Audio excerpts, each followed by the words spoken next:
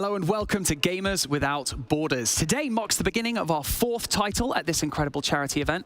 An esport fresh off the back of a major and all of our teams ready to just dive straight back in. And of course, $2.5 million on the line. And in true Gamers Without Borders fashion, all of that money will be donated to charities. So let's kick off Rainbow Six Siege and start today's pre-show brought to you by Savvy Games Group. My name is Banks and I'm your host. And joining me in this awesome virtual studio, we of course have Fresh. And we have Anne. Anne, it's lovely to see a new face here in the virtual studio. How are you doing?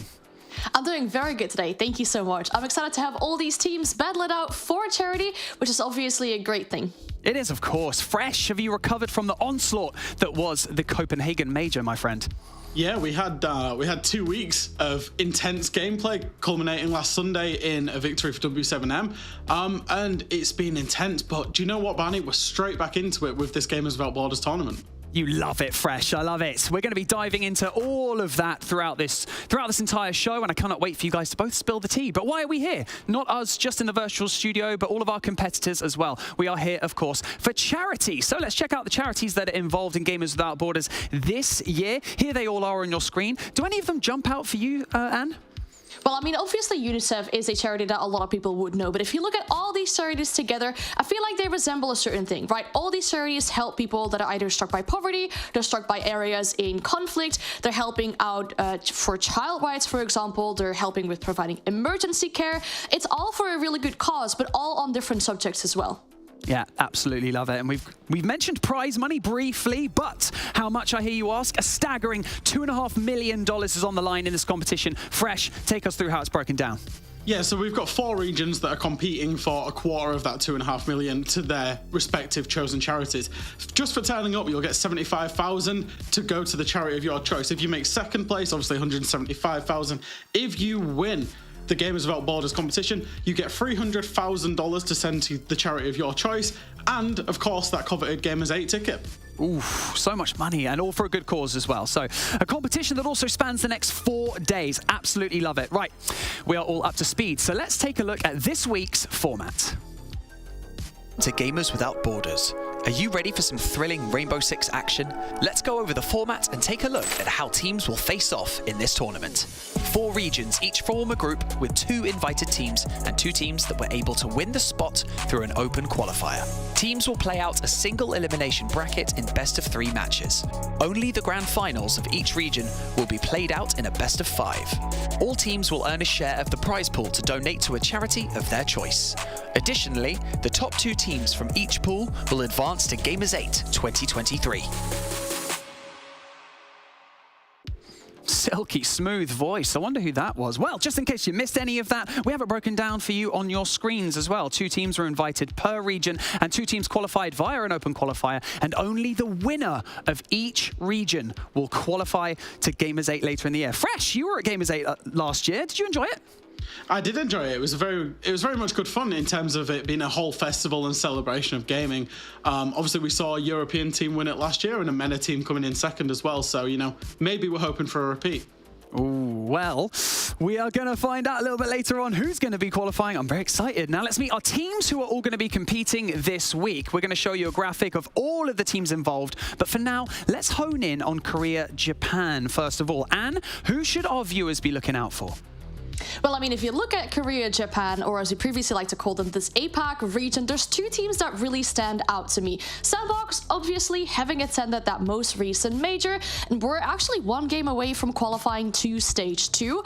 Then, on the other hand, Cyclops as well, they have this big history around their name of performing really well in their own respective region, and then taking up against Talon and Crest, you know, maybe some more of the underdogs, but you should never underestimate them. Exactly, and we love an underdog story here at Gamers Without Borders. Fresh, we've also got an EU semi-final a little bit later today. Who's looking dangerous in that bracket? I mean, obviously, we've got the Gamers 8 defending champions BDS playing in Gamers Without Borders this time. We've got Wild, who attended Gamers 8 last year. And then we've got 2 European teams in Wolves and M&M, who both played at the most recent Copenhagen Major. So they're going to be very, very fresh in terms of, you know, they've got a lot of games under their belt in the last couple of weeks, and they're looking to carry that momentum into this tournament.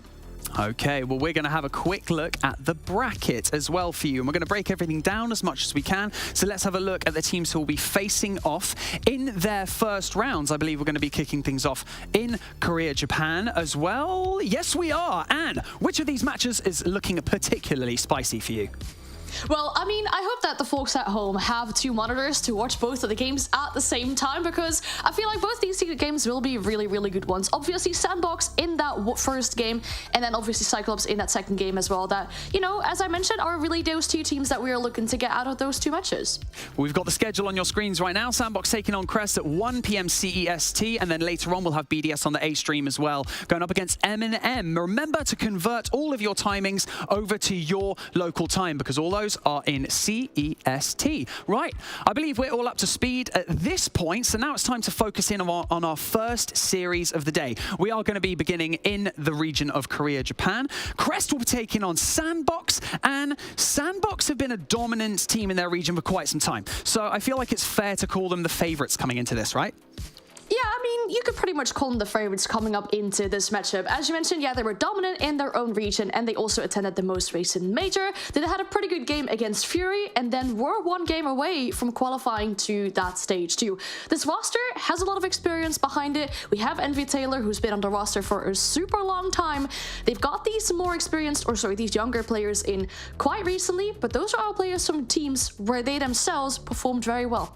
Ooh, fresh. Just quickly, I wanted to ask you that Crest, they haven't really had an opportunity to shine, and the players who do shine often get picked up by other orgs. So, I mean, what's their situation right now? I think that's the story for Crest. You know, we know them as a decent enough Japanese team. Of course, they qualified to the Japan Invitational Tournament last year.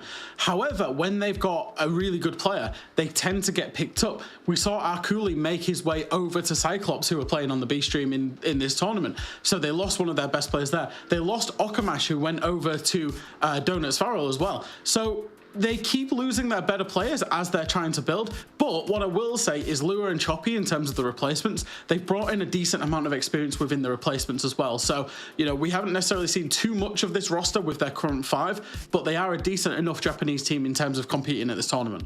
Oh, the potential is there. I love it. But before we dive into our first semi-final of the day, we had the chance to catch up with Sandbox earlier this week. Check it out. Had the beat on all of the players. The laundry push to go through was supposed to stop this shot from happening. 안녕하세요. 그 샌드박스 게이밍 소속 MBT일러 김성수라고 합니다. 이제 샌드박스 게이밍으로는 이제 저 MBT일러, 네피, 데믹, 굿보이, 아루카제 선수가 4명, 5명 총 5명 있고요. 이제 코티진으로는 펜시, 노바 이렇게 두 명 있습니다. 15 seconds and the pressure has to come now. Snake gets dropped. Shiel caught 1 round. There's Merc on the swing. Does not quite get his gun out in time with an MV Taylor kill on the far end. Flawless from Sandbox to double their performance. 시즈에 대한 경력은 조금 오래됐긴 했는데 한 15년? 16년 때부터 시작했고요. 이제 그때부터 지금까지 한 7년 정도 한 것 같고. Looks like Envy Taylor might be a little bit too late. They engage and Envy walks away with that one. 이전에 이제 클라우드9에서 이제 다시 멘티스 FPS로 갔다가 이제 샌드박스로 오게 되면서 이전에도 메이저는 한두 번씩 진출은 했지만 딱히 좋은 성적 못 냈었고. In the meantime, Envy Taylor's making friends at the top. He drops the shield at the worst possible time. 이제 샌드박스 들어 첫 번째 메이저가 이제 스웨덴 메이저 그. It's Code and Katsang. They're still holding back. The diffuser's been picked back up. He's ready for the swing. He gets the double kill, and it is now Damwon Kia who are progressing to the semi-finals. 지금의 디플러스 기아 이제 그때 다번 기아를 만나서 패해가지고.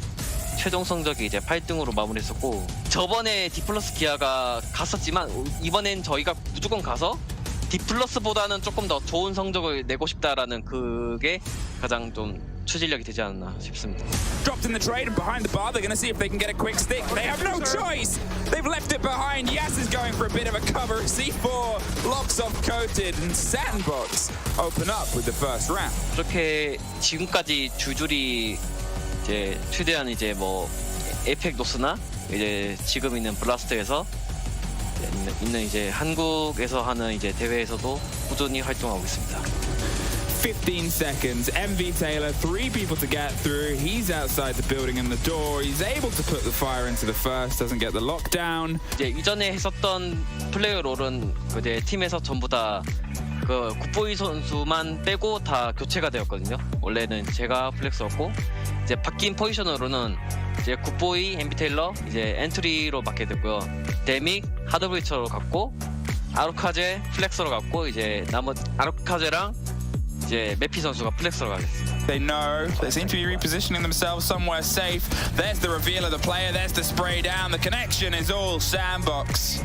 이전에 있었던 이제 포지션을 막 많이 갈아엎는 것을 많이 연습해봤는데 이전에 했었던 좀 딱딱한 공격식보다는 이제 조금 다채롭고 화려한 공격식으로 많이 준비하고 있었습니다. It's 2v2 as Envy doesn't go to heaven but drops downstairs and gets a kill through the flash. What is that? Walks away into a 2 versus 1. Lagon is all that's left alive as Arakaze and Envy may have just given Sandbox their 3rd round in a row. 샌드박스 게이밍의 제가 생각하기로 강점과 약점은 일단 강점은 과감함이라고 생각했었고요. 이제 약점은 조금 꼼꼼하지 못한 점 이렇게 볼 수 있습니다. Good boy. Flickers of health, holding onto an angle as explosions, cacophony around him. Misses the drop on the first, but catches the second and the third, technically. But then Taylor finding the end of it. 오래 하다 보니까 이제 제가 어떻게 상대가 하는 방식도 많이 알게 되고 하다 보니까 이제 이 팀은 이렇게 하더라, 저 팀은 저렇게 하더라 예측이 가능하고 새롭게 들어온 선수들은 그 대회 경험이 적다 보니까 많이 긴장하게 되고 쉽게 이제 막 당황하기도 하는데 이제 오래 하다 보면 이게 적응이 돼가지고 좀 편하게 되는 것 같습니다. Into it, tucked around the corner, waits for the movement, pre-fires the angle, gets the kill onto one, gets returned. 2 versus 1, Grizzlies in sight, caught reloading. Sandbox, 3rd round.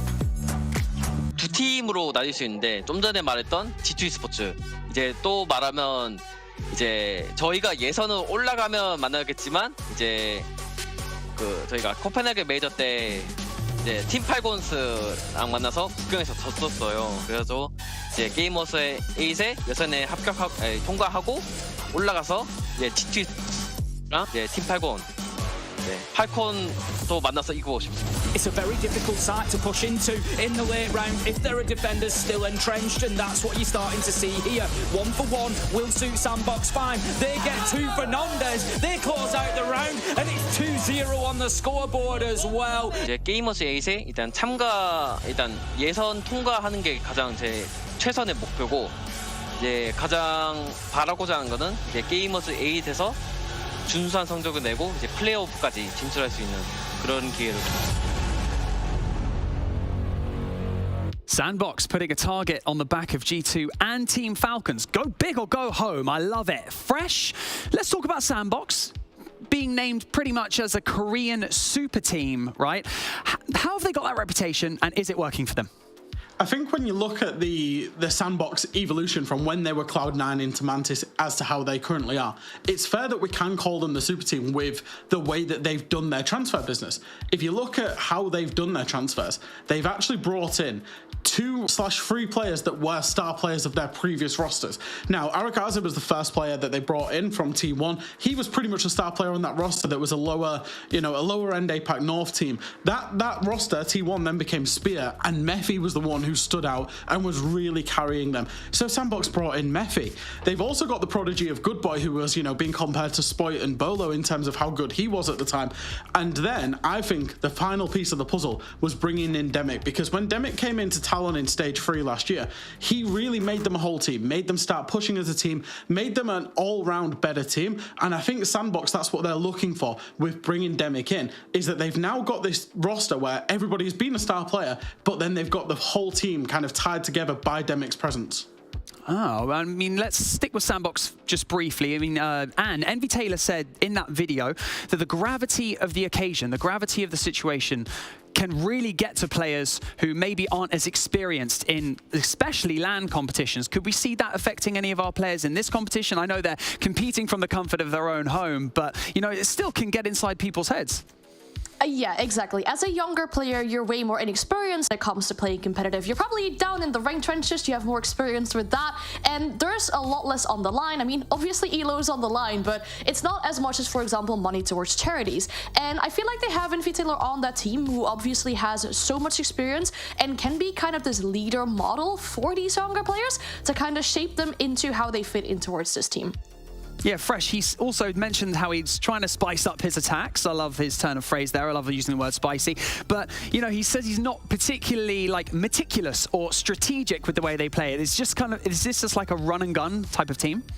And I think that is kind of the Sandbox paradox, right? Is that when they play domestic, when they play inside of that Asian Pacific region, whether that just be inside Korea or in a wider region, you know, like playing against Japanese teams, they can often rely on their individual gun skill. So it has been a problem for them where their individual gun skill, their kind of run and gun, as you might call it, has been better than a lot of other teams domestically. That gets them to the international competitions. But then when they get to the international competitions and the strategy might not necessarily all be there, that's where they get showed up a little bit. But it was good to see that he is absolutely aware of that weakness and they are working on it.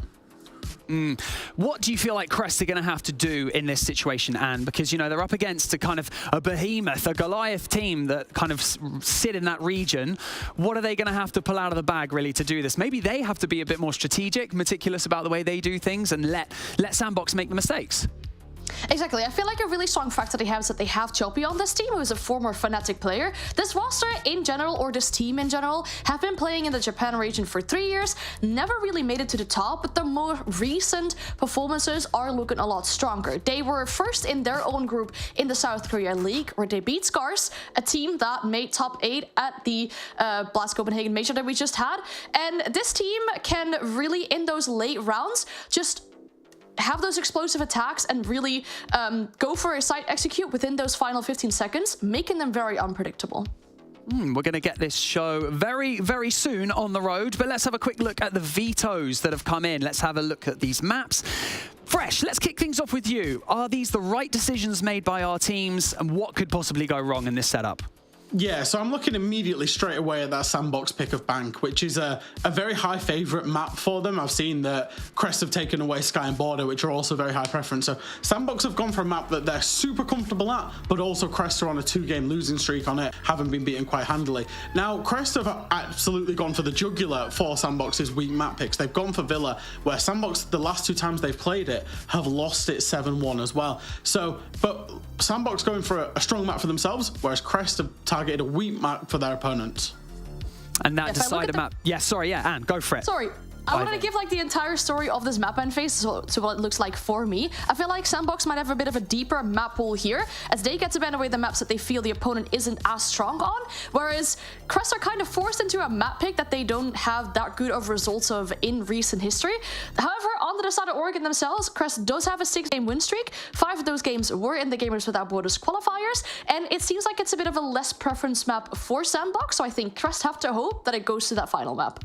Ooh, okay, well, we're also going to be touching on the fact that Cyclops will be facing off against Talon on the B stream as well at the exact same time. So when this match is over, we may already know the regional final match tomorrow, which will be a best of 5. And I'll start with you. Who do you think looks more dangerous out of those 2 teams? I'm going to assume I know what you're going to say, but I'll wait for it. Go on, what do you think? Yeah, I mean, I think it's no real surprise that we have Cyclops as the potential winner for that matchup. They have this really interesting play style that we've seen when we actually covered the APAC region last year. They can do a bit of both. They can have this 5-man roaming strat, they can have this all people on site, they can be very unpredictable, and it's so difficult for teams to expect what you're going up against. Fresh, we talk about play style as well. Let's talk about this region. Let's focus on it right now. The play style in this region, you know, you have Cyclops and you have Sandbox who, you know, they dominate and they have quite this frantic play style, don't they? But it just doesn't translate into international competition when you go up against teams from EU, teams from NA. It's just, they seem to struggle. Why is that? I think it genuinely is that there is a big disparity in the region between, like, in terms of there's quite a small player pool and there's a big disparity between top and bottom. So Cyclops, Sandbox, some of the top teams have been able to get away with not necessarily, like, their mistakes don't get punished as hard as they do internationally. And when your mistakes don't get punished, you can continue making them but still winning, right? And then as soon as you get to an international standpoint and you're playing your top teams from EU, your top teams from NA, your top teams from Brazil, they will then punish and exploit those mistakes every single time. So I think it's kind of the same thing for the teams from the Asian Pacific region to learn. And then also when they go to the international events, scrim as many teams as they possibly can, practice as many teams as they possibly can, and they will get that experience, and then they'll stop committing those mistakes and, you know, eventually raise that level. Ooh, okay, so let's focus on the semi-final at hand for now. And I'm going to come to you first. Let's go with your prediction. What do you think the series score is going to be? Fill us in. I feel like the first two maps might be a really big advantage for Sandbox, so I think they might be looking at a 2-0 scoreline. As I mentioned before, the decider does look really good for Crest, so if it goes to a decider map, I feel like it could go both ways, but I'm looking more towards a 2-1, 2-0 for Sandbox. I like that you're giving the viewers just like a little inkling of like, this could go to map 3. Fresh, are you going to say this is going to be a 2-0, or what are you thinking?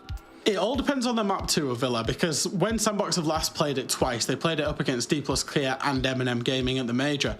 They lost it very, very comfortably both times. It was 7-1 both times. So it's not even like it's been a close map for them and that they, you know, they can right a few wrongs. They've had a lot of wrongs on that map. So I was kind of surprised to see it through the veto. So for that reason, logic would tell me that we go to a map 3. And like Anna said, it probably favours Crest if we get to Oregon on the map 3, because they are very comfortable on that map. So I'm going to give you a little curveball. I'm going to say Crest 2-1.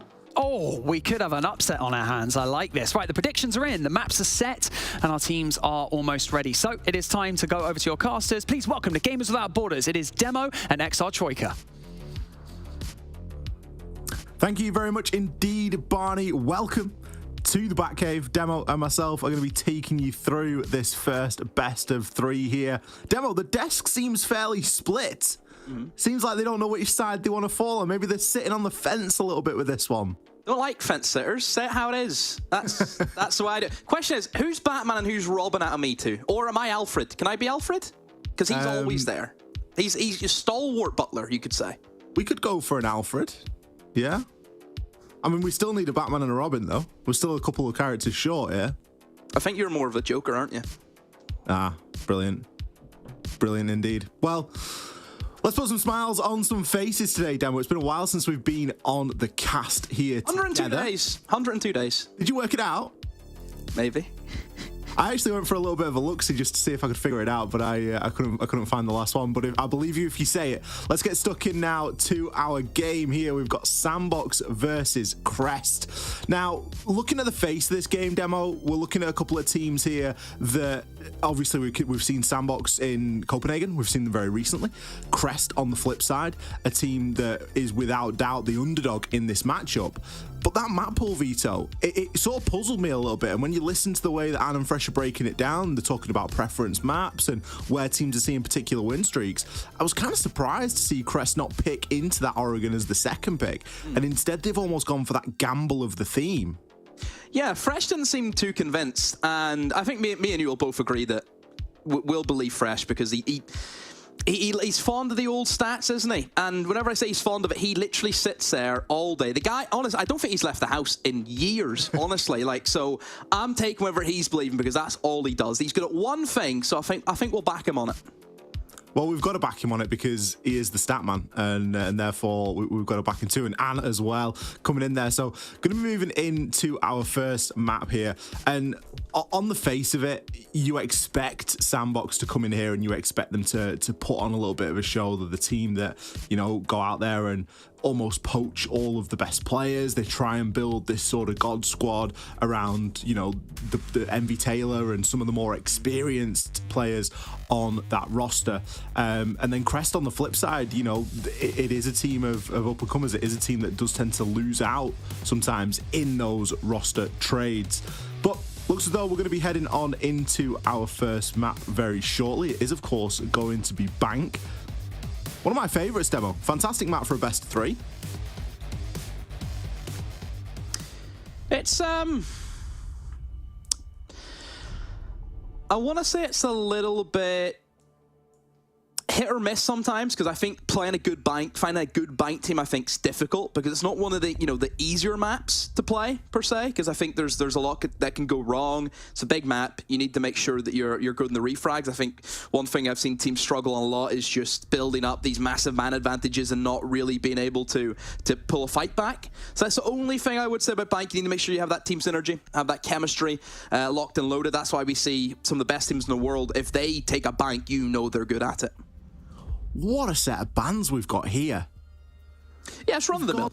We've gone from pretty standard. Yeah, but it just makes it, you look at this set of bans and you think, I imagine this set of bans 6-12 months ago, it wouldn't have existed. You've got Azami removed, you've got Solace removed, which means in turn you've got the Mirror, the Valkyrie, all the good stuff available to you on the defense. We've gone from a Monty into a Nook ban. No hard breach bans. Monty ban's actually quite good, mostly because Monty is he's actually quite a bit of an issue whenever it comes to open area, for example. Open area for that bomb site, as a Monty, you can just walk in the kitchen and plant behind the table. And I've looked at that strat so much, and I just think it's so busted, because how do you stop it? That's been like the go-to over the past 6 months, is just walk in and plant, and there's very little you can do against it. So I think the Monty ban, yeah, I think for Sandbox, you're taking away a very easy strat that every team under the sun is running. So it's going to make Crest kind of stretch their legs a little bit more, and it really shows them what they're made of. Absolutely, and it puts a little bit more pressure onto this basement site as well, given that you've now got all the tools available to really get the job done here as an attacker. It's not like we've seen a Cade banned, or it's not like we've seen any sort of hard breach banned. You have got that potential to bring the Thatcher if required. Looks as though Crest are going to bring it here anyway. Not strictly required. You're looking toward electronics. There are a couple on the side of Sandbox, but we're not looking at any electrification that would stop a breach getting opened, for example. So that job should be fairly straightforward. Looks as though there's going to be a bit of a focus here on a top-down clear from Crest. Not entirely sure at the moment if there are any significant roaming presences out on the side of Sandbox here. You would like to see some form of roam presence in towards open area, but if they just want to go for the turtles, kind of strategy, by all means. You have the Smoke, you have the Goyo, which are the big two. Echo, you could probably argue a better fit than Maestro, but each to their own. Echo and Maestro fit a very similar role. It's going to be a lot easier to kind of get rid of the Maestro cameras than trying to find these Echo cams. Do you know the Echo cam? It's the one underneath the table inside a server, inside a CC. That's a really tricky one to deal with. I don't know if you're accustomed to that, but yeah, you can't nade it, you can't get rid of it. That's where I think I prefer the Echo, just because of that one position you can place an Echo cam. But yeah, like I said, it'll do the same job essentially. Kind of comes down to player preference at that point. We're starting now to see the hatches get opened and a little bit of an exchange of utility going back and forth through. Still a very cagey start here. Crest have been given so much map control so quickly. Sandbox really not looking to try and challenge onto anything. Love that use of the Thatcher there, just to remove the ability for the ADS to catch that nade. But quite rightly, we do see the player just drop back a little bit further. Envy Taylor going to get droned and cloned here, as he does take a little bit more of an aggressive position. But with this back hatch open as well, Sandbox have got to be cautious, because they're kind of vulnerable from all sides here. Only one nade, which is probably the worry for Crest. You would like to see another operator, maybe instead of the IQ, but hey, maybe they're fearful of the Echo, which I mentioned before, and also the Valkyrie, which could have been an option for them. But see, clearing out that guy in server now with only one nade ollie, that's going to be really difficult. I'm not liking the pace of Crest right now. I think you should have server by now. 30 seconds to go. It looks as if they're going to try and go for the backdrop ollie. That's what they're after, but without garage control, that's going to be really difficult to take advantage of. Especially when you look at what's still available for Sandbox here. They've got 2 Toxic Babe canisters. One has just been sent out there now. The Flash just going to get caught on top of the lockers. We're going to see Eclair drop straight into that Toxic Gas, taking a ton of damage as he does able to move on through. Envy Taylor picking up the first kill, but they start to flood in now. Look at Good Boy go. Whiskey finds a consolation kill, but that's all it will ever be. Sandbox setting down into the site, really bunkering in to the advantages there in that locker site. Oh, I thought that looked good from, the kind of opening half. droned, got control, opened up hatches, had everything they needed, and then they froze. They literally froze. I mean, we were making, I suppose, Batman references. Ollie, Mr. Freeze is in the building, and he's called Crest today. I don't know what to say. It looked as if that they panicked because they realized that, hey, they didn't set up the default shield on top blue, which is where, you know, we seen them throw the nade in, hoping there was going to be a shield there, but they actually placed the shield inside a server, realizing then that, hey, we don't have any EMPs, we cannot disable the ADSs, we only have one nade, we barely have any burn because you're bringing your breaching charges and IQ, breaching charges and Thatcher, hard breach, gadget and buck. They don't have enough utility to actually burn through the server guy. Then they say, oh, let's just drop the back hatch. But you cannot drop back hatch unless you have garage. If you have garage control, you shut down the bomb site in half.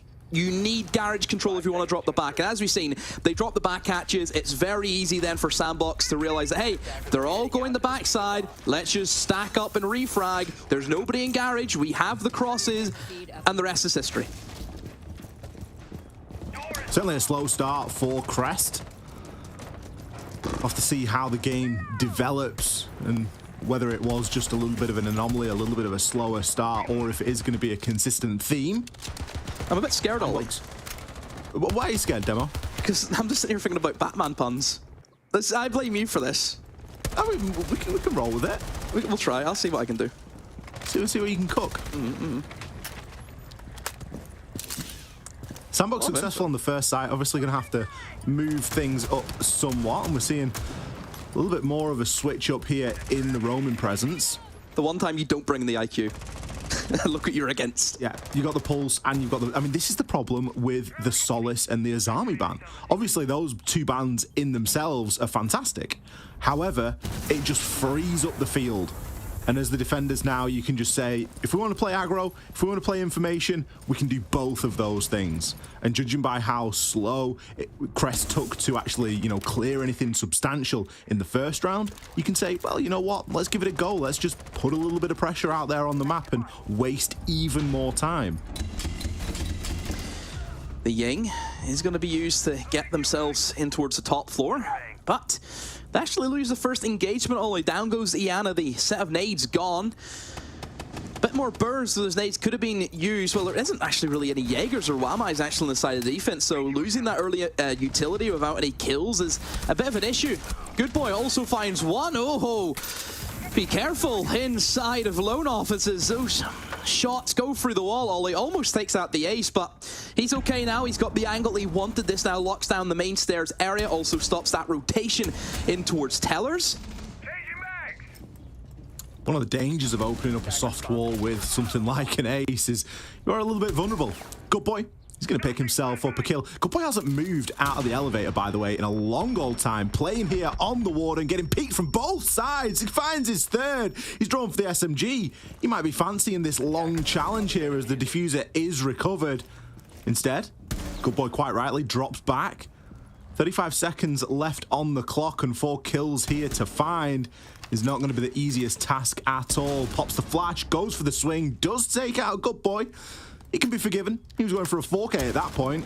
He can play for clips if he likes. He knows that the site is going to be fairly safe here as the beepers do give the position away. Players crouch behind those units, not looking to give anything away, although Demic does. Slowly but surely, these players are being whittled down, but the time is also ticking, and that is likely going to do the job here for Sandbox. We do see a last-second challenge there, but in no danger of losing the round. Yeah, just another poor round from Crest that looked as if it was starting off well, ready for the executes, and then just bang, nothing comes off it. They lose that opening engagement again, losing the nades early on. Yeah, it's a worry. You know, these worrying signs, these... You know I'm a fan of the basics. And I think whenever you're not using the utility right, which is, am I overcomplicating things? Is that not pretty basic to know that you should not die with nades? I mean, or at least bring two sets. I think that's something that we could agree on, yeah.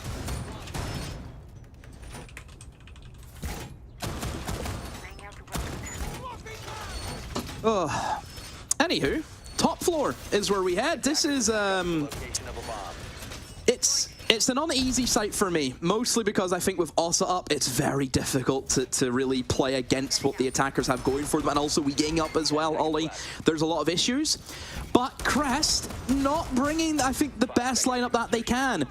Now they're picking that IQ again, Ollie, but there's no Valk this time. There's no Pulse this time. Sure, there's an Echo, but I don't know, it just looks as if they're being ran in circles around right now by Sandbox just off the picks. Are we playing an alternate version of the game that's like 12 months old where we don't have something called 6-pick? Because surely the idea is quite simple and well known at this point. You put a cam in lobby, you can see a Valkyrie from a mile off, because if there's a Valkyrie in the team, there'll be a cam in the lobby. That is, if there's one thing you're guaranteed in life, it's that.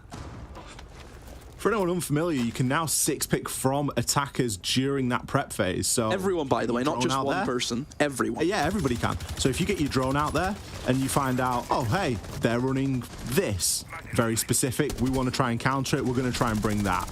They're running a Valkyrie, they're running a Pulse. You can make sort of, you know, changes, make things easy for yourselves.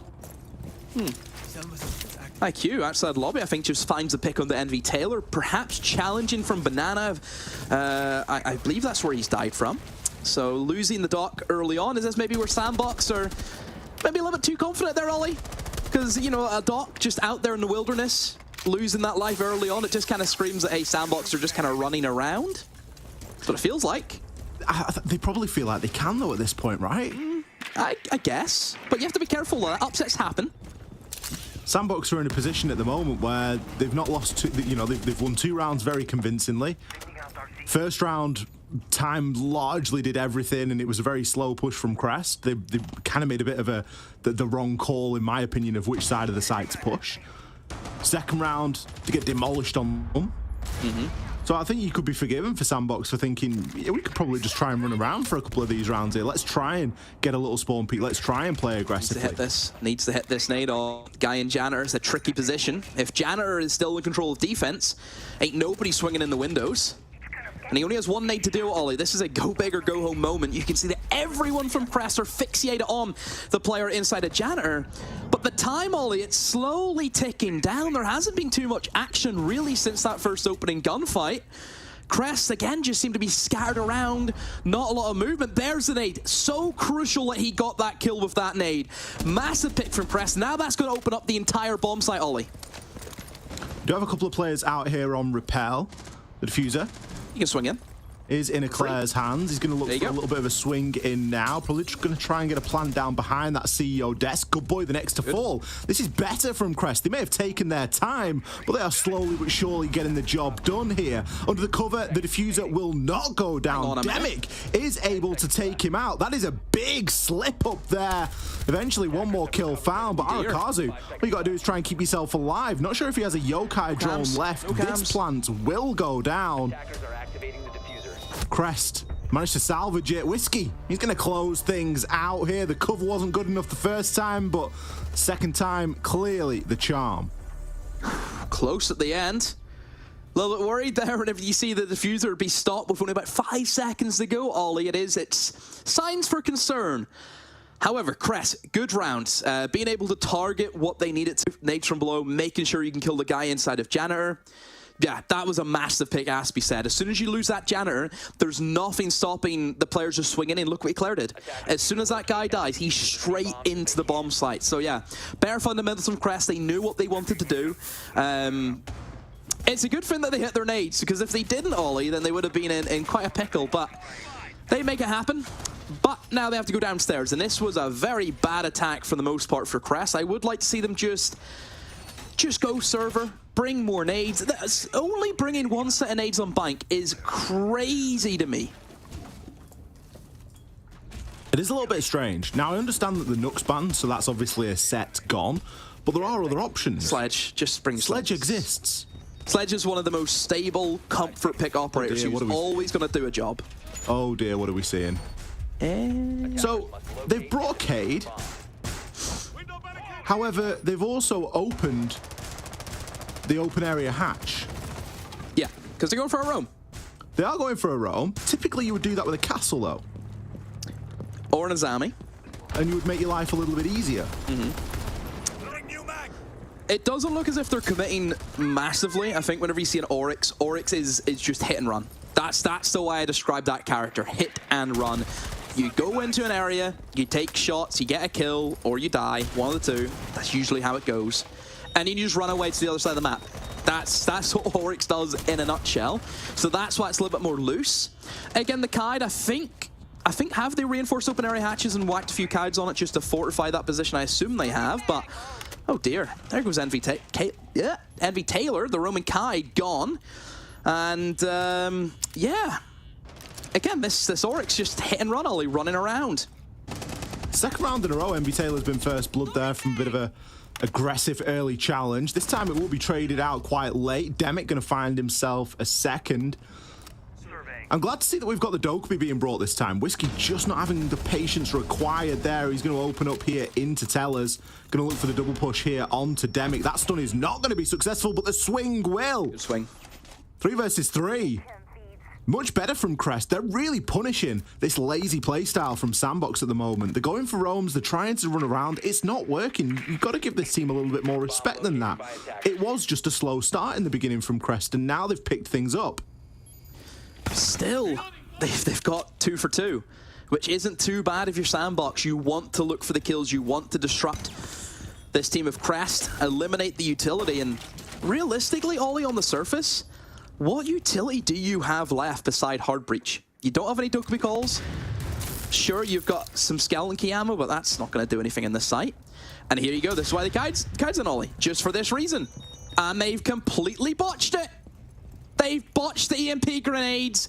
No backdrops for them. They have to go front now, or push down main stairs, which is equally just as terror. So go for it, yeah. Either way, they're going to have to speed up because we know that there's main stairs garage canisters. It's main stairs garage take. Oh. With the Vulcan canisters as well, it's going to be very difficult now. They're going to eat up a lot of the time. You might look and think there's not much denial left here for Sandbox, but they do have that area denial of the Vulcan canisters. It all depends on their placement. So I might be going for a bit of a 3-2-1 here. Eclair is going to send on the flash through.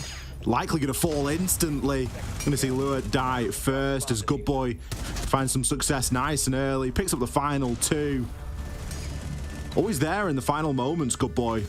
Second time in a row we've seen him play that side. Dug right in deep on that Goyo. Really not giving up there. Crest almost being given a little bit of a false alarm there. It looked very good for them on the roam clear. But again, we saw that stall out demo. Yeah, they just... They get clogged. I don't know what it is. Utility, I think, is the massive thing. The utility hasn't been good. Look, missing the 2 EMP grenades in the back hatch. Attackers need to locate you expect a little bit better. Again, it feels as though that they're so content on just sticking with the same lineup. This lineup from the attackers hasn't really changed from the get-go, has it? You know, you're always seeing the Buck. Iana's always there. Habana / Ace. IQ is being ran a lot. And then the Flores makes an appearance here or there. They haven't really wanted to change things up. We're not really seeing the same... You know, I think Glaz Ying has been a great combination for the bottom floor these days. You know, I think that's been really highlighted in terms of what some of the best teams in the world are doing and just causing that kind of chaos. There's not much chaos on the side of Crest. And you may think, oh, but who wants to play Chaos? That's the style. That's the meta at the moment, Ollie. It's just a complete cluster. Objective is to defuse a bomb. 3-1, Crest.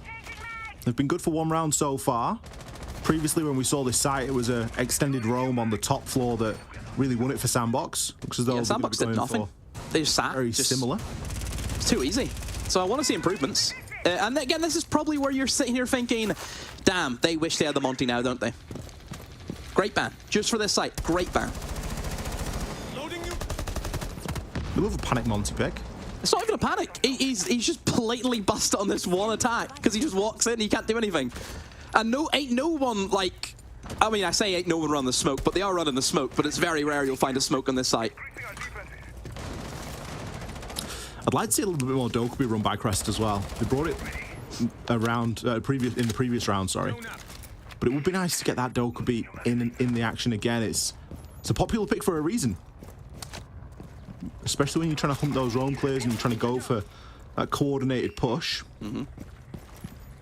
Valkyrie will be out in play this time, but hopefully IQ can deal with the majority.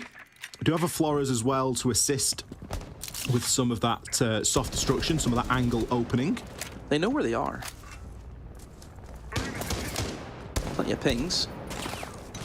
But a minute 30, still haven't really gotten to the building yet. There you go, you've lost the first pick. Once again, it just feels like a stall out. Like, look at the Hibana. Why was this not done a minute ago? Why was this angle not opened up a minute ago?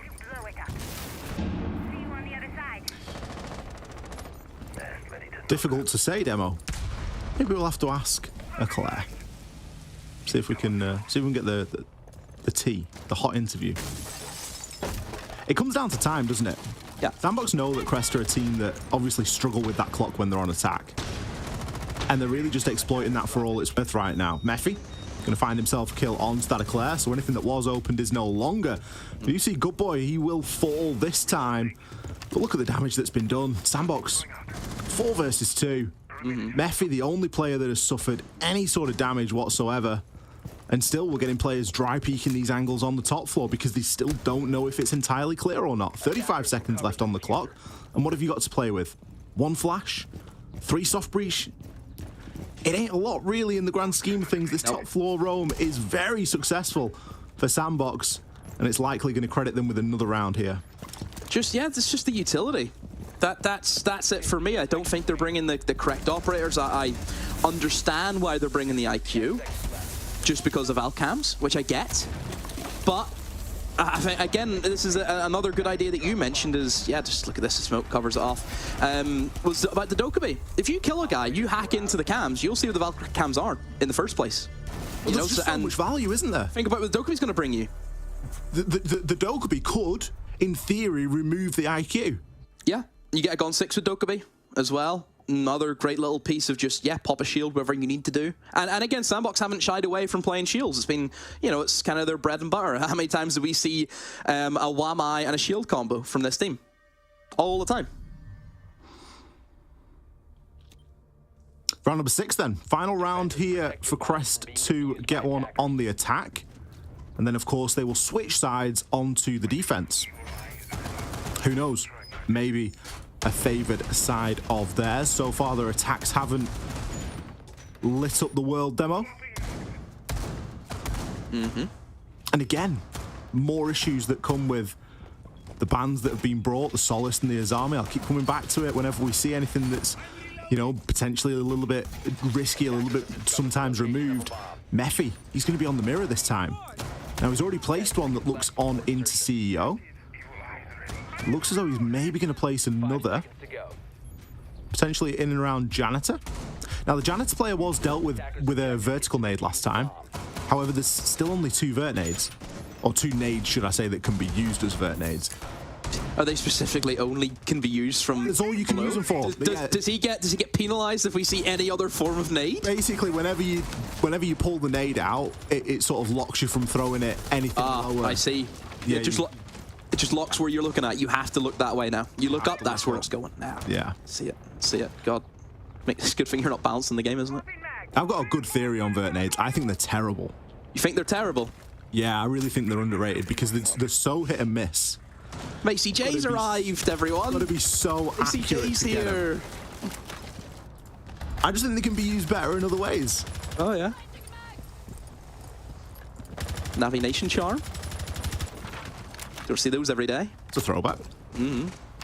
We say throwback. Now, I think. It was November, but yeah, throwback, I guess. Anywho, these mirror windows, it's going to be a tricky thing. 100% that's going to be the issue. Realistically, with no mute on board, it shouldn't be, because Ace can easily just walk in and throw the Ace charge at it. That's kind of how it goes. But again, we're seeing these nades from below. This is what we expect to see. This is the way that Crest have wanted to play. It's the only round that they've actually won is playing like this way. But you would assume that Sandbox, they're going to be geared up for that. I would have actually loved to have seen Good Boy go below and actually sneak a Wamai charge downstairs inside of Archives, just for that specifically. I think that would have been a genius play. I'm surprised that Sandbox haven't tried to directly counter it, to be honest, because it's exactly where we see Tyopi getting himself straight into. He's made a couple of little holes, he's got the pings, he knows exactly what he needs to do. This time, not going to be successful with the first. Is anyone on the windows? Somebody should be on the windows, so if he moves, you can kill him. Big issue here for Crest. They're too late. Look, the IQ's only getting on the window now. Bit of a miscommunication there, Ollie. You should have had someone on the windows to cover it as that mirror moves away. Second nade comes through, and I'm oh my goodness. not entirely sure if we're going to see the mirror windows popped due to those holes that are now in the floor. Obviously, you can still just shoot on through. Pressure is being applied from the windows, but as you say, Demo, it's not really working out. Eclair's going to be the first to fall. So any more hard breaching that needs to be done won't be happening here in this round. Mirror windows Lua is setting himself up for a nice lineup here. Oh dear. Oh, he's not going to find the angle though. Dear. It's all over the place. It is all over the place for Crest. They are trying to fire in Sophia charges that counter a mirror window. That's actually a good swing from Whiskey, but look at the cover from Demic. That's why they picked him up, Ollie. We seen that guy back in Talon. He was a great little player back in the day, and yeah, obviously you can see why Sandbox picked him up. Great gun skill there with that Roni. Good cover in the mirror. And just honestly, Sandbox, they don't even look phased this game, Ollie. This is... They'll probably be sitting there thinking, this should be more difficult. This can't be this easy. Apart from the one round that they lost, Sandbox have not been pushed at all. No, they've really not. And there's an argument to say that if they replay that round, it doesn't happen that way because the diffuser did get stopped the first time. There was a couple of gunfights won by Crest, and they did manage to successfully get the kit down again. But it wasn't a convincing round by any stretch. It was a real, you know, clutching at straws sort of thing. A 5-1 half for Sandbox, flipping things over onto the attacking side now. Now, we have already mentioned that the defenders have almost got the run of their teeth of the old school operators here that you would expect to see. Valkyrie Mirror being brought this time. 4 C4s, Demo. You might look at that lineup and say, where's the smoke? Don't need it, mate. We've got 4 C4s and Vulcan shields. Why chuck them out whenever you can blow them up? 5 seconds. Exactly. You know, or burn them to death as well. Either works. Attackers are heading out. Burn them out. Yeah, I mean, I think they're probably going to go for a bit of a soft roam. You can see the Valkyrie was upstairs setting up some reinforcements. And look how quick Good Boy is in the building, Ollie. He is immediately in the copy window. And he's done. He's gone. Look at that pace from Good Boy. It hasn't paid off. But, oh boy, that's a quick start. Look at Envy Taylor in server as well. He's already burned a Goyo canister. What's going on? Look at this! Folks are moving quickly here. Mephi, he swings in and finds himself a kill.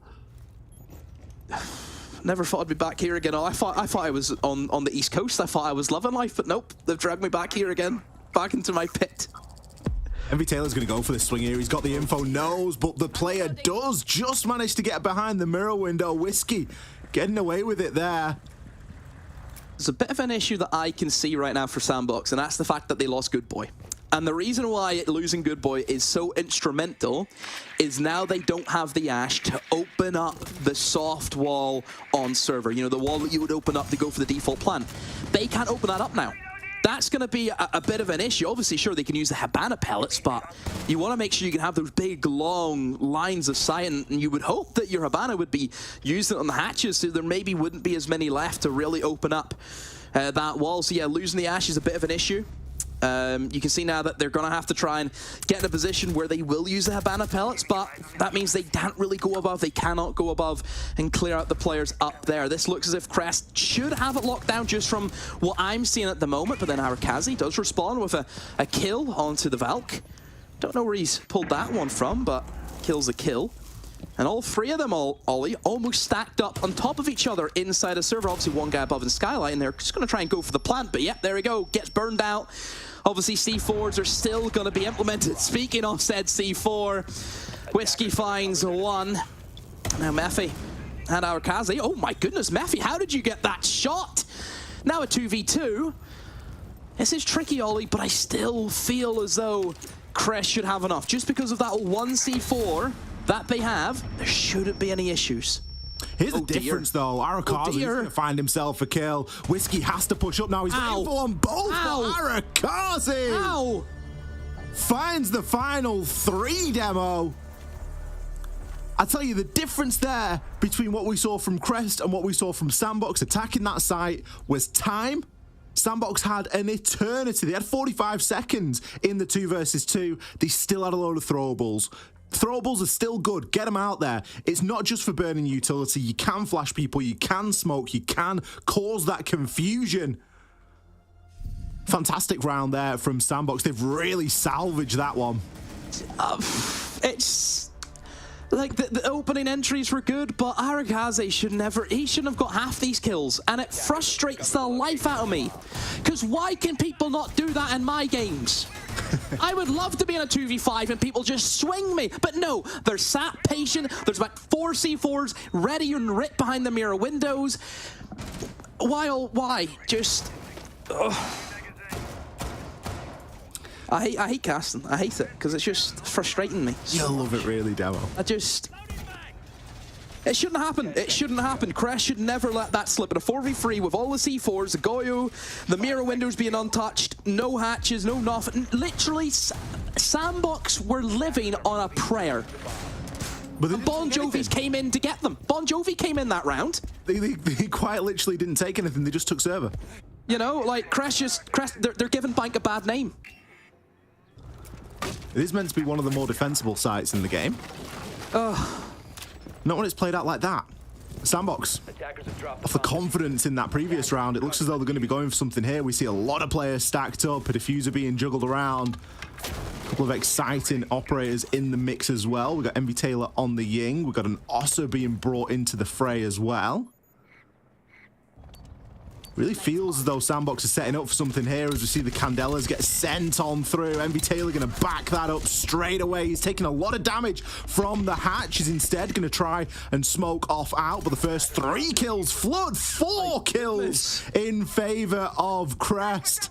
Sandbox getting caught out here for playing with their food. Good boy. You might be the star of the show, but you got a long way to go. Flawless round from Crest. Sandbox, they're putting on an exhibition for us here, Demo. You say exhibition, they've tried to speed run the round and get it over and done with, but nah, ain't gonna happen. I mean, to be fair, I would say that's the lineup that you should be bringing. A little bit more pace. Ying comes in, gonna just create havoc in open area. But if you don't have like any control of anything and the defenders are happy in sight, they're not feeling pressured, they have to look one way, which was literally look at a window and a doorway. Yeah, there's got to be no issues there from Crest. So Sandbox gifting around there. Gifting. Just giving it away for free. Now we move into the top floor. Interesting that Crest have not chosen to go back downstairs, Ollie. Yeah, it's a strange one, isn't it? I feel like you would go back to that site just thinking it was a bit fluky. You know, you shouldn't lose that site twice in a row under those sort of circumstances. If Sandbox are really wanting to flex this round advantage that they've got, currently a round advantage of 4, and they're going to be playing quick and fast, then take them down to the basement. There's probably a good chance that you get away with one there. 5 seconds remaining. Attacker's objective is to defuse a bomb. Let's see the setup. Castle makes an appearance this game, which I'm surprised this is the first time we're seeing him, because Castle, this is one of his more preferred maps. Can block up the windows, which we know about. Open area, it's good for cutting down sight lines. Once again, an early entry for Sandbox, which hasn't paid off, but they have got the refrag. Envy Taylor, has he got a kill from a spomp, from TOP going for a spomp pick? I think he did. So, yeah, bit of a fly on there. But look at Good Boy again. He loves that copy window, doesn't he, Ollie? He's just, that's his home. Certainly doesn't waste any time, does he? Nades from below, you would assume. I'll just relax here and let Yokai do the rest. The vert nades. See a couple of vertical nades previously. Yep. Big difference with the lineups, though. Sandbox, they're bringing 4. Not just the 2 that we saw brought. That's what I'm saying. Crest allows you to use a couple of nades for vert and then use a couple of nades elsewhere. Remove a shield, get rid of a bulletproof, do whatever it needs to be done. Good boy, gonna send one up there. Granted, the information here for Sandbox isn't as good as the information that Crest had. Crest knew exactly what the plan was for those vert nades. Yeah, no pings you're seeing at the moment. I'd say that there's a drone now moving its way in towards Janitor, so perhaps they're just waiting. And this is the advantage for Sandbox. Getting into the building early, Ollie, is just look at the timing. Look how much they have just to go off. There's some yellow pings towards the window. The only issue that they're going to run into is that they lost of Sophia. The castle barricades are not going to be touched. So the double window one, which you'll probably see Matthew try and challenge onto, if someone's behind that, they're going to have no issues at all. Damn it, just going to see if he can gather any information. Still waiting for some to be fed down to players below. Envy Taylor does still have a nade in pocket, so does Good Boy. Yep. What's that he's opening? I'm not sure what he's opening up there. Is he opening up some vert for nades to come through, maybe? Maybe. I mean, I would have used that on a castle barricade, but each their own. And they have time. I'm really curious to where this nade's going to go from below, because we're just not seeing any information be exchanged. Being teased with it, Ollie. I mean, they're out of nades. All of them are gone. There's still a really important shield up as well, just outside Janitors. Like, there's a lot of work to do here. Yeah, and what's the Twitch going to do to that? What Twitch, does she drop shields? No, she doesn't. She doesn't do that. So there's going to be a slight issue in that department. I don't know. It feels as though we talk about Mr. Freeze being Crest, but maybe a Sandbox, who instead, and this is a great jump out from McClare, takes advantage of it, knows that, hey, we have the man advantage, there's going to be a guaranteed kill, we're going to keep that going. All credit to them. I think Crest have played that very well, but Sandbox, very slow, very poor from them. It just looked as if they were really relying on just one nade kill from below, Ollie, but it never came. It never came. I really don't know what the trigger that Sandbox was waiting for there, because they were going for nades from below, but they weren't searching out that information, and they just sort of got caught in this infinite loop of, well, we can't find the information, so we can't throw the nades, but we can't find the information because we can't throw the nades. It was an entire loop there of bad communication. We've seen a couple of really bad rounds in a row there from Sandbox. No surprise to see them take their tactical time out here and just try and steady the ship a little bit. I think, you know, 1 rush round is fun. 2 rush rounds, yeah, it's fun. You know, the first one worked, the second one might. But then when it starts to fall apart like that, where we're seeing the round 1 on time, there's a player just hanging out outside because there's nothing he can do in a 1v4, there's a big problem. Bit of an alarm bell there for Sandbox.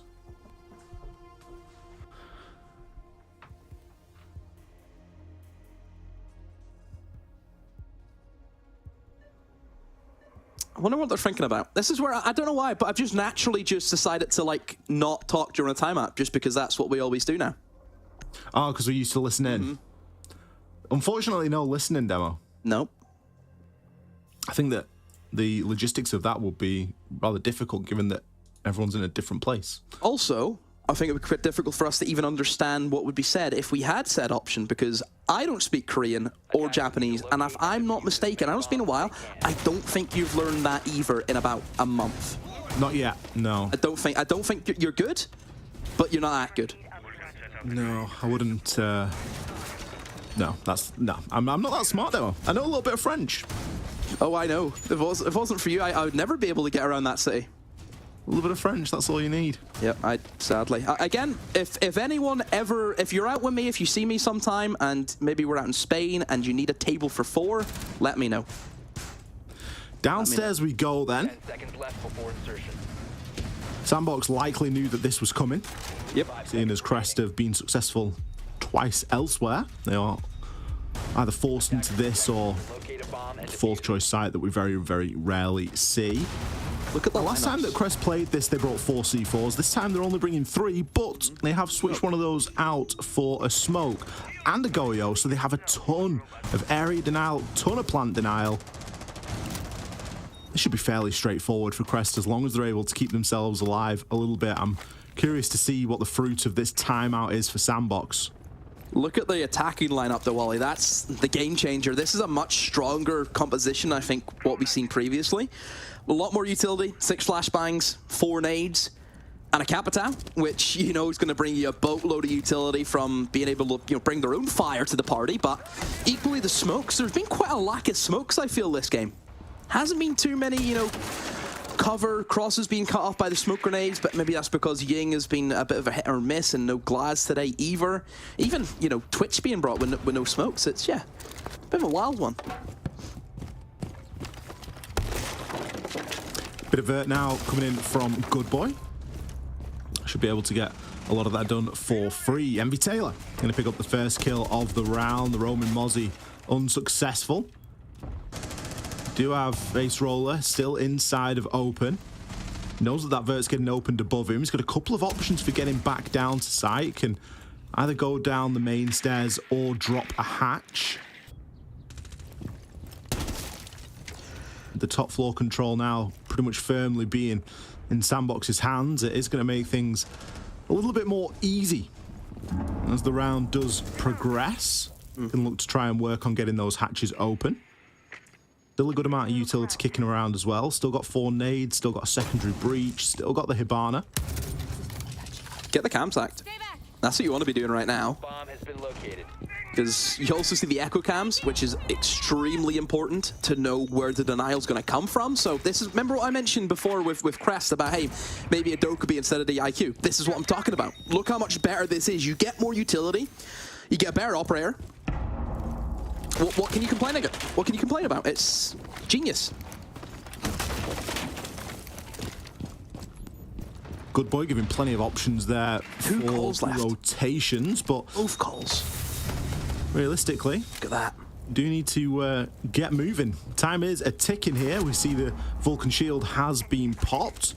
And Taylor just going to look to try and take a bit of a challenge onto that. Maybe get some nades sent on through. Good Boy will fall. That's not ideal. You want the sledge ideally to open that wall. Instead, Demic, he's going to go for a straight drop into side. Nowhere to go, nowhere to plan. Out and finding some kills. The final player is going to be hiding away. Wow. Plant, not necessary. Bank, going to be successful there for Sandbox. Not even needing to get the plant down there in that last round demo. They're just going to find all the kills instead. It really only felt like a matter of time there for Sandbox. But it wasn't easy, and they did come up against a bit of obstacle there, Demo. Yeah, I think they done it to themselves, it has to be said, Ollie. I mean, look at the fast round that happened where they all just died. That's on Sandbox, but yeah, I think they were very comfortable from start to finish. That last round, a little bit worried. I was worried. You see, Hibana drops, and it's like, there's no wall for me to plant behind. What do I do? And a great communication must be coming in from Sandbox. Just go for kills, and that's what they did. Look how quick they swept through that bomb site with ease. So yeah, good showing from Sandbox, and I think they'll be confident now going into the second map.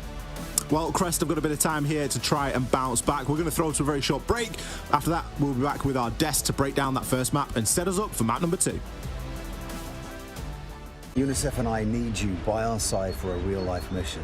A mission to protect the rights of every child. After news cameras have left, UNICEF is here. Every day, everywhere, but particularly where it's needed most. Did you know that more than 170 million children need UNICEF's humanitarian aid this year? At Gamers Without Borders, many of you have already chosen UNICEF, and I thank you for that. Choosing UNICEF is the easiest and smartest decision you can make, because you're investing in a child. And investing in a child guarantees lifelong returns, not only for that child, but also for their community and for our world.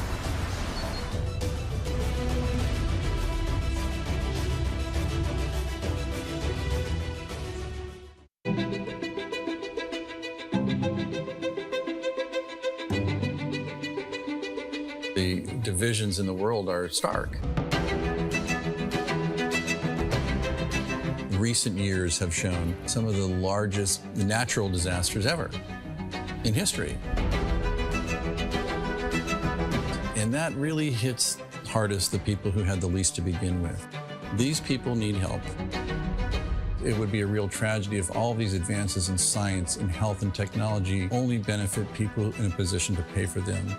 There should be no lesser standard if you happen to be poor. These problems can be overcome.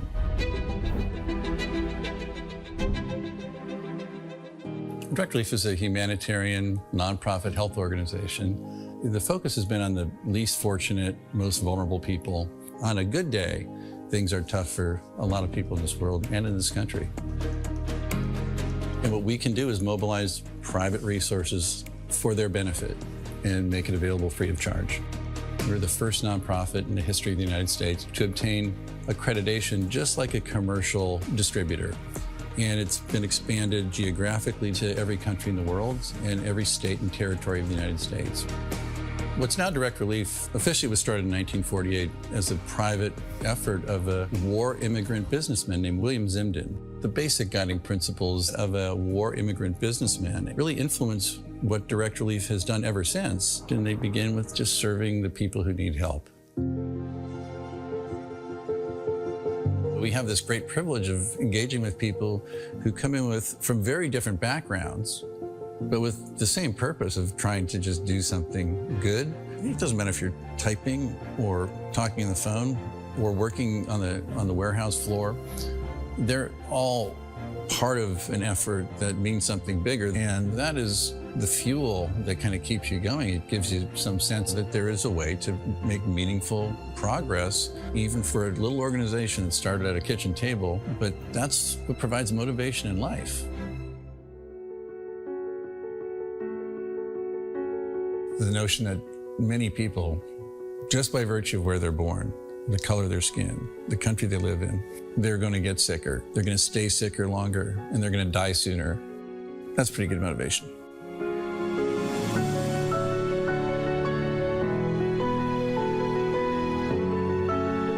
These issues are too big for any one organization to address.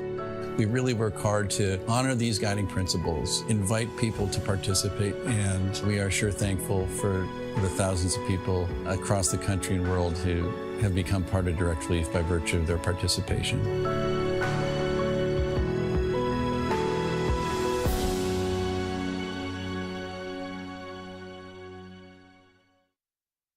Progress is a race that has no end.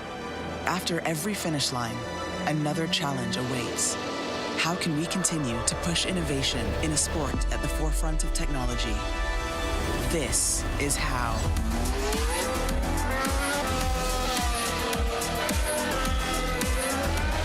Discover how Aramco and the Aston Martin Formula One team aim to meet Formula One's sustainable fuel targets. Aramco, powered by How.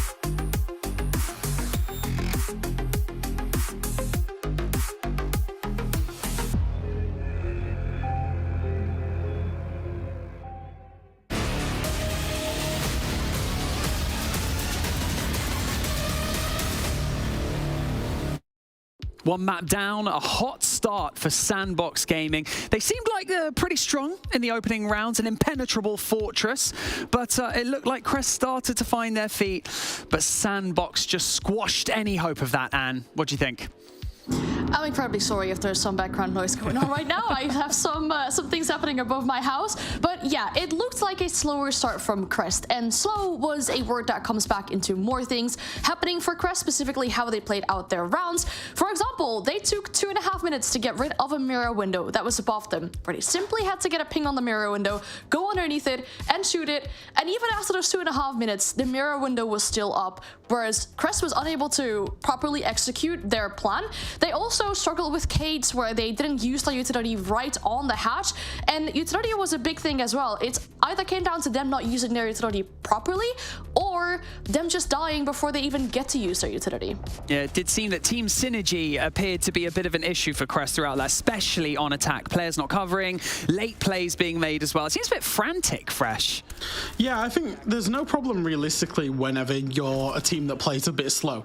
The problem comes is when you play slow and you're still not clearing out those power positions and that utility, as you do say. And it just comes down to these 10-15 second executes where you've just got to try and force these engagements that aren't favorable to you whatsoever, basically. And I think that's one thing that, Crest definitely need to work on, going into the next map, because they will be starting out on attack again. And I think that was a problem for them, is once you've got a 1-5 split on the half, it's always going to be very, very, very difficult to end up recovering that. I know Sandbox, they did on their attacks, they tried to bring the pace and they tried to change it up significantly, and they were shut down a couple of times, but realistically, it was always going to go Sandbox's way once they'd had that favourable defensive half. Well, we say that Sandbox have the opportunity now to make it through to the final after map 2, but we've already spoken about the second two maps possibly favouring Crest. But after watching what we've just seen, Anne, do you feel like that's still the case? I feel like if there's different issues when it comes down to team play, you can go to any map, but you'll still have that same kind of struggle, whether you're going to be good at that map or whether you're historically going to be bad at that map. There's certain issues that Crest need to fix before they can get comfortable on all these kinds of maps. Similar, on Bank will have the same kind of things on Villa, where you have these power positions, like Good Boy playing an elevator, where there's 4 people trying to attack him and they don't refrag him, so Good Boy just gets to play around in the elevator as much and as long as he wants. So I think for Villa, yeah, there are recent histories for Crest. It wasn't always the greatest, but hopefully they've learned and hopefully they get some ideas on what they can do and how to play together as a team to conquer this issue and the map that's ahead of them. When we had that switch to Sandbox on attack, the pace of play just absolutely turned on its head. Sandbox flew at Crest fresh. Like, you know what? This is the thing. I've got this mental block right now. I was actually talking about this earlier. There's a brand of toothpaste in the UK called Crest, and I keep saying Crest, and then I say your name Fresh, and it's throwing me off. So there you go, Fresh. Sorry. Back to that question. Sandbox flew at them. Yeah, I think it was a deliberate play. I think they know that Crest generally, the pacing of the Crest games is generally very slow. Like I say, we saw it in the first 6 rounds where Sandbox were playing into it. And I think it was a very deliberate kind of notion to get themselves into these gunfights early and really try and isolate and identify those gunfights. Like I say, for Sandbox, it didn't actually work out for a couple of rounds. Crest actually did a very, very good job of shutting it down and being aware of it. But I think, going into Villa, that's certainly something that when Sandbox get on the attack again, the Villa is just such a big map, and it allows for a lot of opportunity. We saw Sandbox taking, a few risks, a few liberties to actually just get into the building, enabling themselves. They were playing a lot of Ying, a lot of Dokkaebi, those type of operators to enable that as well. So I think, Villa, in theory, like I say, the preferences and the recent results, you would assume maybe this map goes to Crest, but with the way that Villa can play out and with the way map 1 did play out, I would start favouring Sandbox, I think. Ooh, okay. Well, we're trying to give a glimmer of hope to Crest. We're trying to see if this can go to a map 3, right? So were there any points throughout that map that you think that Crest could possibly turn this around here? Was it maybe when they went on the defense, Anne?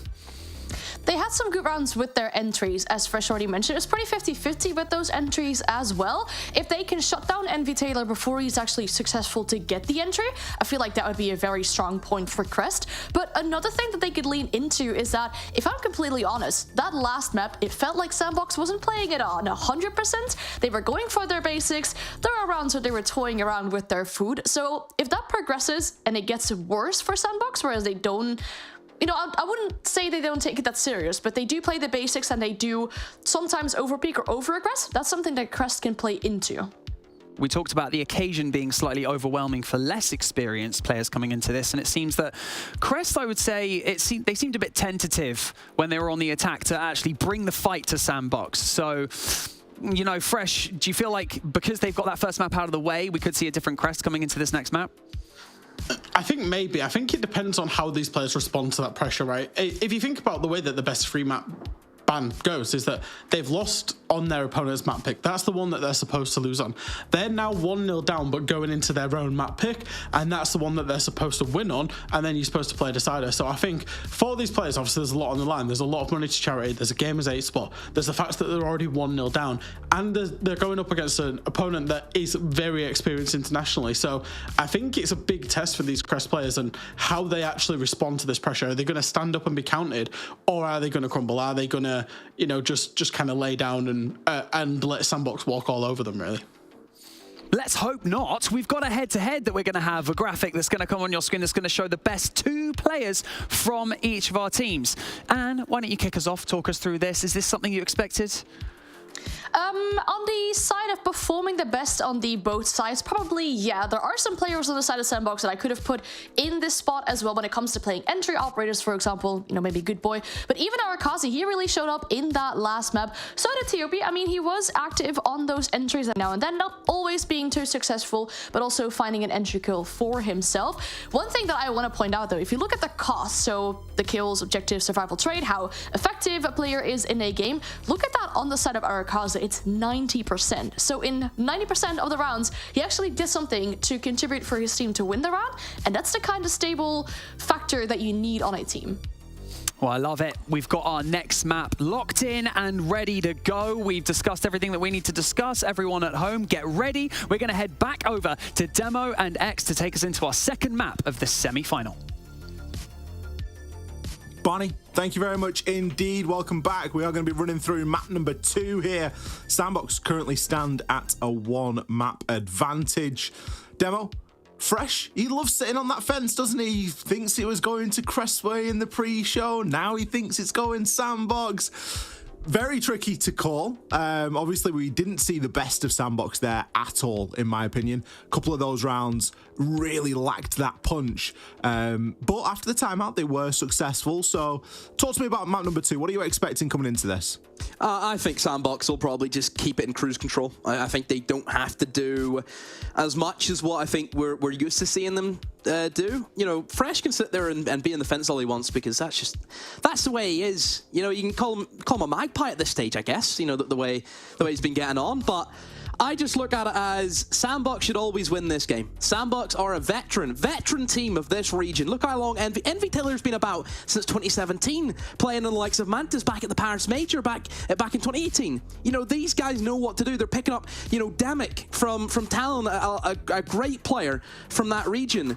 This team should not be losing to the likes of Crest. That's just the way it is. This team, in my opinion, should be winning this competition. Well, let's see if they are able to do it in 2 as we get ready to send ourselves into our second map here. Bit of a do or die for the side of Crest, obviously the team that came through online qualifier. Coming in that first seed, actually beating Fnatic out to get here as well. So a team that has already proven itself to get to this point in the competition does now need to go up against Sandbox for a second time here on Villa. So again, another tricky map coming out. Dockerby going to be the first removal here. It's a strange ban from Sandbox, in my opinion, Demo, given how little Dockerby we actually saw Crest bring. I think they brought it one time. They brought it in one round. Lion. So both the Universal operators are gone. Which, I can't remember the last time I seen that before. Do we get a cav ban here? A cav ban. A cav ban. In this day and age, a cav ban? It's just looking a little bit gold, isn't it? A bit gold. Azami? Gonna be the Solace. Yeah. See you later. So, Mira is up, which could be an issue sometimes. Mirror up is always an issue. Mm-hmm. Trying to think what else. I mean, Villa, I don't think... Villa's one of the only maps which I don't think banks on what bans happen, in my opinion. I think it's a very free-flowing map in terms of just what operators are available and what you can do with them. I'm not the biggest fan of this map in terms of just playing it. From watching it from that perspective, yeah, it's not too bad, but playing it, I despise this map. I think the same. The reason why is I always feel it's very... You have to go one way. That's what it feels like. It feels one way. You have to go this side of the map. You have to push this way. You know, I look at this. Very established pushes, aren't there? Yeah, it's... Okay, you're attacking this site. Are we going main stairs? Or are we sweeping from the north side? That's it. There's no other... What other attack is there? Because the way this map's kind of set up, Ollie, you can only enter via the south side through study balcony or the north side. That's it. There's nothing on the east side. You're not swinging in zombie window. Very rare you'd find someone swinging 90. Getting in the map's tricky. That's when you need the Amaru. Yeah. The Amaru through 90. Don't know about that one. Fails. We're seeing an extended mirror setup here. We do have a mirror played inside of Statuary looking into Master, so already, Demo, you've talked about there the different approaches that you can have into this map. If you're going to be attacking Aviator in games, typically you will approach through the Master side of things. And that is what we are seeing being defended against here by Sandbox. Now, there is going to be a presence below, and there are going to be a couple of things to deal with these mirror windows. We've got Zephyr. We can Zephyr charge from below and shoot through the floor. We've got nades. We can do the same, vertical nades, either used to down or injure players or even remove them from the lobby, and of course to make holes as well. Or even from the lobby, do they get kicked if they get killed by them? Just gone 4v5 for the rest of the game. And then finally we have the Twitch shock drone. Good boy. Going to be the first to be removed here. Finding himself in one of those early engagements. No way Whiskey's just going to walk in under the cover of smoke. Hello! He's inside a study, Demo. What's he doing? He's challenging. He's inside of maps right now. Oh, a lot of missed shots from both teams. How is he still standing, Ollie? And just dips himself back out. Just drops down to our studio, jumps outside. Job done like nothing happened. Yeah, that wasn't in study. That wasn't me. Arakazi should have killed him. Still, damage has been done, and I think the chaos that sort of caused maybe assisted Crest in some ways, as they're yet to suffer a loss yet. Lua, he's going to find Mephi. So this roam clear from across has been very successful so far, and you start thinking about what utility you've got left. I mean, you've got a mirror window, but it's facing the wrong way. There's going to be a big lot of pressure coming in through maps here. You got 1 C4, so you might be able to do something with that, but Vault's likely going to get opened. That's going to cut the site in half. 45 seconds, and things looking pretty sticky here for Sandbox. There's no way they win this. If they win this, you're casting with Fresh for the rest of the day. Just let you know that, because I'm gone. So Fresh now. Fresh, it's not going to happen, Fresh. Don't worry. But just in case. Because there's no way you win this. You have one mirror window, both players literally on top of each other, and it's just going to be a matter of time until the collapse comes in. All really Crest need to do is just go 3, 2, 1, and they all push in from about 20 different angles. That's all they need to do to win this round. That's it. Maybe something we've not accounted for is the lack of time, and the Toxic Babe canisters are going to start to get things down, and the kills do come through. It is flawless in the end. The Toxic Babe not effective enough, as the plant was going down throughout all of that. Flawless round to kick things off here for Crest. Oh, we're going to get a replay. We're actually going to do Whiskey like this. I mean, using the DMR there, he doesn't need to hit many shots, Demo. Nope. Is it 2 to the body at that sort of range? Yeah, it should be. Should be. I mean, it's just more like Arakazi should have killed him, in my opinion. It was a bad gunfight from both people, wasn't it? Yeah, just a lot of whiffs. A lot of whiffs around the town. But, yeah, flawless round to kick things off for Crest. It looks as if Sandbox, again, just early on losing those deaths, which is something that did happen to them in Bank Ollie. We've seen a few times they didn't win the opening engagement. They've sacked off the mirror. They've sacked off the bomb site entirely. And look at this for a lineup. We've seen a couple of changes, a lot more info being played. Also, a bandit comes in to the swing of things. And there's no actual hard breach from Crest. 10 seconds remaining. No ace, no Habana, which I think so. Oh, there we go. There's the ace. And even Aruni. What's your opinions on Aruni? I like a bit of Aruni. I think it's very valuable, especially on Villa. I think she's been mudded since that speed change. Yeah, a little bit, but I still think there's value. The reason why I say I think she's been mudded is because I think as soon as you get into that 1 speed category, I think you just lose a lot of weight. Actually, you gain a lot of weight in that aspect, but you know what I mean. Say, surely you gain a lot of armor. No. Yeah, it just that's what it feels like. I think just having that 1 speed, being able to rotate, you make a lot more noise as you're sprinting. It's a tricky one for me. I'd like Sandbox to try and find a bit of a balance here between what they brought in the previous round, which I thought was great, minus the fact that they didn't bring a bulletproof. I think a bulletproof would have been fantastic. And then you go into this round where they've got 3 Valkyrie cams, a bulletproof, and a pulse. Overkill, almost. Find a middle ground. You know, you can't necessarily make good on all of that information that you bring in. It's not about bringing as much info as possible. It's about making the most out of the info that you've got. I mean, one Valcam gone. It's probably the advantage, I assume, of having that IQ on board. I think Demic's going to play a big part here as the Pulse, because think of the information that you can gain and also the C4 potential. If you look at the actual top floor, Ollie, about 80% of the top floor you can C4. There's not a lot of safe positions you can sit in. Exhibit A. Exhibit A. There's no safe spots to sit. And what a pick to get as well. Crest, they have been stubborn in only bringing 1 set of nades, and what do you remove? It's going to cost them, yeah. You remove Tyope with the 1 set of nades. Now you're forced into a bit of a clear because you're thinking, goodness me, there is a pulse. We need to go below. We need to hunt the pulse, because there could be another C4. Yeah. Oh, well, there's the Valk gone. Valk did use the C4 as well. So it's not as if there was, you know, value still there for the Valk. Good boy, I think, just, again, as long as he has the cameras up and can now flick the information for his team. It's not a bad thing to have, just having someone on cams. The issue now that I think that Crest are going to fall under is they cannot clear players out of position. They have nothing to kind of root out the defenders. Anyone can just sit inside of Trophy behind the bomb and just head glitch for days. And where's the other pressure coming from? Where's the pressure inside of Master?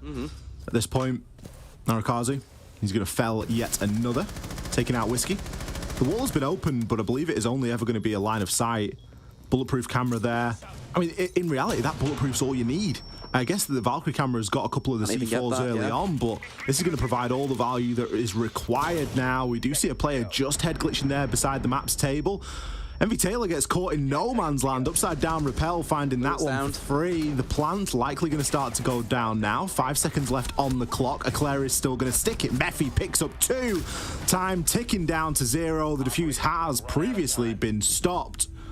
Scrappy end to the round, but a round that will be sandboxes. Look at the domino effect that Demic's kill has had in that round. Just getting that 1 C4 kill onto the Yana, eliminates the nades, and look at the bulletproof. Look at the value that that camera got. Just that one little thing. One well-placed bulletproof is better than a C4 in some instances. You reckon? Absolutely. C4s aren't always guaranteed, are they? But the information from a bulletproof, provided you put it somewhere, it's guaranteed. It's going to tell you that someone is there or someone was there.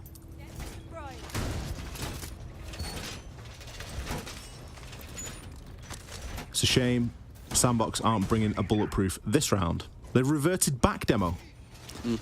They've gone from all the information under the sun to, well, let's just not bring any. Even though that information got them about 3 kills in the previous round. 2 shields also have been brought to the party, which I believe last time they had the mirror to kind of fill in the kind of, you know, shield, mirror window, reinforcement, metal shield, sit behind it, don't die, you can see them. That's 2 shields have kind of filled that hole, I suppose. One thing I would like to also mention on Ollie is actually Thorn, an operator which I don't think gets talked about enough, and actually how good she is on Villa. Villa's a very slow map. We see a lot of times, Ollie, where teams will panic, you know, clearing through, and then they finally get to like the execute for this bomb site. Where is the one place that every team likes to plant on this map? Behind the door. Yeah, you place 1 Thorn gadget there, that will win you a round. Facts. You're a little bit biased for Thorn, aren't you? No, not at all. Just saying, it's just good for Villa. Operator from your neck of the woods? Not at all, and no. You could say like an operator like Sledge or Thatcher or Smoke or Mute could be from my neck of the woods, Ollie, but don't know that one. Good to see the Nook entering from below. Typically, there is always going to be a player on these red stairs. This time it's Mephi. Usually it is the Jaeger or the Wamais. You can keep yourself nice and safe here. A little bit of barbed wire to give you an early warning system. You've got the ADSs. And he knows as well. It's a gentle dance, isn't it? I think they've done their research. I think they have the suspicion that, yeah, Crest, they like a good crouch walk, and certainly that's going to be an option for them. But look at this, a minute 30, Ollie. Time slowly ticking down, and there's still smoke canisters you have to go through. I mentioned before, the thorn gadget, razor bloom, all things that you need to take into consideration. And a lot of this does rely on this first pick, and Envy Taylor. What a kill from and there's Meffy as well. Shuts him down. Tie up. He's going to get one and then be traded. Demic was hanging out inside of library downstairs. The collapse there from Sandbox. Almost picture perfect. They have lost Good Boy though. Having a very quiet game so far. Currently sitting 0 and 3. Does something to try and bring this back to a more even keel, but there is still an advantage here for Sandbox. Whiskey going to try and navigate the Flores Rotero drone through, and we'll find the deployable shield for free.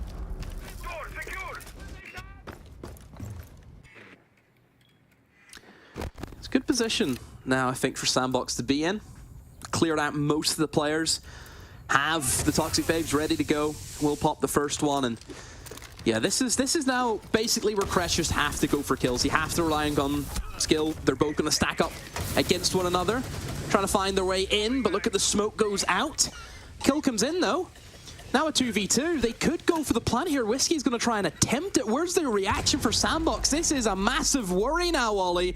2 ways to watch. The Twitch, no, does not win that engagement. Whiskey will, oh no way, Whiskey finds both of them. In what universe has Sandbox allowed that to happen? How? Sandbox held all the cards there for the longest time. They were very successful dealing with that initial push. Managed to drop themselves back to the site. And then they just gave that 1 kill away. They gave that advantage away, that 3 versus 2. It was the right play to go for the plant. I think Whiskey's done a cracking job there to try and cover. I'm grinding my teeth again, Ollie. This isn't good. I just don't think you can give him an opportunity like that. You know that they're going to plant behind the bar. You need to come up with a better strategy other than just peeking one at a time. Yep. I mean, I'll be honest, even Crest at the start of that round, even their collapse on the guys towards towards red stairs and 90 and so on, I wouldn't say that was well-timed either. It felt a little bit disjointed, you know? I feel like both teams, communication-wise, and actually being able to collapse in a convincing fashion hasn't been great. I think Crest's problem was that they didn't know that Demic was hanging out inside a library. Had they known that, it would have been a different story, because they first could have then targeted Demic, then they could have moved on to kill Meffy, and then they wouldn't have necessarily lost out on that trade. So maybe a bit of a lack of info there from Crest, but you can't really, you can't call it too bad because they end up clutching the round out. Sure, it's not a reliable way to win a round, but you'll take it if it's given to you. Whiskey currently 3 and 1, planting 2 kills in the previous round. Certainly doing his part here on Villa. And Sandbox not off to the flyer that they were on Bank. This is the first time that Crest have led here in the whole series.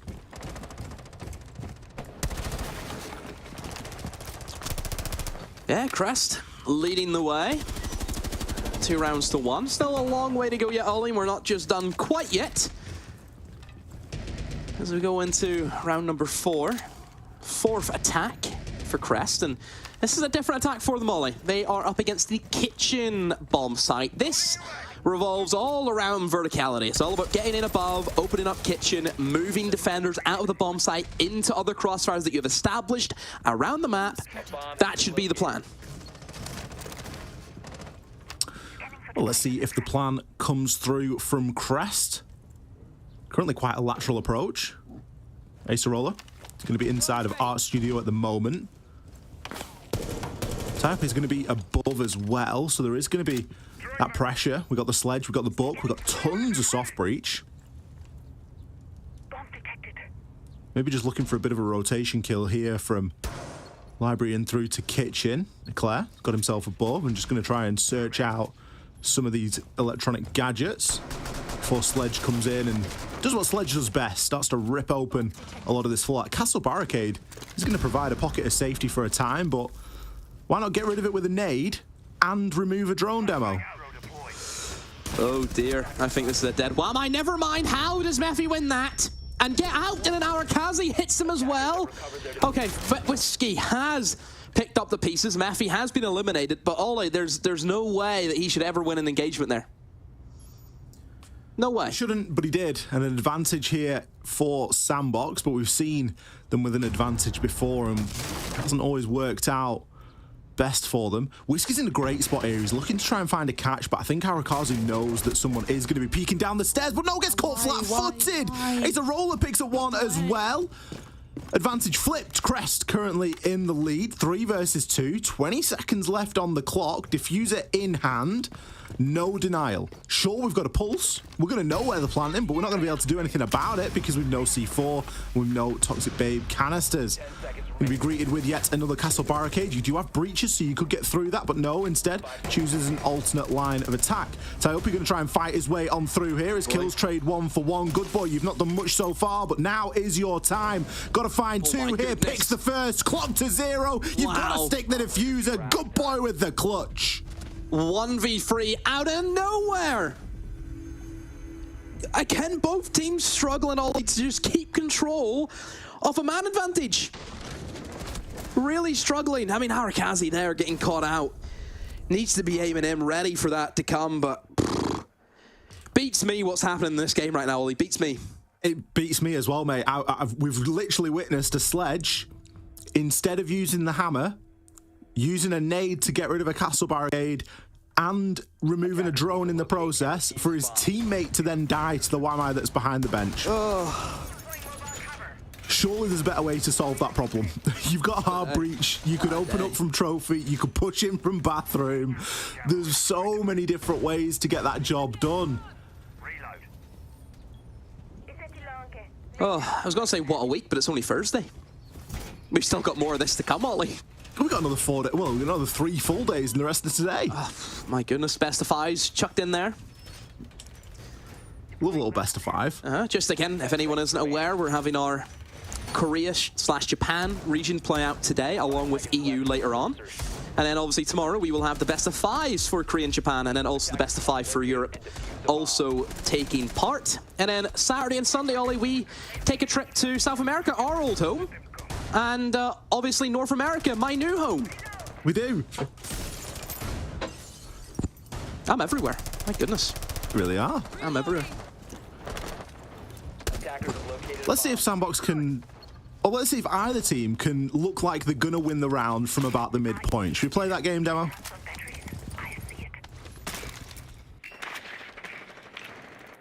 At the midpoint of the round, we've got to call which team we think will win the round.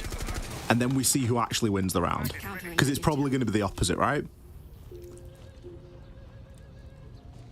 I mean, that's what it's been the last couple of times. Which game? This is where we would say, oh, it's one of those games today. That's what it feels like. Nook, once again, being brought in. Great operator, just in general. That's why we see such a high ban rate for her. Just very difficult to deal with. Can just crouch around. Don't really know where she's coming from half the time, especially with Solus being banned. I think if Solus is up, you don't have to worry about Nook all the time, because Solus can see the Nook. But Solus is banned, you have to be careful of Nook. You just have to. And again, nades is always going to be a reason why these entries will take this operator, because it just gives you a way of killing players through floors, which is, you know, great fun. The old vertical nades coming through once again. No picks. Finally, we're seeing Crest bring in 2 sets, though. That's what we wanted to see. But they haven't got any picks from them, though, Ollie. Just keep in mind that they have to go through this entire setup where you have, obviously, the shields, the bulletproofs, and, oh my goodness, damn it. Some vertical holes being made for him. Will find that Nook. Another nade from below, not working out for Lua. They haven't been potent, Ollie, bringing all these nades, but to not find any kills. I think if you're bringing 4 nades, you should find 1. You need to find one kill at least. Oh, absolutely, and this is where the problem comes in with the vert nades, because they are a little bit unpredictable, a little bit unreliable. Oh, look at the utility, Ollie. Wamai stacked up Aruni gates. Did they even get the shield? I don't even know. Yeah, they have. Okay, so that's... get the shield. It's cost them everything, though. It has. Look, they've got nothing left. No flashbangs, no nades, no... They literally have to walk in and take gunfights. That's all they can do.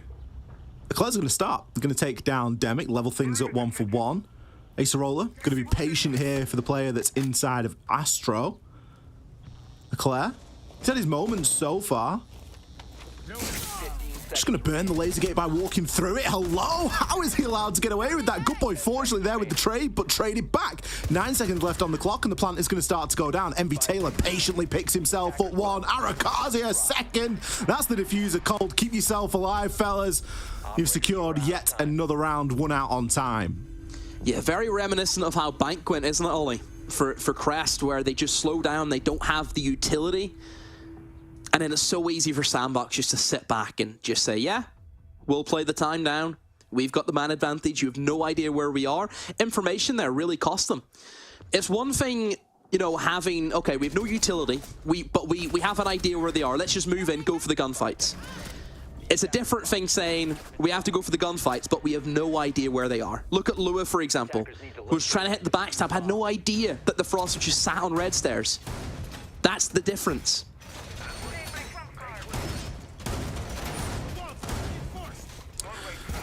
3-2 in what is a much closer game than Bank. I think if Sandbox get a 4-2 lead here, it'll start to look a little bit better for them. But 3-3, I do start to worry for them, and I start looking toward that third map demo and think, you know, if Crest are as good as the analysts say on it, maybe in for a little bit of an upset here. Lot rides, in my opinion, on this round here. We're going to see a slight change in operator lineup as well. We've sort of flipped and flopped a little bit here, haven't we? We've gone from all-out information to all-out let's make power positions, and now we go into MV Taylor on an alibi and Good Boy picking the cap can. Your favorite. Fantastic time for a cap can pick. How so? Last round of your defense. You've not played one yet all game long. Didn't play it on Bank, not played it on Villa. It's easily got a kill. It's got a kill written all over it. You reckon? There's a kill there. There's a kill waiting to happen. I reckon there's an EDD kill waiting to come through. Throwing frag. Once again, just an 8 being tossed, Ollie, and nothing comes off it. Just get them out there. They think these nades are growing on trees. They're not. just 45 seconds into the round, just throw a nade out there, see what you get. Honestly, like if there's a tree that has nades on it, show me that tree. It's like when you spawn into X Defiant and the first thing you do is just launch a nade. Oh, yeah, classic vibes, you know what I mean? So yeah.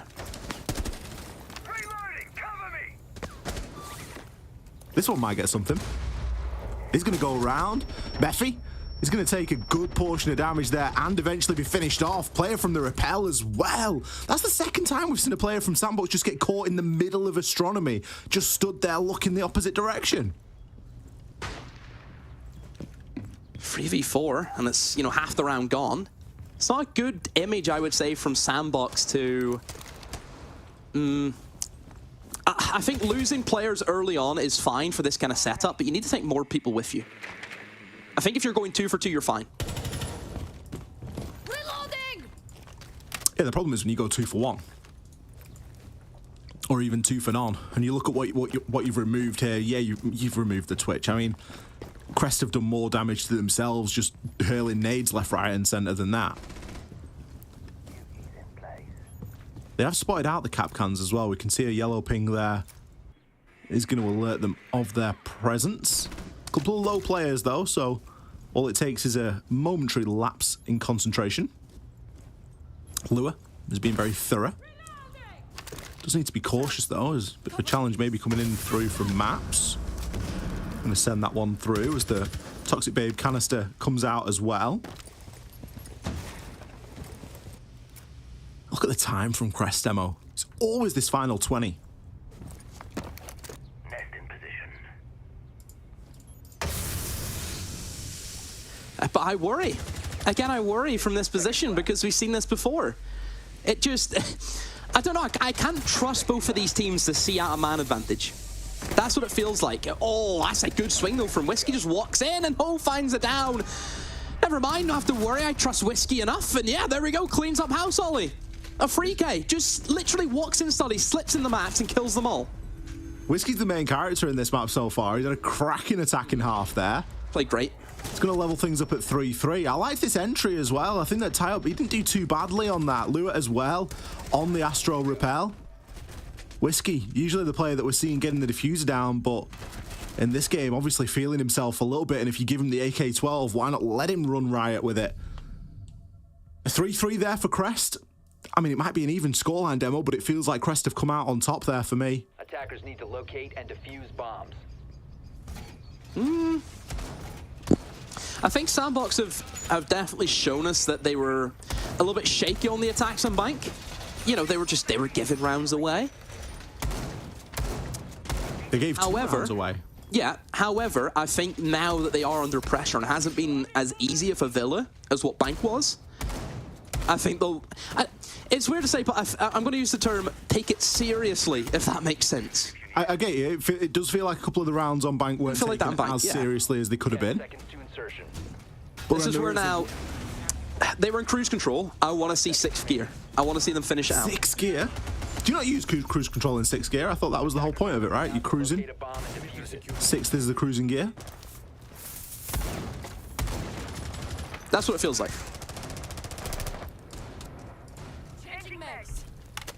Well, an even split for Crest, so they've at least done their part here.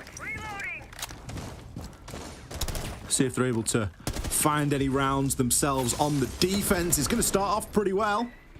Envy Taylor, first to fall, 2-6 this time. Really having a bit of a torrid time of things, although Mephi going to get a heck of a lot of value out of this Twitch. It's never going to stop, Demo. Look at the utility it's removed. Mirror window, Vulcan shield, and a jammer. Not a bad run, really, for one shock drone. Pretty good. That's what you call a drone race right there, Olin. He's finished first. I mean, he might have finished first in the drone race, but his team's finishing last in the kill race. That's what it feels like. Again, for Sandbox, they're in quick, but they haven't been successful in the entries. That's what it was with Good Boy. Remember how many times he just jumped in copy window on Bank, and it was just in there, in the business, no questions, he's there. But he was getting himself in the good positions, but just not winning his engagements. That's what it feels like. They're not winning the engagements right now in Villa. Look at the kill difference. There's, what, one player who's going even at the moment? That's it. The trades aren't there either. That's the biggest problem that we're seeing here from Sandbox versus Crest. Crest actually got the trades dialed down somewhat. They were able to get a couple of trades here and there, and everything wasn't being lost for absolutely nothing. But Sandbox on the attack, I don't think we've seen him get one trade yet today. Maybe we see it on Bank, but certainly in these early rounds and the opening engagements, they're not trading out these kills. They're just losing 2 players for basically nothing. Mute Jammer here going to stop that wall from being opened. No immediate plan as to how that's going to get dealt with. We're going to see a laser gate burnt there as the Vulcan shield fire will dissipate over time. Are we really going to stack 3 players up 3 maps? Is that the play? A little bit of utility goes out, another Vulcan shield comes in. Arakazu punches his way through the smoke and into a desperate pre-fire, but Ace a roller. He didn't have to move his feet, Demo. Nope.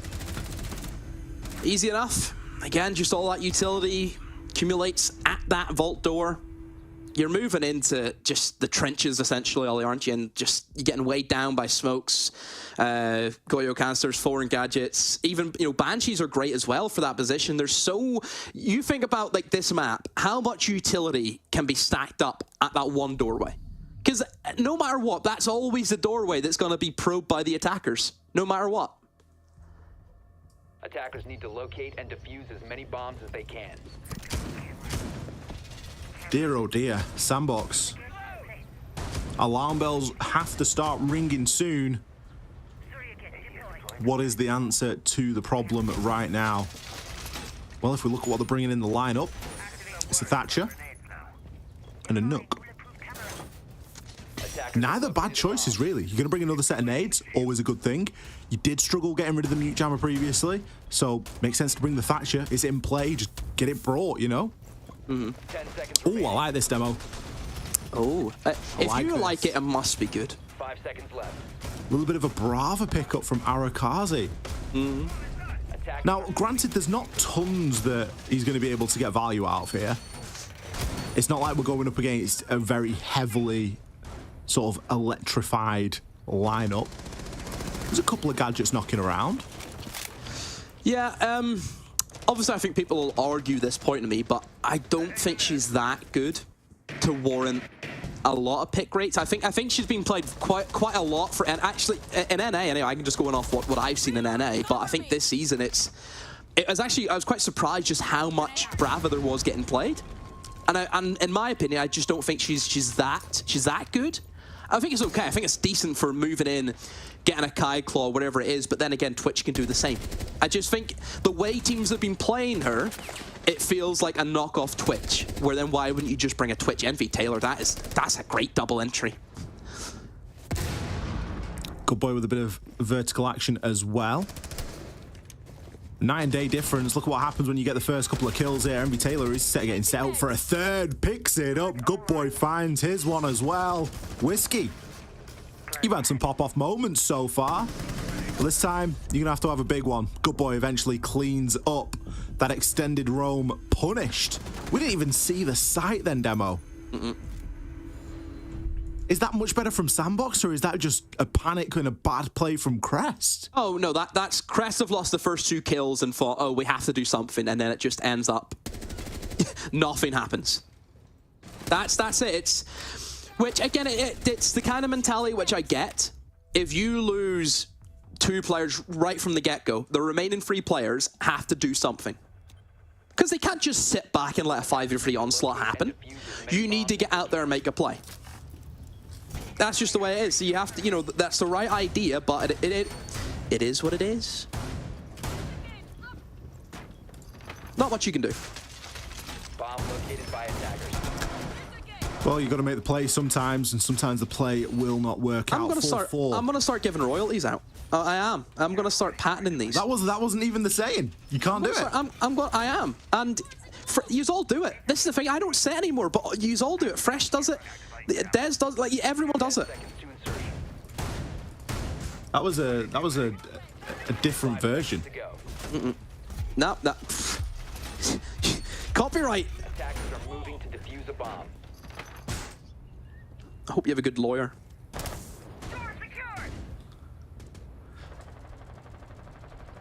Let's see if Envy Taylor can be as successful this time on the approach as he has been previously. So quick into the building, aren't they? They really like greyhounds. They're like greyhounds after a rabbit. They really don't mess around. The thing is, it's getting better though, because we're seeing drones in front of people now. You know, Good Boy's got a drone at his feet. He's not just blindly walking on in. Envy Taylor as well. He's suffered his fair share of entries on the attack and on the defense.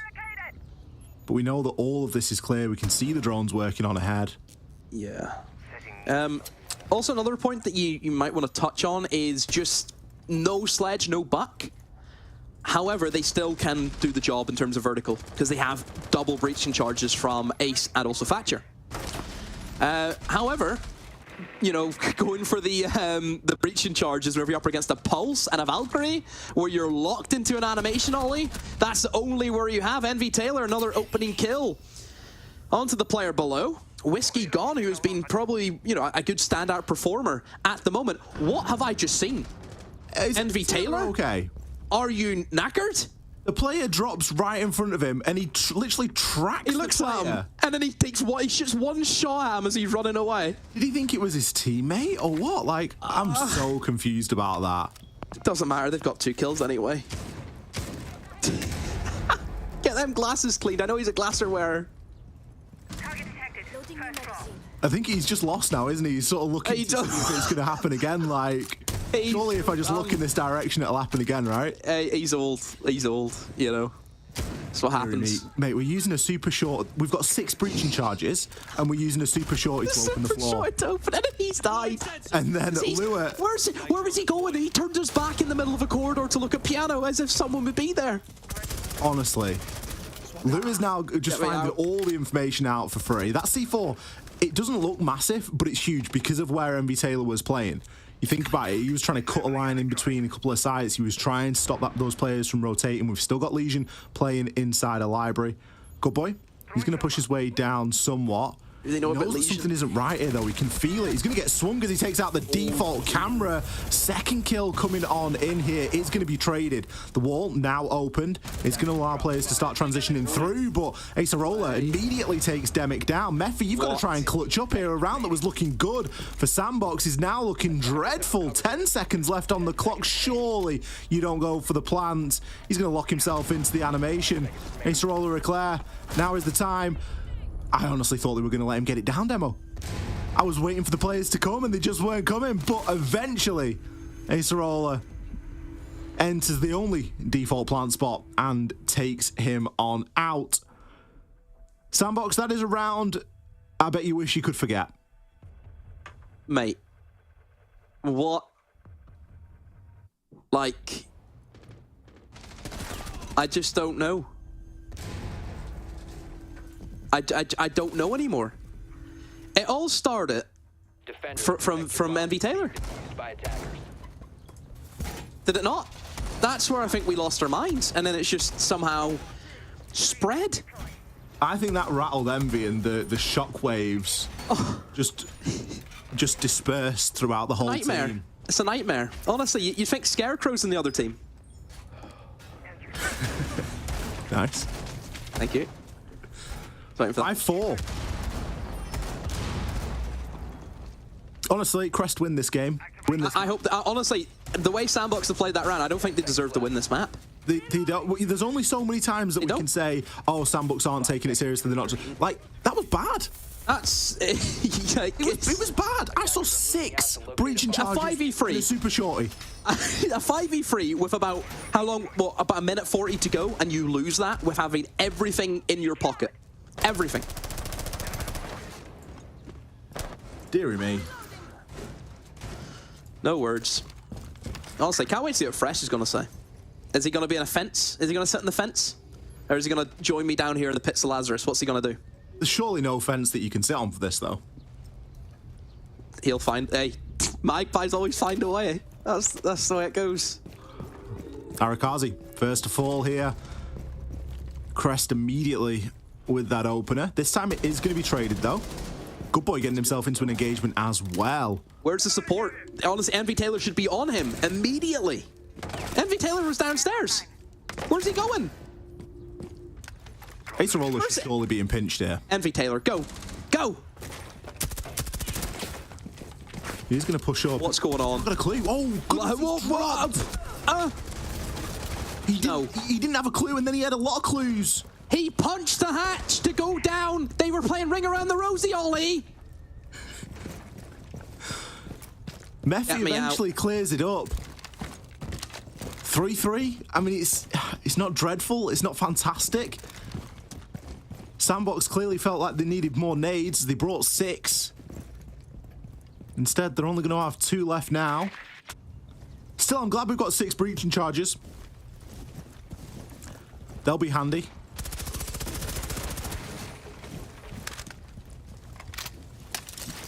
They will be handy indeed. I just don't know. See, this is the point we get to. We're now using Selmas to burn through laser gates because we've brought 6 breaching charges. Yep. Because the drone is now more valuable, and so is the nade. Yeah, the only other thing you can throw is the Selma. There's 6 nades. That's what you've brought 6 nades and 6 breaching charges. It's a tricky one. It's and the thing the start of a bad joke, doesn't it? And the issue is that 4 of those nades went unused. We are going to see players start to hop in now. Mephi. Mirror window. He's not aware that there is going to be somebody coming up those main stairs. Crouch walking through. Eventually, Whiskey is going to be shut down. It's a great player to remove here. He's had a fantastic game so far. Eclair, how can you win this 3 versus 1? Well, you'll start by finding the first. Gets the down onto Good Boy. Can he pick the second? There's 22 seconds left here. C4. He knows he's got the down. He's going to maybe try and confirm that with C4. Why not? At this stage, you need anything you can get. Puts a bit of damage in onto Demic. The plant going to start going down. Sandbox, they're doing a good job of trying to throw this, but eventually they get it over the line. Mephi, head glitching on that map's table, brings a little bit of law and order into what was a very chaotic round. Can Fresh sub in? I can't. He's used the C4 the only way that he could have won that round. He's used it to finish off someone who's literally on the floor. In what universe? Instead of keeping that and then getting a guaranteed kill. Like, as soon as I seen that, I was like, yeah, he's done. Defenders, protect your bombs from being defused. Get Fresh in. Get him in here. Look, he's chomping at the bit to get on. 5-5. He can't wait to get another cap. You know, it's like whenever a player goes on for England, they just can't wait to get that, that cap. That's what Fresh is like with the casting. He plays for his club all the time, but the country, oh, that's a tricky one. A little casting. Analyst-esque is his club, and then the casting is his country. That's what he wants. He wants the country. Dearie me. Let's see if either team can show us some sense in this round. 5-5. 5 seconds left. Surely we don't have 6 breaching charges again. Attackers are moving out to locate a bomb and defuse it. Look at Acerola as well. 13-6, Ollie. He's pulling a 2KD. Acerola's a cracker. He's trying his best, but this has not been the strongest showing of both teams. I think that's a guarantee in this game. Like, look at the kills. Like, look at the kills from Sandbox. A lot of the only one player is going positive. It's only a 1 KD, yet they've still won 5 rounds. Yeah, I don't think that Sandbox will be entirely happy with the performance, regardless of the result. Definitely some big things that they're going to want to try and look at, and especially when you start thinking about, sure, we're playing Crest at the minute, but they're going to be going up against other competition if they, advance through the competition. That's the whole point of it. Going to be playing internationally, and that's where things do start to get very difficult when you're making this basic level of mistake time and time again. Now, we can say maybe they're, taking the foot off the gas, not taking it as seriously, but they're still suffering. Another entry going in favor of Crest here, Envy Taylor. It seems like he gets 2 or gets non-demo. Oh dear, another one of those rounds for Sandbox where, like you mentioned, it's Envy Taylor is either here or he's gone. He's out of the server. And in my mind, if I'm a rational guy, I'm sitting there thinking, oh, well, this isn't an easy round for Crest. But not today, Ollie. Not today. Still winnable. Because it's one of those games. It's still winnable, even though they've got 3 C4s. Probably still got some sort of information kicking around from the Valkyrie or the Mozzie. 3 Toxic Babe canisters, and only a minute left on the clock. Yep. It's almost hard to fathom how Sandbox can even attempt this, but you know that they're going to make it close. You know it's going to come down to at least 2 versus 1. It's going to start with Good Boy. Yeah, he almost needs to cause a distraction for Mephi just to clean up. And they're going to have to go for Acerola, who at the moment is in, bit of a default position just behind the desk inside of Astro. That's a great smoke grenade, it has to be said, from Eclair, because that will just give Acerola just a little bit more stability. And he finds that important kill. Sure, he's been traded, but a 2v2, Ollie. This is what I mean. What's going on? We said it'd get close, and that's removed both of the C4s as well. Eclair is going to find one onto Good Boy. Demic not there immediately for the refrag, but he knows exactly where Eclair was. Going to throw out the Selma charge, maybe for a little bit of sound distraction. As he looks to try and push through. 8 seconds left. Surely doesn't get anything done here. There's going to be a player just on the other side of the wall. Doesn't even find that. Eclair shuts him down with the shotgun at close range. It's going to put Crest onto a map point. Well, that was, I would say, pretty comfortable for Crest just to see it out. But boy, I was worried. See, when it gets to this stage, I'm like, not again. Not again. But it's fine. 6-5. Timeout. Sandbox. Bit late, in my opinion. I'd have liked to have seen this timeout maybe 3 rounds ago. Don't you like a timeout whenever a team like loses like either 3 rounds in a row or it's like 5-4? Don't you? I like a timeout before that, though. I think if you see something that goes wrong, just get it fixed. A timeout's usually for when a team is maybe bickering or not able to make their minds upon something. You can use timeouts for strategy and stuff, but the teams generally know, that is in the players generally know themselves what they need to do. Coach isn't going to come in there with a full strat and be able to articulate it in 45 seconds. It's more to kind of keep the peace amongst the troops, you know? Give a little bit of confidence, give a little bit of motivation. Classic Mr. Officer timeout demo. A Murat. You've dropped the Murat.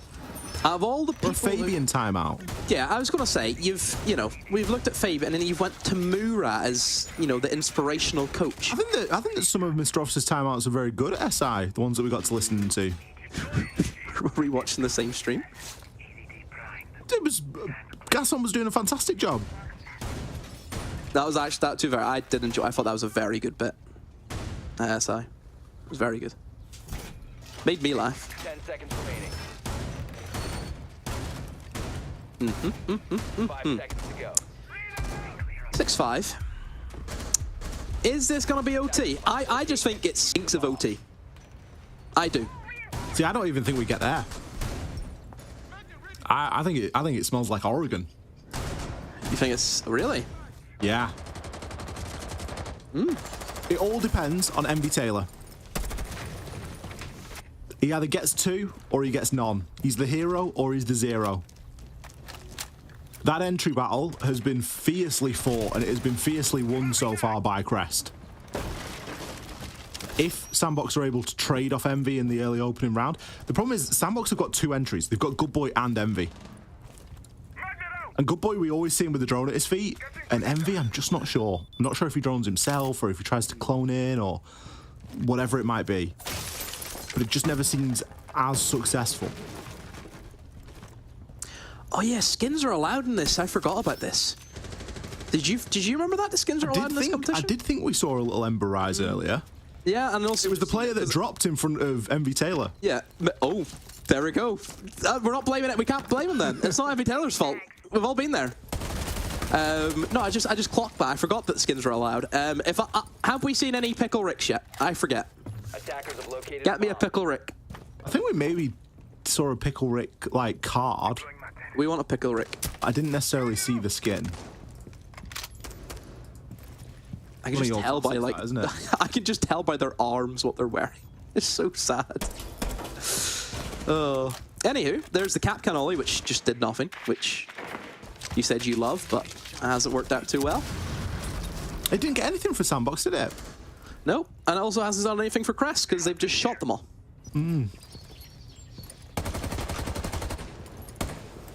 Minute to go. A very similar time as well. I'm not liking the timing. Look at the time and a minute to go, and what do Sandbox actually have? Well, Sandbox are scared, aren't they? Sandbox know that terrified. We're going to a third map if we mess this up, which could be a good thing, right? Because they've not been terrible when the clock's been against them. They've been all right. At least we've not seen an entry death that's just resulted in nothing and nades lost. Because there's only one set of nades this time. Saying that, Mephi's going to be the first to fall. Yeah, massive kill. Massive kill. The player in study is so crucial to shut down the rotation. That's a nade. Brilliant nade for MV Taylor back in the way. But without the guy in study, Ollie, I don't see how this is going to work. It isn't going to be easy. Smoke going to cover long there as do you see Vault get open, but I believe an impact trick came over the top, so it might take a little bit more time for that to fully happen. MV Taylor going to go for a walk up. We do see a player just looking the wrong way. Demic, he's allowed to find one. Can he pick a second? Yes. Sandbox, they're making this work. Whiskey, he's stuck behind the shield. He too will fall. Almost a flawless there for Sandbox. They really turned it on, Demo. I can't believe we ever doubted him. It's just, it's stunk of OT, but I just couldn't believe it. I just couldn't. Anything I say, Ollie, and it just this game specifically, don't hold me against that because most of the time I'm right. But for this game in general, it's just anything I say, it's the opposite happens. It just does. We're going to be going to an overtime. Attackers Sandbox do get the attack. Not the best, not the worst. We've seen even 3-3 half, so there's no inherent advantage based on the teams that we've got here where one prefers one side more than the other. Both have been fairly equal. Maybe feeling a bit of confidence, though, coming off the back of what was their best attacking round yet. Not going to be attacking into study, though. 10 seconds to insertion. It's a site we've seen go a couple of different ways. Crest have tried to hold it very extended, suffered on that opener, and then tried to fill the gap of that extended roam and suffered even more. They are going to be playing things quite open here. They've got a castle brought in for the occasion, and a Rooney as well, so really looking to slow down Sandbox here, but Sandbox have read in quite nicely. They brought the Flores, which is a great pickup if you're going to be going up against the castle.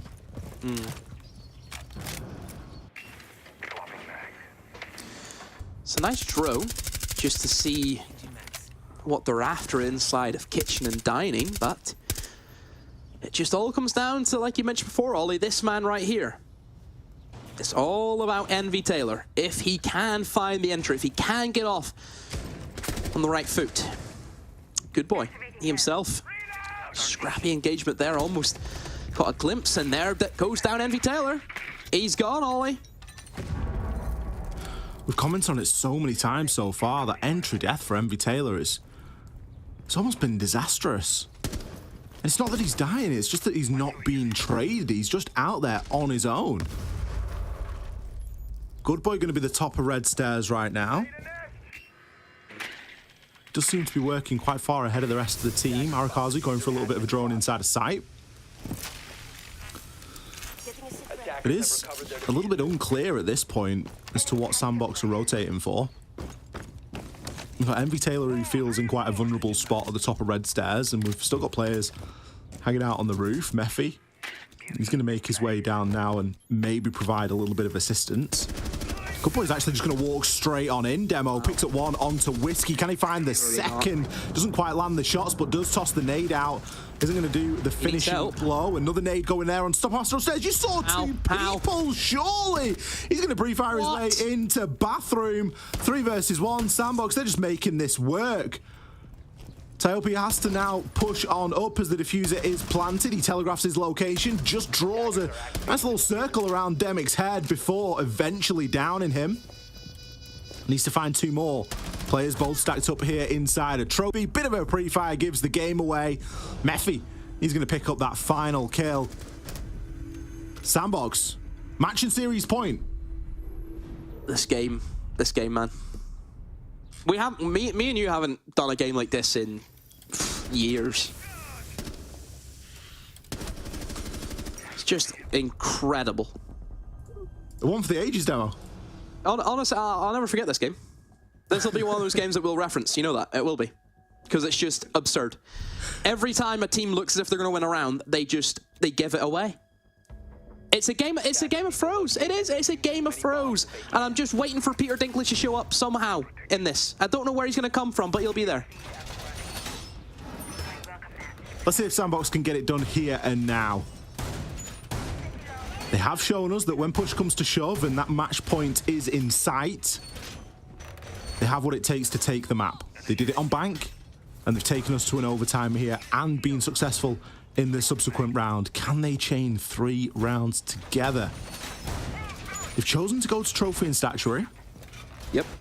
Not a bad choice by any means. I'm liking the lineup. We've got a Malusi. Malusi gadget, fantastic. The Banshee is a wonderful early warning system. Also, you bring a bulletproof, so you get a little bit of information. We've got a Valkyrie as well, a little bit more information. A couple more C4s thrown into the mix. And then the cherry on top, Demo, for me, is going to be that Frost pick. I assume they've put 2 Frost mats in bedroom somewhere. I'm guessing that's probably what they've done. The last one, I'm curious to see what they've done with it. Because, other than the windows and bedroom, where else can you put a good Frost mat? There's no such thing as a bad one. I mean, there always is such thing as a bad one. There's no I'm guessing such there's thing one in as a jump bad in. Frost mat. I'm guessing there's one in jump in. I'm guessing one bathroom. I'm guessing. They're all always a bad Frost mat. No. They're all bad until they catch someone, and then they're good.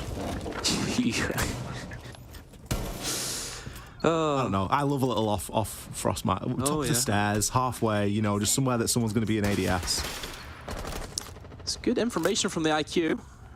Allows Lua to eliminate the Valkyrie cameras that were stationed inside of bedroom.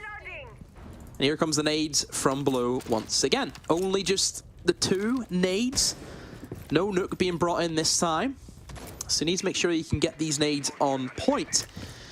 But there hasn't been, apart from really that 1 nade kill that we've seen from, was it Envy Taylor from below? That's been really it, hasn't it? Yeah, I think that was the only one. Again, it just goes to show how inconsistent the nades are from below, you know. Ever since it got nerfed. Yeah, exactly. It's not been as good, yeah. Exactly. It is since the nerf. They have been, you know, incredibly overpowered previously, but since some changes, oh, we've seen a bit of damage come in here. Tyopi, he's going to take a ton as Lua does eventually trade out onto Mephi, but the kills are going to start to flood. Envy Taylor picks himself one up as we're still challenging on from that half-reinforced wall out through the windows into Master. Kills again. Look at the utility ollie. There is none. Remember, we've seen this before. This is the exact same round that we've seen previously where they just walked in and Claire catches the player not looking at him, goes in for the defuse. Envy Taylor now with that 9mm has to swing across, so gets it down, but no, not enough for Whiskey. I've seen that before. That should not be happening. You surely can't just be allowing players to walk on into statuary. Crest, they're going to risk breaking that momentum and take their tactical timeout right now. A very risky time for a tactical timeout. Give Sandbox an opportunity to discuss amongst themselves as well. Don't forget, they took theirs only 3 rounds or so ago. Eclair, fantastic walk in there. Good boy just gets caught out in no man's land. Then under the cover of the plant, it was close. I think Envy Taylor had all the information there. He knew that he'd downed the player at least. He knew there was a player inside of concrete and he knows where the plant's going down. Couple of lucky headshots there and it would have been his, but as we've already seen, he isn't having the luckiest of days here. Sandbox, I am surprised that they went to that side demo. We saw the walk-in happen previously and they've suffered from exactly the same thing.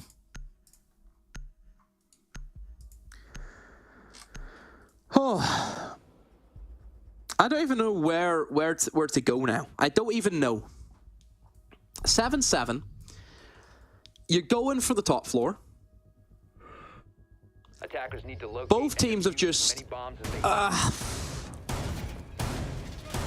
Yeah, hey, let's just see what happens. You know, let's just see what happens. I'm accepting it at this stage. I'm accepting it. That's all you can do. You just got to buckle in. Fasten your seatbelt and get ready for the ride. The emotional roller coaster that has been Sandbox versus Crest. Maximum overtime here on the second map of the series.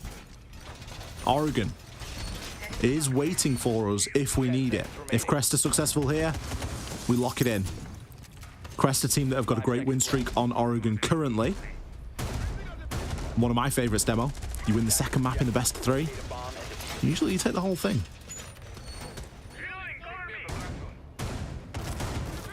It happens a lot at majors.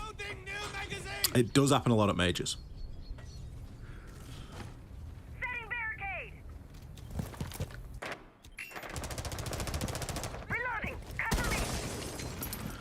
Please, oh please, Envy Taylor, just get traded.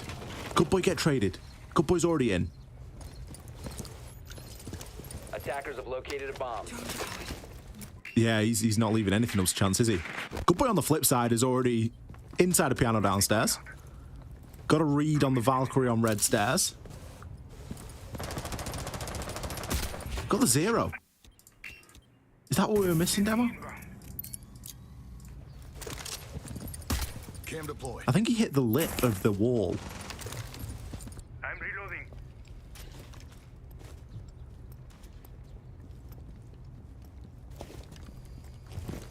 Either that or it's just getting eaten up straight away. Huh. I will watch over us. Perimeter defense. That isn't going to do the business, unfortunately, for Envy Taylor.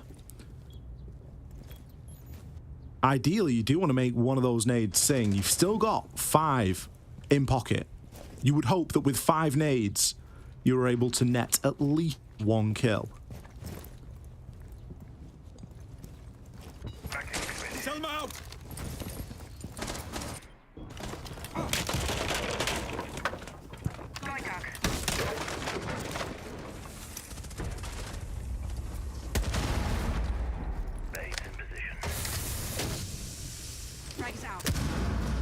It's crazy how slow Sandbox can move when they have to, isn't it? You know, when they have to be methodical and they have to take the time, they really can do it. It's not doing much for them at the minute. They've got the wall open, sure, but they've still not gotten anything. And now they're getting harassed from below. And there's going to be that ever-looming presence of the flank. Mephi is going to pick himself up his first kill, and he's going to explode the Vulcan canister there. There is another one still on that map's door, so provided they can get a bit more pressure in this way, they are going to be able to lock those players out. There's a heavy stack-up of players currently on this south side.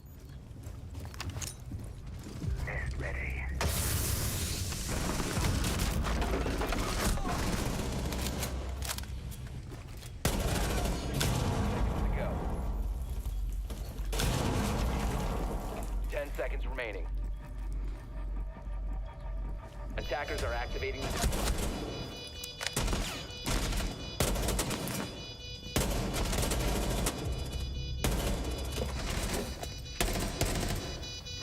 Ready to breach.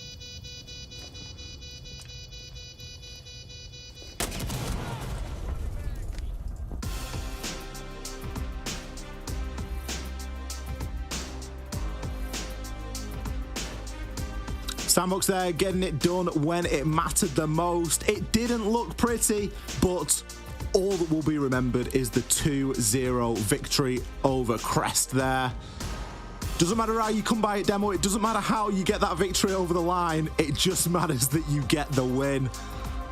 And it's a good job it doesn't matter, because that was not a pretty game of Siege. There was a lot of stuff that was going on both sides of the map there. Neither team innocent in the mistakes being made, but Sandbox capitalizing at the end, showing great focus, good team play, good coordination in that final round. It might not have been pretty. We could have asked for a player on 90, we could have asked for a player top of red stairs, but sometimes you just got to deal with the hand that you are dealt, and well, that was just a very one-dimensional push and trying to push in off the might of the Sandbox guns. I can't wait to see what they have to say, Ollie. I'll be waiting for the magpie. I'll be listening intently for him. Fresh is going to do a full 30-minute telestrator section over the whole game. Be better. Well, we will see very shortly. We're going to hit a very short break. After that, the analysts are going to break down that game and give you some insight. Don't go anywhere. We'll be back in just a few. It feels like there is a new crisis. Families displaced by violent earthquakes and wars. Warm hearts sleeping under cold blankets of stars. Lives destroyed and washed away. Families fleeing into the unknown. But look closer. See the hope everywhere. See the ones running towards disasters to help. Compassion exists all around the world. Kindness is healing wounds, bringing hope for a brighter tomorrow. Look closer and see the many families like Layla's who've lived through unimaginable hardships and yet haven't given up. Please don't give up on those forced to flee. Donate now.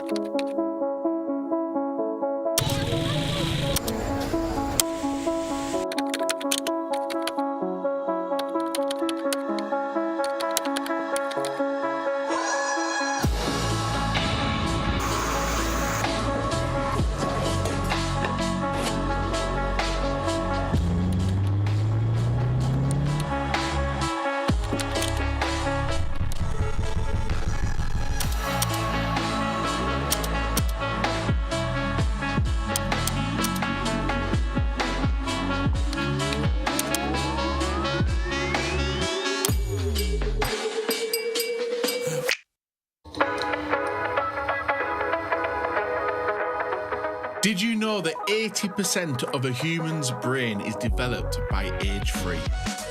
That's such a narrow period of time which will have lifelong consequences. Not only on one child, but whole societies, the whole world. That's why we chose UNICEF at Gamers Without Borders, because they are there for children every step of the way. From early childhood until they enjoy their rights to health, education, protection, and more to grow up and thrive. Choosing UNICEF is the right thing and the smart thing to do, and you can join us. Progress is a race that has no end. After every finish line, another challenge awaits. How can we continue to push innovation in a sport at the forefront of technology? This is how.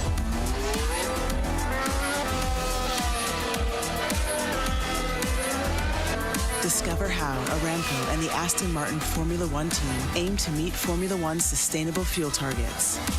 Aramco, powered by How.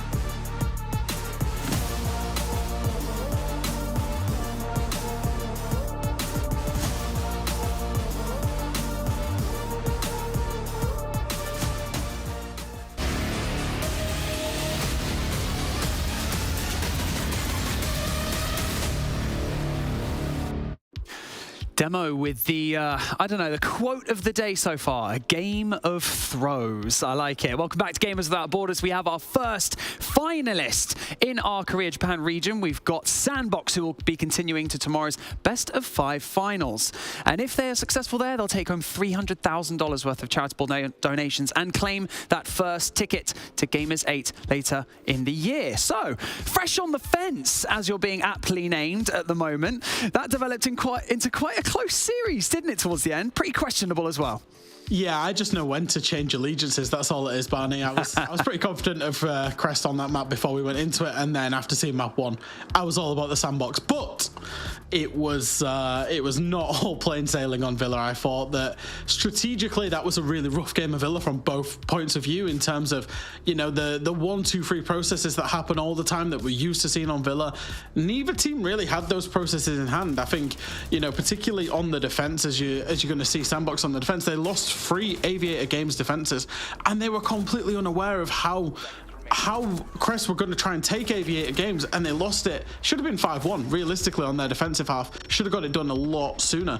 And then once Sandbox got onto the attack as well, it was a very similar story. Strategically, there wasn't that much going on for them, but they were getting carried and carried and carried by individual gun skill and individual just decision making to force their way into sight and to force these plays. Particularly Good Boy on at least one of those trophy rounds where he's just walking in, you know, scot-free, finding a couple of kills and you know, winning the round for his team.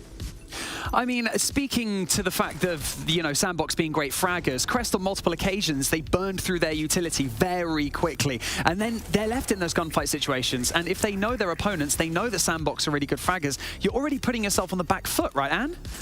Yeah, exactly. I mean, there was a lot of questions around utility in this game, a lot of question marks I had above my head, lots of breaching charges that both teams really seem to love. And then, for example, a round where Crest attack, they attack the kitchen, and they've just used their S charges to open up the wall towards Secret, and then they have no S charges left for the castle barricade, but they do have the breaching charges, and still they decide to push somewhere else. Whereas on the side of Sandboxes, on their attacks, I feel like when they went for these explosive attacks, and like Fresh already mentioned, when they just have a player walking into the side, that was what really worked well for them.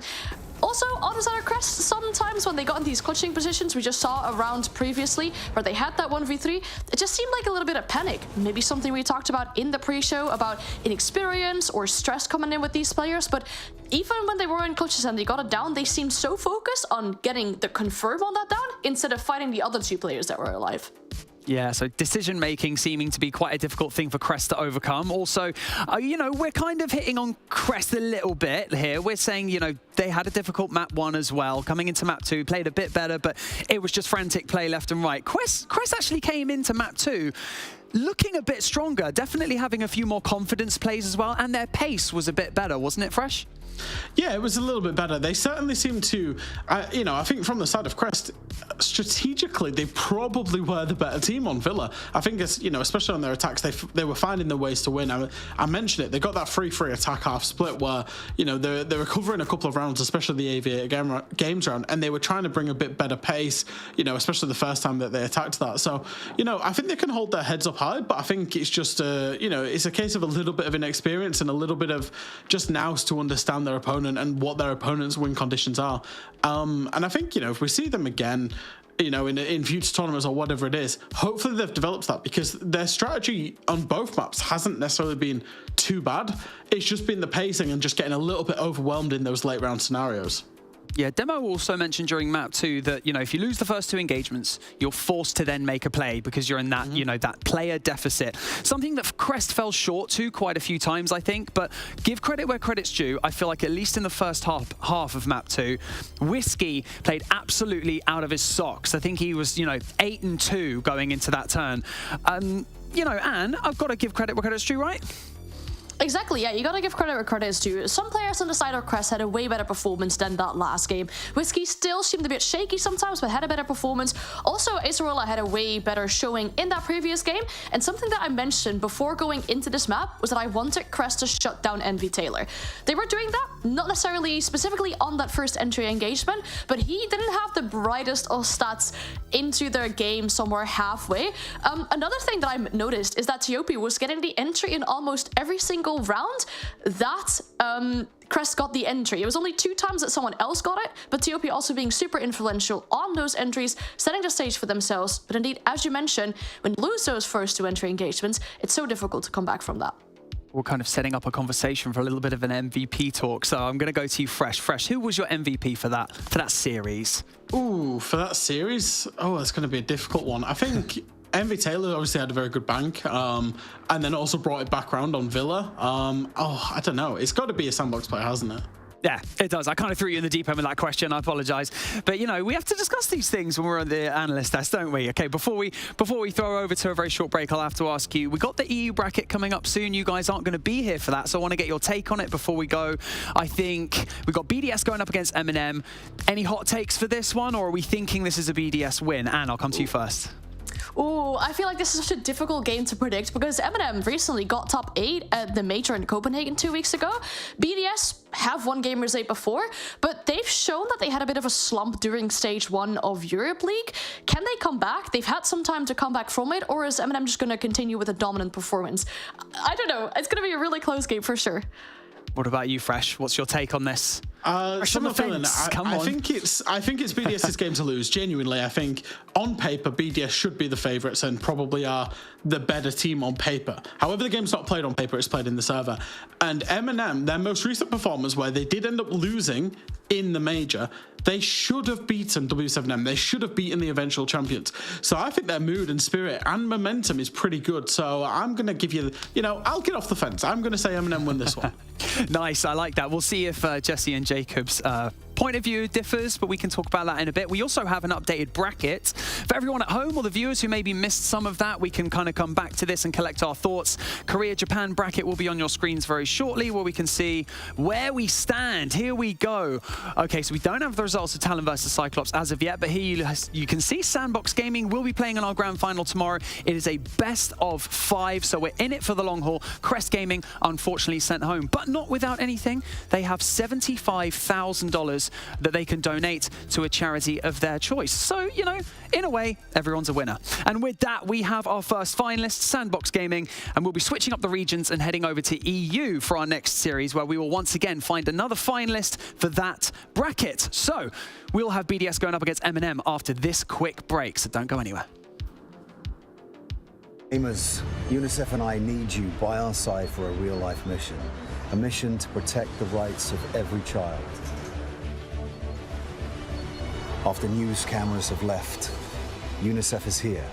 Every day, everywhere, but particularly where it's needed most.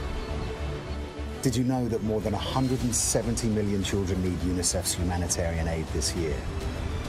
At Gamers Without Borders, many of you have already chosen UNICEF, and I thank you for that.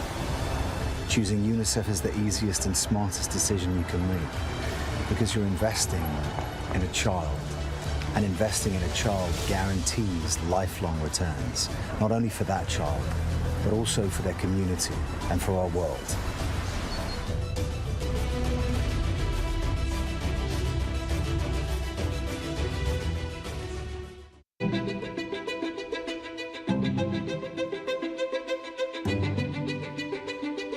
The divisions in the world are stark. Recent years have shown some of the largest natural disasters ever in history. And that really hits hardest the people who had the least to begin with. These people need help. It would be a real tragedy if all these advances in science and health and technology only benefit people in a position to pay for them. There should be no lesser standard if you happen to be poor. These problems can be overcome.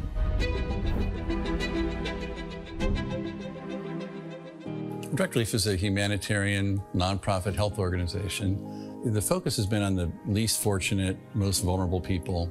On a good day, things are tough for a lot of people in this world and in this country.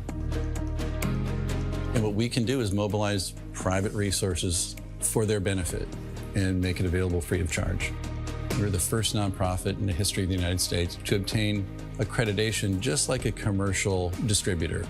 And it's been expanded geographically to every country in the world and every state and territory of the United States. What's now Direct Relief officially was started in 1948 as a private effort of a war immigrant businessman named William Zimden. The basic guiding principles of a war immigrant businessman really influence what Direct Relief has done ever since. And they begin with just serving the people who need help. We have this great privilege of engaging with people who come in from very different backgrounds, but with the same purpose of trying to just do something good. It doesn't matter if you're typing or talking on the phone or working on the warehouse floor.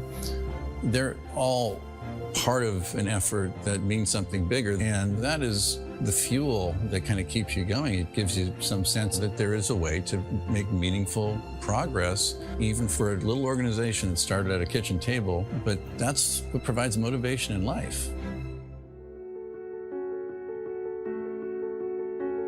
The notion that many people, just by virtue of where they're born, the color of their skin, the country they live in, they're going to get sicker, they're going to stay sicker longer, and they're going to die sooner. That's pretty good motivation.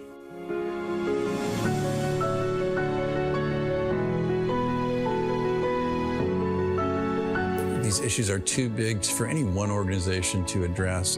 We really work hard to honor these guiding principles, invite people to participate, and we are sure thankful for the thousands of people across the country and world who have become part of Direct Relief by virtue of their participation.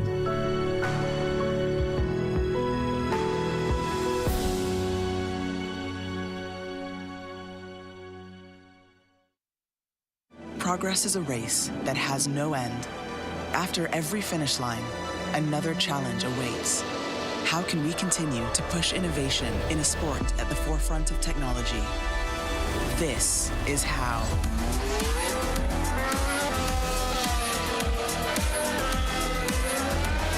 Discover how Aramco and the Aston Martin Formula One team aim to meet Formula One's sustainable fuel targets. Aramco, powered by How.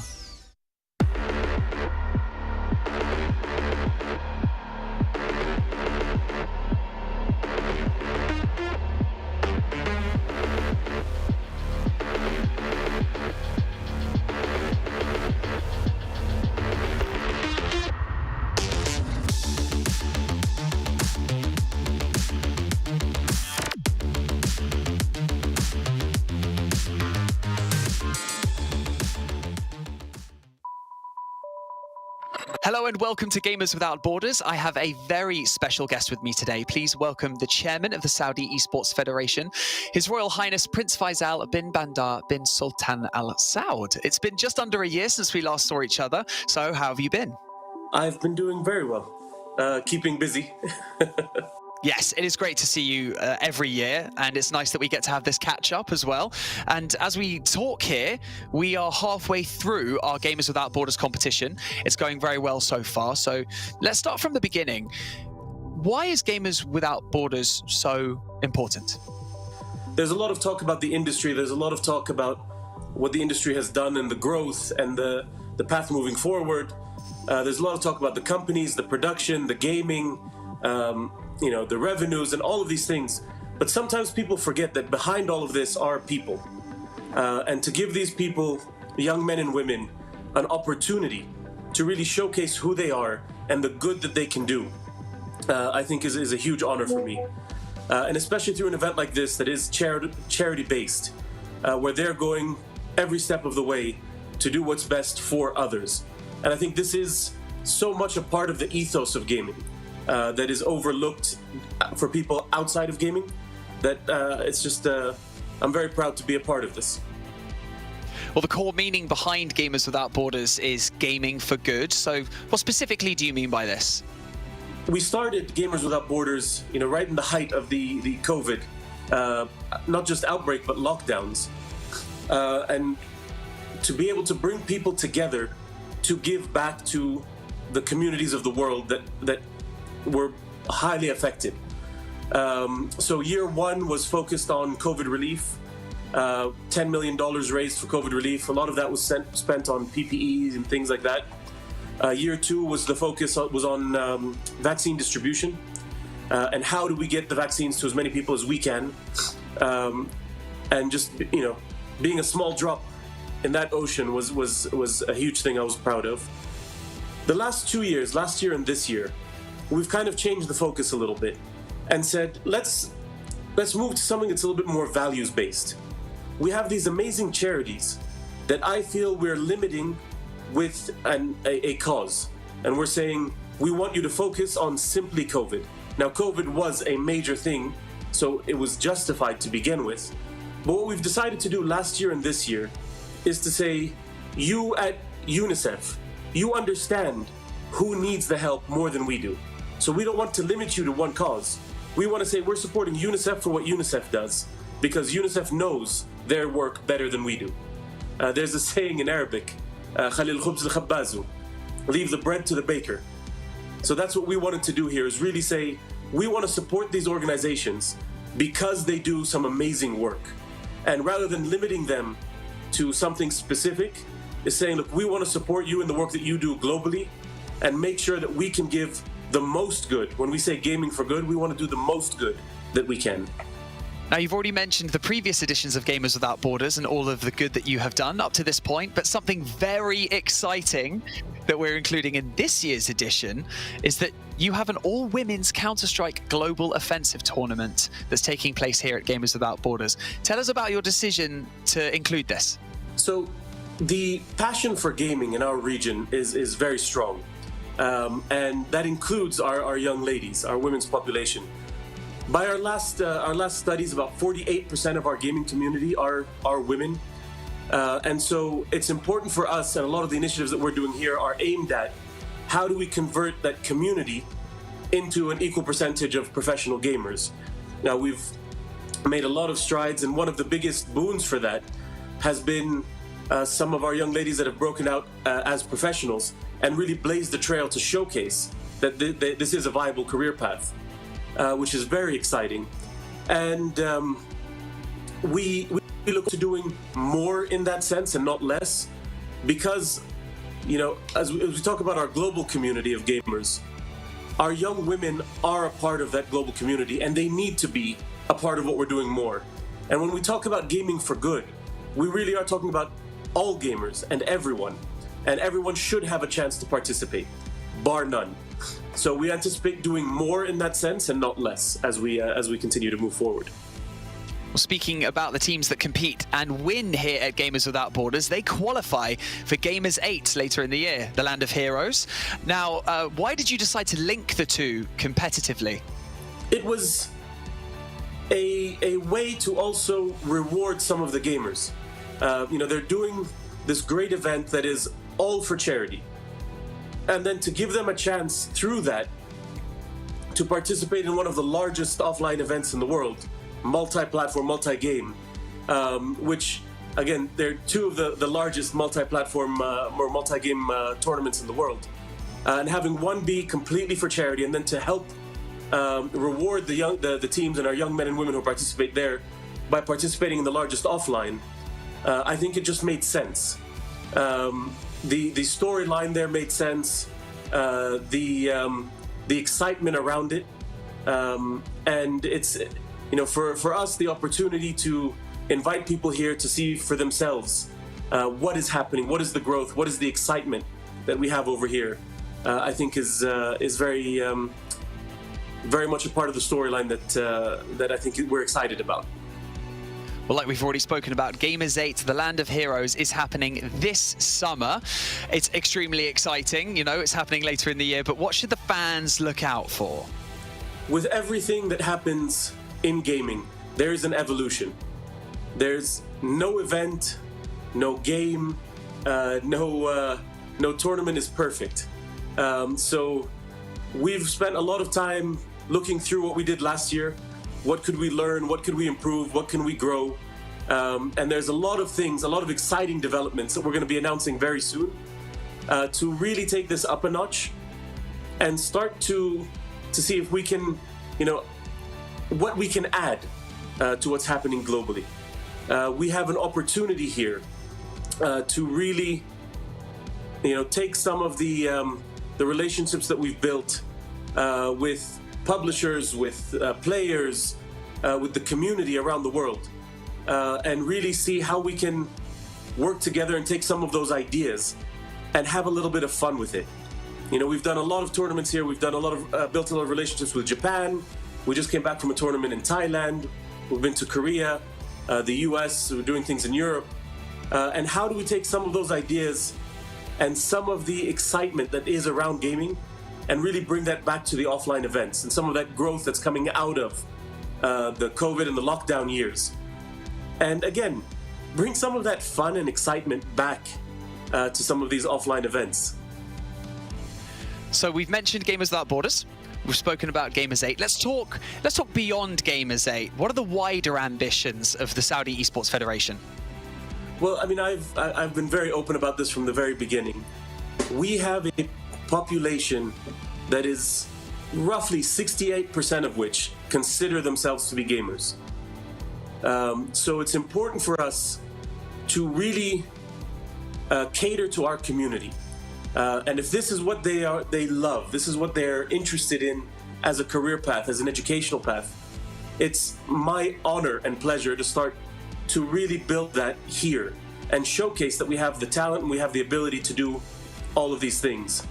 So we are growing year on year in esports, and now there's a focus nationally to really build the industry around it, whether that's the events, whether that's the gaming industry, game creation, education, production, I mean, literally the whole gamut, and really stake our claim as a global hub for gaming and esports, and not just a simple focus on esports. Now, we've seen how much you've done in the world of gaming for years now. How big do you think that gaming and esports can get in Saudi Arabia?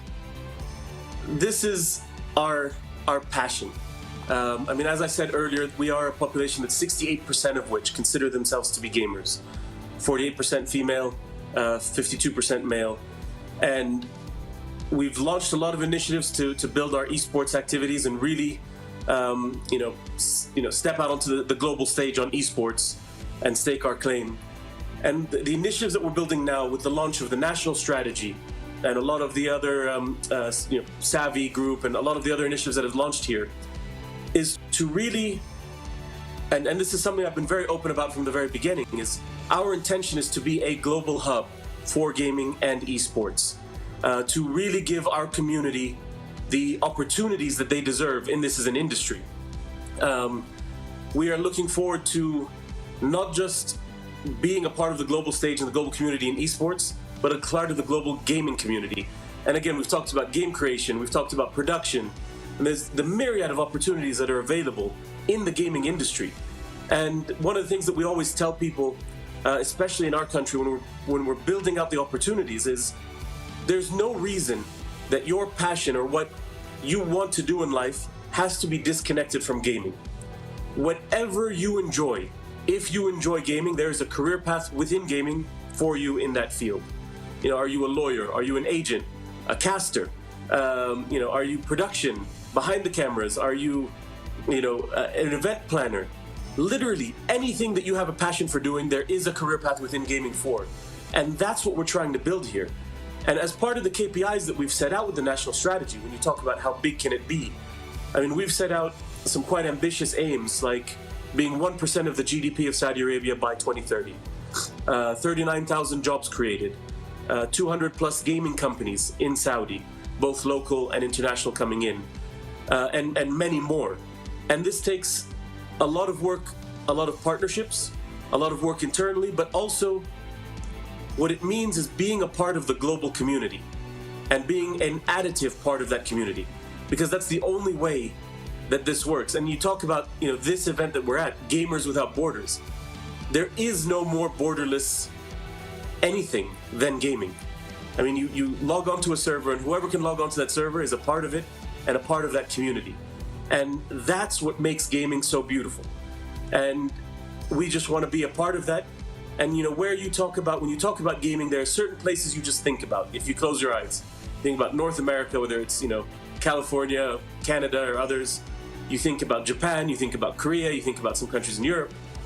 And what we want to be is we want Saudi to be a natural part of that conversation, where when you think about gaming, Saudi is one of those countries that you think about.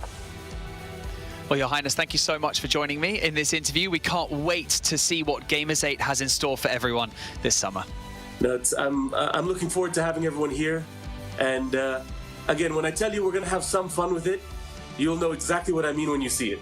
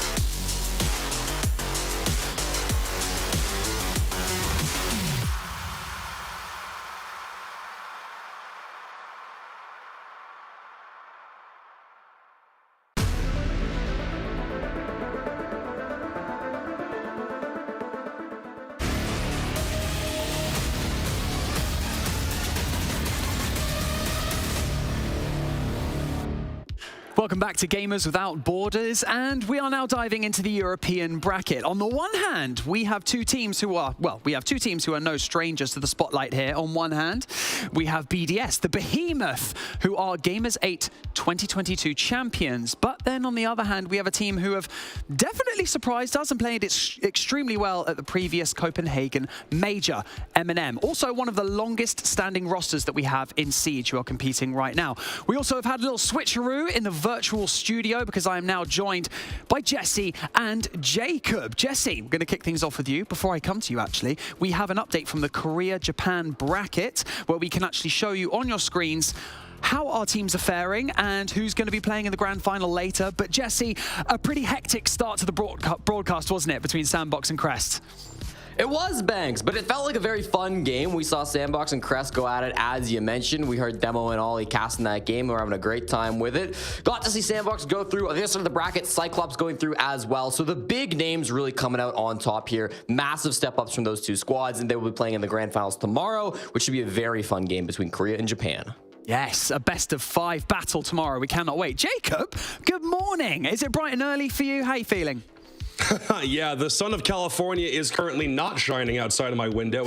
We're still waiting for it to get past the overcast portion. But at least for right now, the morning doesn't matter, the time doesn't matter. It's about time for BDS to re-enter the fray in Rainbow Six because these guys haven't played a game in about a month. They are Gamers 8 champions, like you said, but they don't get the dignity of just being able to pass right through to the main event this time around. They have to fight for their spot, and if they want to go back and have an opportunity to defend that championship, they kind of do it against arguably probably the hottest team in Europe at the minute, and I don't envy them in the slightest. Oh, I like the way you're setting this up. This is good. Right, let's have a quick look at the bracket for EU right now so that we can visualize our competitors before we progress. And also, we're going to see how simple this format is. As you've already seen on your screens, 2 semi-finals, followed by 1 grand final tomorrow, which is a best of 5. Jesse, for you, which of these two matches look particularly spicy? Obviously, we've got BDS going up against M&M, but also that B-Stream match as well.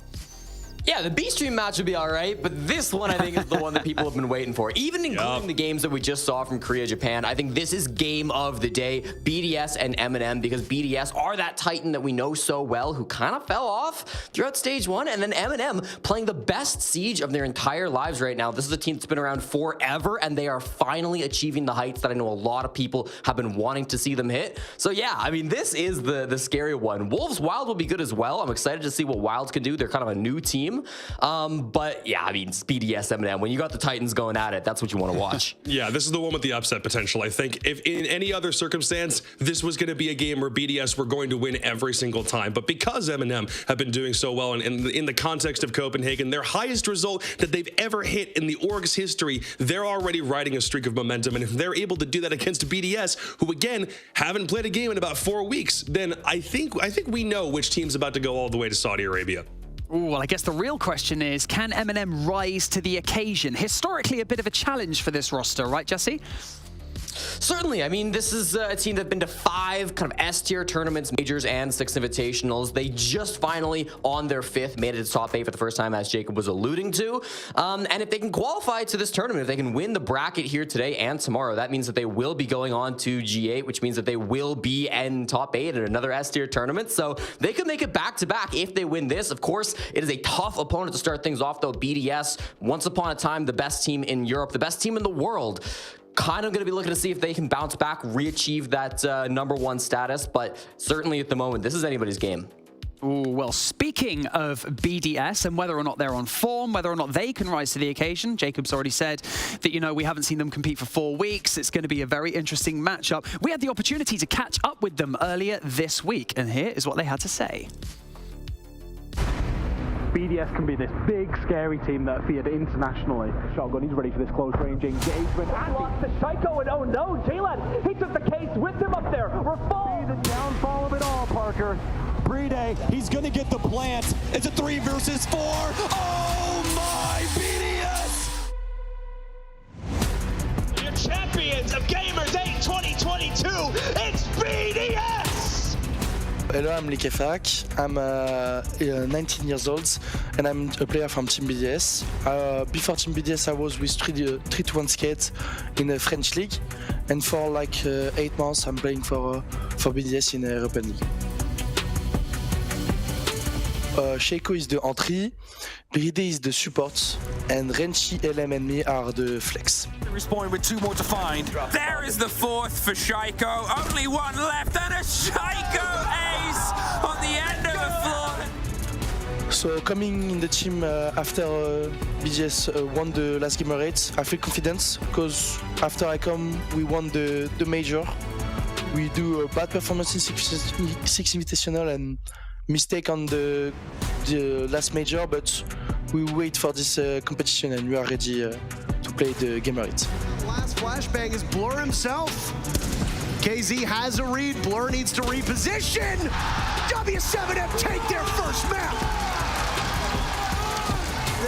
I expect to be really good. It's W7M. They won the last major, so yeah, of course with KZ and the Hertz, like they can be really good, but we know how to play against them, so we are not scared. And I think Falcon can be a really good opponent again, like with the full roster, because in the majors they didn't play with the full roster. With the full roster now, they can be a really good opponent. Your Rainbow Six Siege, Jönköping Major Champions, BDS!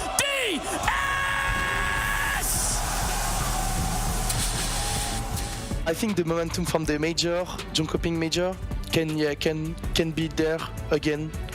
Gamer 8 is a big competition and we wait this competition. So yeah, momentum will be there for sure. Who's this map right here, right now? SMG11 primed and ready. Decides it's time for the shotgun. He's going brawling. Are you kidding me? BDS take Clubhouse. They take the series. So raising money with a good cause with Gamer 8, it feels really nice.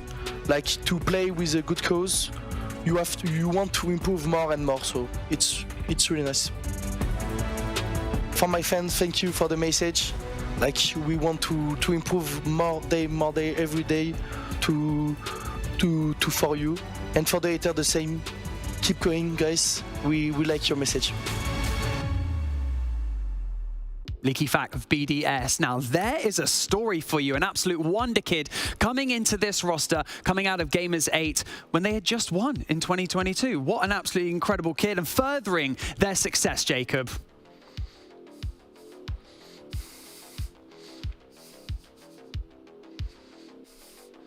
loving that when you have a guy like him who comes into a team and there isn't any previous tier 1 experience. He's able to make an instant impact right away, and it's phenomenal when he's able to do something like that on a big stage like a major. But everything else that BDS has been able to do since then has definitely fallen like far shorter of the mark than we would have expected. I wanted them to go directly to Copenhagen and start making some noise in a very similar way to the way that they did when they were on land back in Jönköping, but they haven't been able to keep up any sort of like relative momentum streak since winning that event. So Jesse, it's almost like if you win a major, suddenly you're cursed. It happens to literally every team. It might even happen with W7M in the future. We'll see.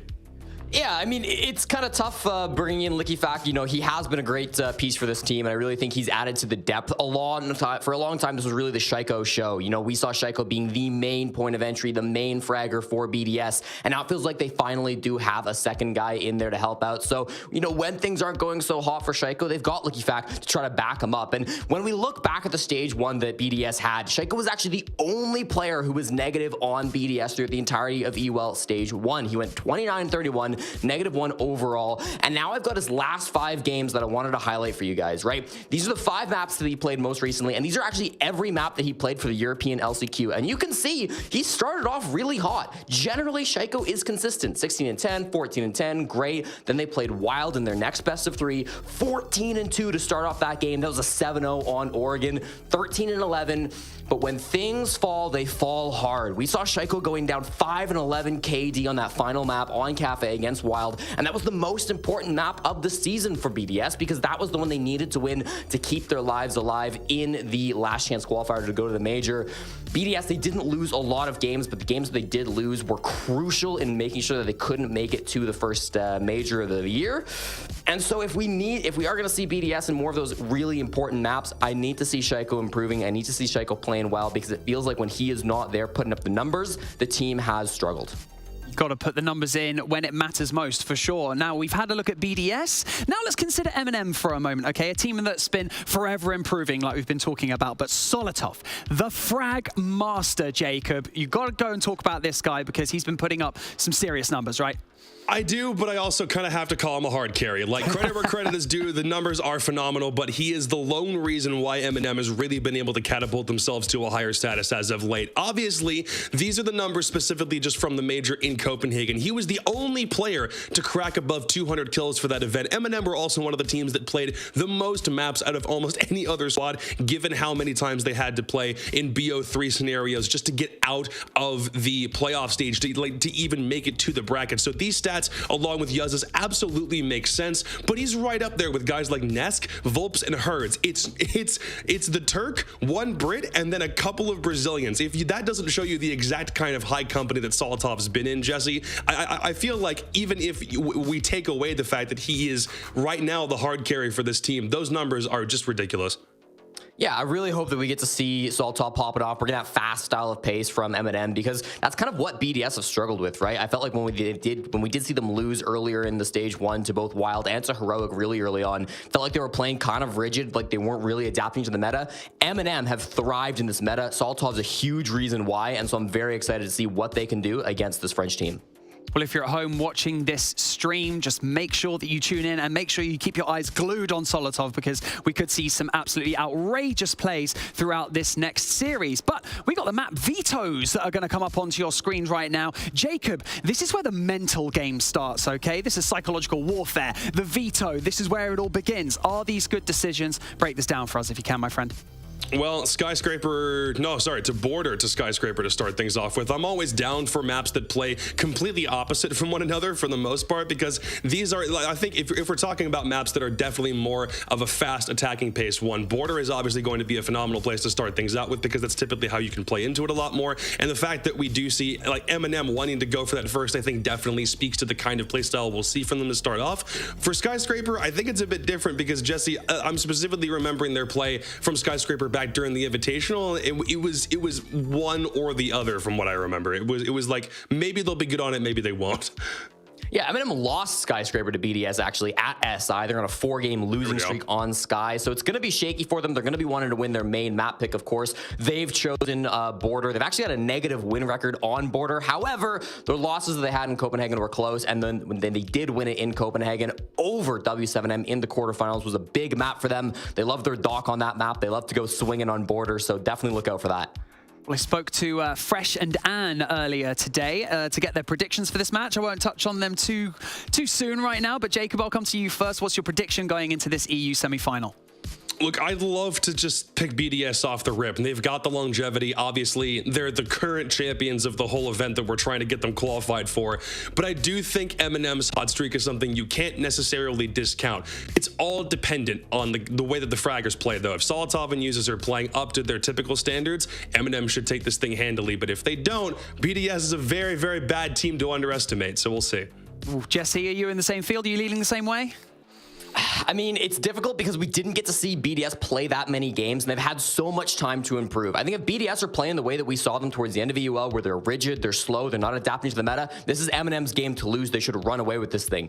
But I got faith that BDS, they got a great coaching staff. They've got amazing minds behind that game. I have faith that they've worked on their game considerably. They're going to be coming in here guns a-blazing. I think BDS will take it. I want to believe it, man. I really, really do. But I think the problem is BDS, they're supposed to be adapting or dying. And what they've done mostly over the past couple of months is just dying. This is a game where they need to be able to work around the changes that the meta is offering. And they haven't done that since they won the Yongshipping Major. Eminem right now feel like they're just a little bit more current. Ooh, okay. Well, I can tell you that Fresh voted for Eminem, let's say, and then Anne of course also said, Anne said BDS. So we're a little bit of a split here in the studio. But we've said that all we need to say over here. Let's head over to Demo and X, who are going to take us into our EU semi-final. Barney, thank you very much indeed. Welcome back, everybody. Demo and myself here to take you through this all-EU battle here. Demo, we have got Eminem and we have got BDS, two cracking teams from Europe. We couldn't have asked for much more for this one. Yeah, I'm happy that we got this one. Out of the two that we potentially could have gotten for the semis, we've definitely got the better one of the draw, because we've got BDS, who have been the most consistent team out of the past 2 years in this region. And they're up against a team which is, at the moment, Europe's best team. Top dogs in Europe. Eminem. Feels good to say. These two teams have faced off against each other multiple times in the past 7, to be exact. Eminem currently edging that out 4 wins to 3. Obviously, that goes right back to the inception, back to 2019. So on a historical timeline, they've waged war quite frequently. However, recently, they didn't play each other inside of EUL, of course, because they were on separate groups. So the last time that they played was actually at Invite 23, BDS getting a 2-1 win over the Marshmallows. Border was played there. That was an elimination, wasn't it? Eminem won in the series. That was to knock Eminem out of that competition. It was. After their horrendous, I don't know, fantastic first 4 days for Eminem, and then the next 2 were just, no. Yeah, flawless in groups is great, but then when you 8-7, 8-7, lost the oxygen. Yeah, you've got to make it work. So let's see what we get coming on into Border now. Bans locked in. Dokkaebi, Iana, Azami, and Mirror. You can breathe a sigh of relief at this point, Demo, because normality has resumed. Normality? When is Siege ever normal? I mean, it's more normal in Europe than it is in Japan and Korea. Look, after the last game, I just want this to be just a game that a feast for the eyes. That's all I want. I think it will be, though, won't it? I hope so.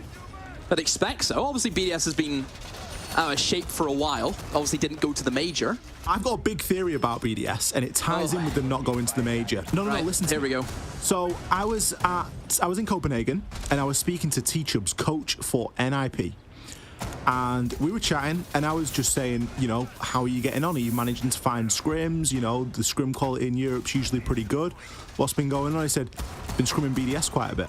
10 seconds left. So, obviously, all the teams come from all over the world to Europe, and then the European teams that aren't at the major still get the benefit by being able to scrim teams from all over the world. So BDS have essentially had the run of their teeth over this last 2 or 3 weeks. of scrim partners from all corners of the globe. And with this being the only competition in their sights currently, they've got no excuses, Demo. I'm expecting to see a terrifying BDS today. However, they're playing a European matchup. This is not as if it's international. They're up against a team that they should know. So I think no matter, you know, who they've been scrimming, whatever it is, both these teams have played each other so many times. Well, is this like their 8th or 9th time going up against each other? 7th time. 8th time. 8th time, yeah. So they've played plenty of times. They know each other oh so well. And the thing is about these two teams don't really make changes. In the past, year, there's been, one change on each team? That's been it. Attackers have dropped the bomb diffuser. Yeah, it's not been long. I think Jacob said in the pre-desk that M&M were like one of the longest standing, or the longest standing team currently. I think they're certainly up there. Absolutely. Tyrant going to kick things off here with a nice kill onto Renshiro. That Lion Scan being brought, of course, instead of the Dokkaebi, as Dokkaebi has been banned. But Tyrant, he's going to get felled from goodness knows where. Feet holes. They made feet holes in security, and then they used the doorway just to prone inside a cubby and kill him. A fluffed nade from below from Nath as well. Look at this. This is my kind of plant. This is the staple. However, I think we're probably missing, you know, some kind of sound cover. This is where the Yings need to go in. Actually going to bait out the C4. That's the C4 gone underneath. There is still the warden that they have to go through, but Nello doesn't really have as much HP as what he would like to almost tank that. There goes the warden. C4 is gone. This should be the plant, but Solotov has to ult to do the sprint across. Now it's Nello in 1v2. There's no shot he can win this here. Yeah, he gets caught out. M&M just didn't have enough cover. They lost the player on the window, on Vent's window. That was the key position, Ollie. Unfortunate there from M&M. Nath was trying his best from below. You look at what was left in pocket there as well. There was still a couple of smoke grenades knocking around. Now, it wouldn't have necessarily been the difference, but would have been nice to see the full plan there come through. I felt like it was maybe a bit of a rushed attempt there from M&M to get that execute off. It's one that every team almost has their own little way of doing things with some small, minute details as to how they're going to deal with the C4 from below. Are they going to pressure in onto sandwich window, for example? There's tons of different permutations for doing that take. M&M unsuccessful in the initial round. They're going to have a chance now down at Ventilation and Workshop. They will. They will indeed, BDS. They'll be happy with that first round, even though Diffuser went down. As long as they get the round win, that's all that matters. One thing that has to be said about M&M is, you know, right from the get-go, it's their style of Siege. You know, they're not changing anything. This is what we come to expect. I think BDS, pretty aggressive. You know, actively looking to take the fights from below. I believe that they actually sent someone downstairs from the get-go to try and, like, challenge the players with C4s, and you could see that BDS, they were all ganging up on the single player. I think little small, you know, kills that happen here or there for BDS is something that is always going to benefit them. Like, for example, I think it was whoever jumped in security, I forget who it was that died, but, you know, little cheeky picks like that, that's, you know, very essence of BDS, where they'll find these little kills that have such a massive impact, even though you wouldn't think it, but they do. You know, losing a Lion in an almost rush attack, yeah, massive. BDS are cracking at cleaning up those sort of messy players that are here, there, and everywhere. They have a great knack, like you say, for finding those couple of key picks. And it's in part due to the way that they play. You know, they've got Shaiko, they've got Leaky Fact. Both of them are going to be playing out there on that roam, enabled by the utility around them. And knowing that they've got players left that can be relied upon. Tyrant this time going to be on the sledge. It was Nathan round number 1. Going to be trying to get some nade action going. Solotov just checking out there inside a CCTV. Gonna hop himself on in now. Another Lion Scan here to cover any sort of push that might need to be made. Tyrant has heard the player just got. That's a hacked drone right there. There's going to be a bit of droneception coming in here. Another drone captured. Tyrant playing incredibly patiently here. I think he knows that there's 2 players inside of there. Picks the first onto Shaiko and just dips himself out for the time being. Keeps his life and keeps himself safe. Great entry kill there. Lack of info from BDS. Have no idea that someone is so close inside of customs. There's Solotov. He finds his entry, doing what he does best, and that is just killing. You know, what a performance, has to be said, from Solotov at the major. Massive player for them. And he's continuing that streak. Nello gets in the action. That's a 5v2. A minute 10 to go. There's Bride. Can never count out to find a kill here or there, Ollie, and this is what BDS are really good at. Even though things look tough, you still would fancy them to have a good go at maybe retaking this. They've got a lot of time on the hands. Nello's going to start to try and get the plant down. Bride is going to be above. Alems shuts that down. No option for a trade. 3 versus 2, and still top floor control firmly in the hands of BDS. They don't need to worry because they've got access to all these lines of sight into sight. Usus is now taking a ton of damage as he looks to try and challenge on, and Nade does go up, but it isn't going to be successful. Usus ideally needs to win this engagement along with Tyrant, but it's a horrible angle to challenge onto. Tyrant now, he didn't pick up the kit, Demo. This is a mess. Usus eventually shuts the Lems down from above, but Bride can just fill the gap. Why has this player not been pushed so far? God only knows. The plant will go down. Nath, eventually. I'm going to have a word with him. Like, what's he doing? The fact that that door isn't open. He's selling his team down the river like Moses in a basket. How much do you think he got for him? Who's paid this man? What, a claim of a paid actor? Honestly. Like Solotov's sitting there getting rinsed from above. Shouldn't have taken that long. Should not have been that bad. Like, Nello Diffuse went down. Like, Usus is trying to, like, jump through the window and he's getting shot at from above and Nathan just standing there. Your bombs from being defused by attackers. Oh. Goodness me. Goodness me. Maybe we are back in Japan, Korea. Honestly. Maybe we did just... Do you know what's the biggest issue? The biggest issue that I have with MM is that they're a team that I do not trust. They're a team that I do not trust. Example of why? They're the only team in the world that no matter what position they're in, they will lose it. Because they've done it. Any way you can lose a round, M&M have lost it. Is that not facts?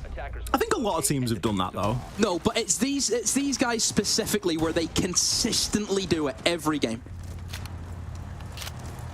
I've never seen a team that whenever you look at M&M, when do you ever see M&M go in and have an easy 7-0? But that's why they're entertaining to watch, because you know it's not going to be a straightforward game. Yes, sure, from our perspective. For the viewers, it's fantastic, Demo. That's great for the viewers. There's that emotional roller coaster. But for me, I hate it, because I just don't trust the team. They can be in a 5v1, they can win it. Keeps you young. I don't want that. I don't want that. I just want to win. Just win. Potential wall going to get opened here. Solotov knows that there's a player there. Does just get a quick glimpse over onto Shaiko. Shaiko not wanting to give himself away so easily.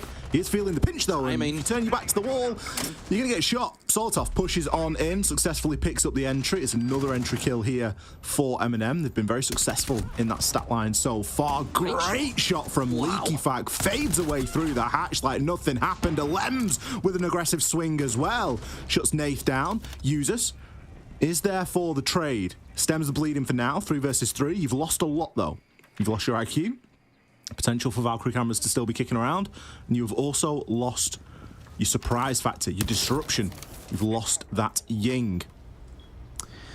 All players from BDS have retreated. I think they're happy to at least recover that round. That's what we mentioned before, Ollie, is that they're good at just getting these kills and then they're gone. And they've done that. They've hit them where it hurts. Like you mentioned before, the Ying, yeah, massive operator to eliminate. For M&M, it's a little bit different because I think they're going to have more opportunities now, like actual vertical play, which they didn't really before. You know, Nathan, for example, just kind of sat outside. They weren't actually interested in taking Armory. They just wanted to execute by holding above, but not really like, holding it, but not with inside Armory, holding it outside of Armory, which does the same job essentially. So they can go for a more vertical approach, which will give them more stability. But BDS playing it very smartly, not looking to dump a lot of people in the bomb site. They're ready for the retake. I wouldn't be surprised if we start seeing players push up metal here. I would not be surprised. Here we go. Or maybe not. Okay, it's a custom party. Benji certainly thought about it for a moment, especially as Tyrant gets in and starts to do some work from above. M&M recognizing that the vertical was where they really struggled last round, so they're making sure that that isn't a problem now. But you've got to remember, you're opening all these holes with 20 seconds left. the defenders, they can just vacate the site. They can get themselves out of dodge and potentially sneak back around and use that against you. Capcan's going to be the end of Nello, as the diffuser now will be recovered. Tyrant left to try and get it down. Usus, he can only look in one direction, but it's the right one. Picks one, finds the second. Look at him go. Picks up all three.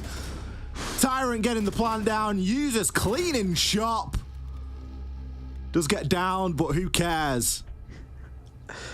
Oh, he's so good, isn't he? Mr. Consistent, as always.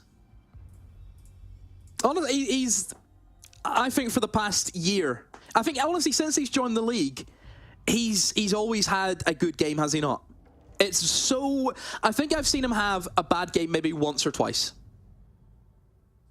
Every other time, Ollie, you know what you're going to get. The thing is, you know what you're going to get with a lot of M&M, to be honest with you. A lot of them are very consistent. I think Tyrant has his spells. Tyrant has his spells.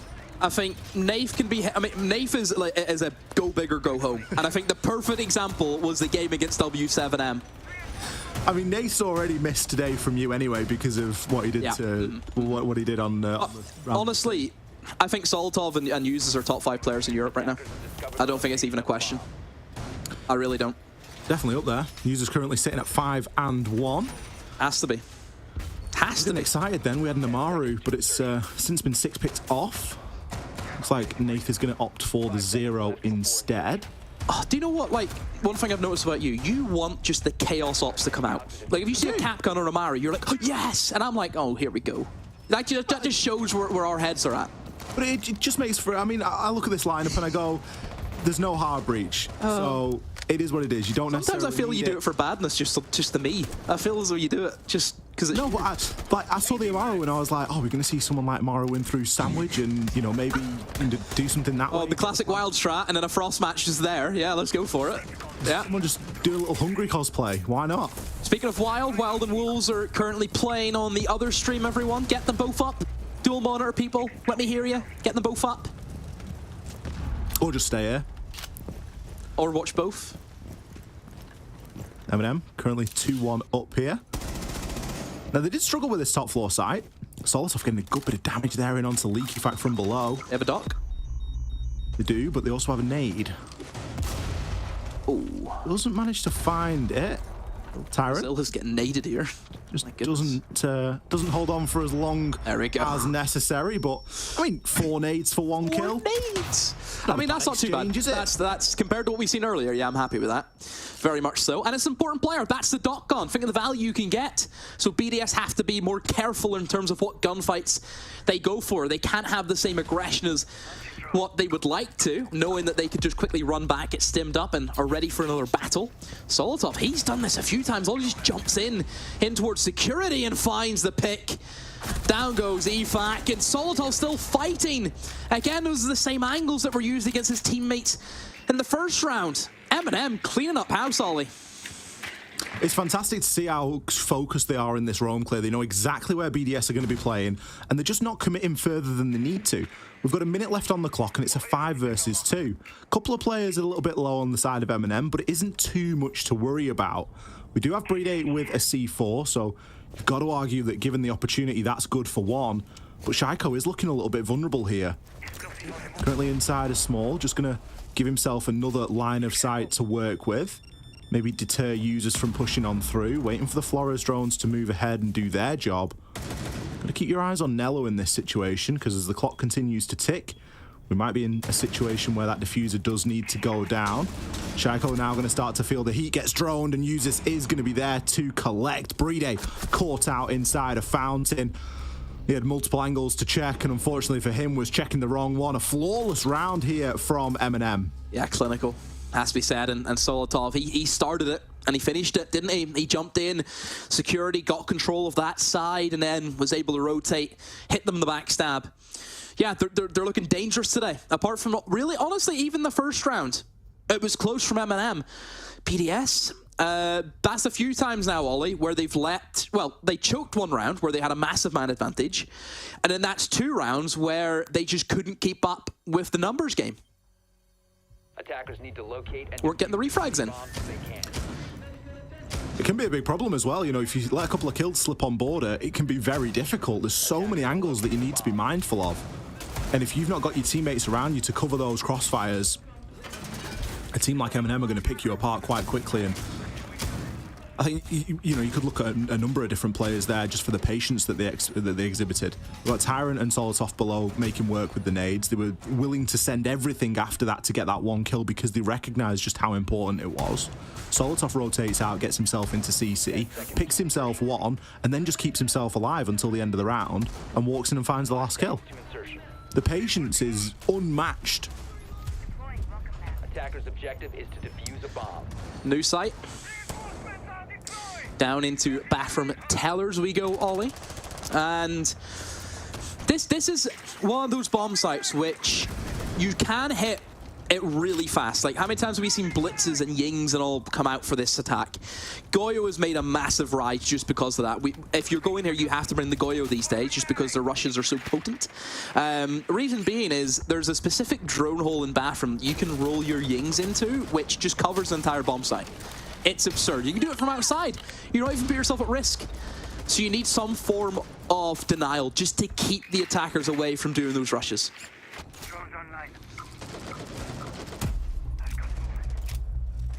M&M are doing a really good job of using this lion scan to cover things that are going on elsewhere in the map. Doing a good job with the DMR. The entry there. I've seen a couple of times now.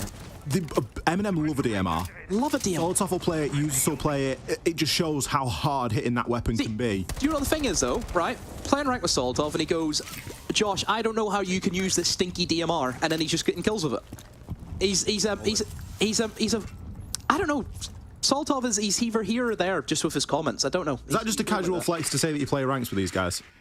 Excuse me, I knew them whenever nobody knew them. I think I can have that, you know, allegiance. I don't see them as M&M. I just see them as people who troll my elo. It's different. We're going to see the Rotero drones put to good work now and opening up some of these castle barricades. Nello put himself in above. Maybe just waiting for a little bit of support here.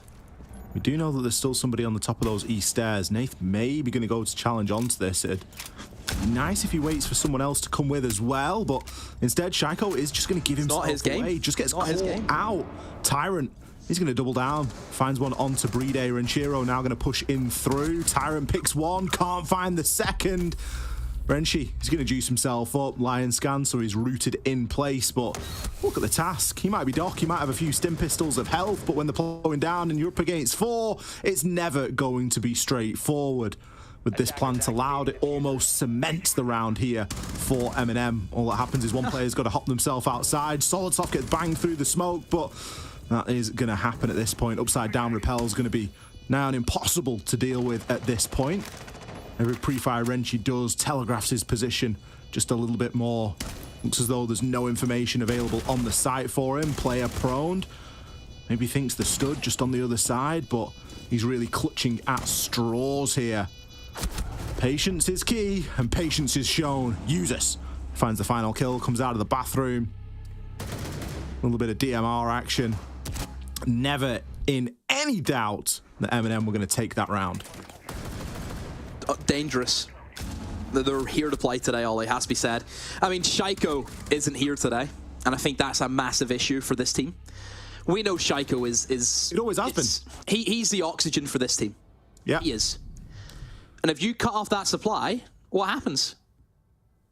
It has always been the BDS way, and it's not to say that no one on the side of BDS can frag out. We know that they can.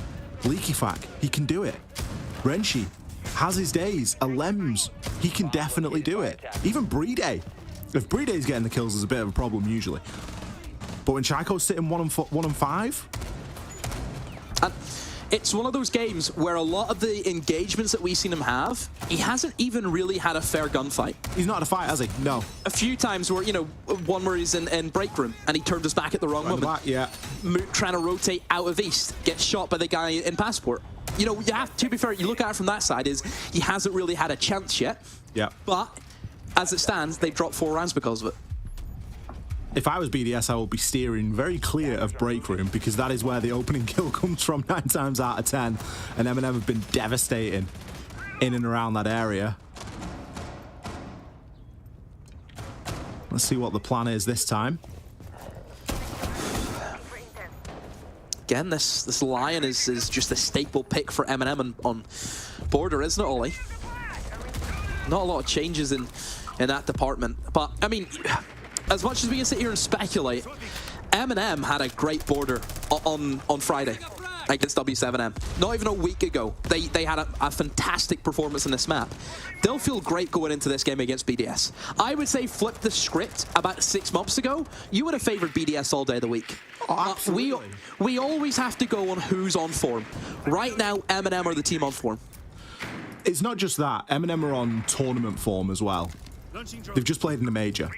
That's a They are the team that gave W7M the hardest game, and they won the whole thing with ease. That's a different level of form to sat at home with the run of your teeth and who you want to scrim. Scrimming form's great, but these guys are in major form at the moment, and it is showing. Leaky Fac feeling the pressure. Nello actually going to chase after that. A couple of pings coming out from the Lion scam, but only health has been removed. Shaiko this time opens up with a kill onto Tyrant. Gets himself in the action. No immediate trade, although Nello is in passport. Shaiko. They should know about him. You'd hope so. Minute 20. They've definitely redirected all of the defenders into where they want them to be, which is just downstairs, not upstairs, causing issues. So they should be in a good position to get that sledgehammer working. But Solotov is just waiting for the confirmation, waiting for the drones to come in. And he will continue with the verticality. Now if you're M&M, you've lost a player, but you've got what you wanted. You've got the upstairs control. Solotov gets a kill back using the verticality, which we've mentioned before. And right now, if you look at the position of BDS, there's 2 players locked in bathroom only, and they can't really go anywhere. Yeah, M&M are still doing a good job of funneling these players. We've got Solotov working above here. Usus, he doesn't miss. Picks himself up one. Couple of kills come back, though. This could be time for BDS. 34 seconds left. Nello in a great position to cut these players off, but being the one holding the diffuser, he actually needs to make that rotation. Usus instead going to try and hold up onto the top rafters. Some great information exchanged here. And Nello somehow managed to get the plant down on a soft wall. Bride now going to look to try and make his way in as Usus. He's going to pick a fight with Alems. Nello finds Bride, and this is going to be a fantastic clutch here if M&M pull it off. Nello gives the game away, and it's all left to Usus. He knows information. He knows where Alems was last seen, and Alems is only one shot. Usus crouch walking his way through. He was wandering, Demo. He was just looking to see what he could find by chance. Honestly, the positioning of this guy is incredible. That pick, this pick right here, incredible game sense. Incredible. Knowing that your team got mangled upstairs by a retake, knowing that at least one's going to linger somewhere, brilliant, brilliant, has to be said. That's what can you say? What can you say? It was nearly an M&M classic, honestly. When Nello died, then I thought, that's it. I don't know why Nello peaked. Yeah. No idea. I mean, you got the info for Usus. Usus is 10-1. I'm telling you, like, Jacob can sit there and highlight Solotov, but I'm telling you, he's the real McCoy. It's Solo Solotov. It's the way he is. Yeah. Usus is just, he does everything. He does. He is your classic, just midfielder. He does everything on the pitch. Builder. It's the way he is.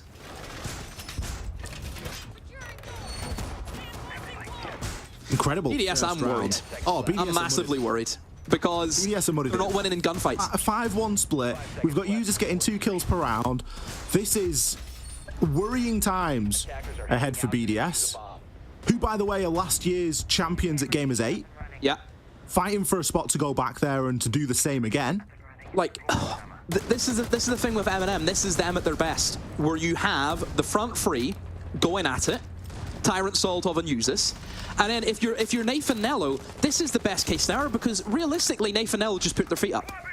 Well, they can't put that's where they're happy. Yeah, they've just not got to make any serious errors, and haven't had to do anything. The game's going to be fine. Nello's got the plan down a few times. Nate's got a couple of kills. That's it. If that's all they need to do, they're doing well. If your whole objective is you're here to plant, you know, there's people doing other things that, yeah, that's the way I look at it. It's It's a joy to watch. Joy to watch this team right now. People have won world championships on less demo. Leaky fact. That is a fact. Gonna try for this up nade here. Not sure if he has active info. The ping does looks a little bit old. Shaiko again, that entry death. Users takes a chunk of damage, but it isn't going to be enough to deter him. And, well, Solotov is there to pump him back up. A lot of focusing around this break room door. The same level of focus that really M&M paid to it, but on the flip side, on the defense, M&M are taking a slightly different approach. They've got some Aruna gates here. They're doing a surprisingly good job at holding down break room security whenever Azami's banned. You know, Azami and security is untouchable, and the fact that they're still able to hold it here, wow, it's impressive. Look at this shield that looks in towards east. However, a double pinch comes in, one comes up the stairs. Renshiro does slip past. Nobody's watching that rotate. That's a bit of an issue. Whoever it is, I think, is it Nello in sight? Maybe should have been holding that for him, but that's it. Slip. Tyrant goes down. Minute 10, Uses is there with the DMR. Good refrag though from EFAC. And now we're in a 3 versus 3 ollie. Stabilized for BDS, I think, is maybe the key word here. They've managed to gain a little bit of ground and haven't given too much away in the process. They've still got ability to get themselves into sight. They've still got a couple of hard breach gadgets available if they need. Look where Diffuser is. All the way over there. Is in the hands of Leaky Fact, but he's had to go and recover it. Solotov is going to shut Renshiro down, and this is really the danger zone. Leaky Fact feels like he's being spotted as well. He needs to rotate to them. He needs to rotate to his team. He has Diffuser. What are they going for, Ollie? Pretty's on Sandwich Repel. There's not a lot of team left, Demo, as the players continue to get cut down. Nate picks up the final 2. Leaky Fact, you can't just walk in through beepers and expect to repel in through Sandwich to work, unfortunately. What were they? It isn't. M&M. Map point. So early on inside a border. Strap yourselves in, because we all know how things sometimes go for M&M. But I don't believe that today is that day. Oh boy, what do you say? This is just the momentum. There is no 2, I think. Oh, I think that Leaky Fact maybe asked for a timeout, but I'm not sure if he asked too late or not. Oh. Well, we did have timeouts earlier. We did have timeouts in the first game, so timeouts are definitely a thing. So we'll see if we get an admin decision on this. They should have. I mean, if they've called for it, they should definitely have it now. I don't know what the ruling is as to what second you've got to call it by in the pick phase. You can't call it right at the end and expect it to come through, but it was there when we came back off the replays, but then we came back at like 5 seconds. I'm not sure where it was, but we'll get a decision made on that, and potentially we'll get the VR team in, see what the checks are like. Just want to blow a whistle. The thing is for BDS is I just feel as though, like, you know the way we usually say, oh, it's okay, they can bounce back into the second map, third map, it's not over yet. See, whenever there's this kind of performance coming out of the first map, there's no way you can see them winning like another map. It almost doesn't matter. It's different if it's close. Yeah. It's different if it's close. But the fact that this is just such a dominating performance, this is a quick 2-0. You know the way we see quick 2-0s where it's just so one-sided? This is what it feels like. I've got it down that Skyscraper is a very low preference map for BDS, and it isn't a map that they're very good at. I mean, I remember BDS were like a very poor Skyscraper team. I remember whenever they played against G2 back in Stage 3, and it was horrendous. I've also got it down that it's quite a good map for M&M, and they've got quite a good preference for it. So we will see. It looks as though we're rapidly approaching, as a couple of kills have already flown in. Nath has fallen. Renshi and Alem's both gone out of action as well. A Frost being employed this time just to further add pain and suffering, along with a Capcan. You can already see what that's doing to Shaiko, just forcing him to make sure everything's double and triple checked. Brede, surely you're not just going to go for a bit of a hop in here. The Candela's being sent through would indicate that that's on the cards. Vertical control is here and available, and Leaky Fact, that silent step active, is not going to be heard. Takes Nello down. Still one player above. It's going to be Tyrant, and Oh, almost gets finished off by Shaiko. Almost gets them through the wall. They know where he is. He's stuck in Fountain now. Shaiko, just take your swing, mate. Just take your kill, because it is waiting for you, Tyrant. He's playing it well, though. He's wasting more time. BDS a little bit fickle, Ollie, to really go for the push. Yeah, BDS look a little bit timid here, but I guess you would be, aren't you? You know, you're going up against already map point. Tyrant going to swing through, find himself one, get finished off. Usus, he's had a cracker so far, 11-2. Can he finish this? Gets the glimpse, but isn't able to land the shot. Knows that there's one above and is gifted. Maybe finds the second. No, the Capcan, nay! You said he had an easy game demo. You said he had to put his feet up. All he had to do was place the Capcan, and Usus is going to do the rest. A 7-1 victory here for M&M on our first map of the series. What a performance. I had no clue it was going to be that convincing. Dismantled. Dismantled. When was the last time you've seen BDS get beat that hard?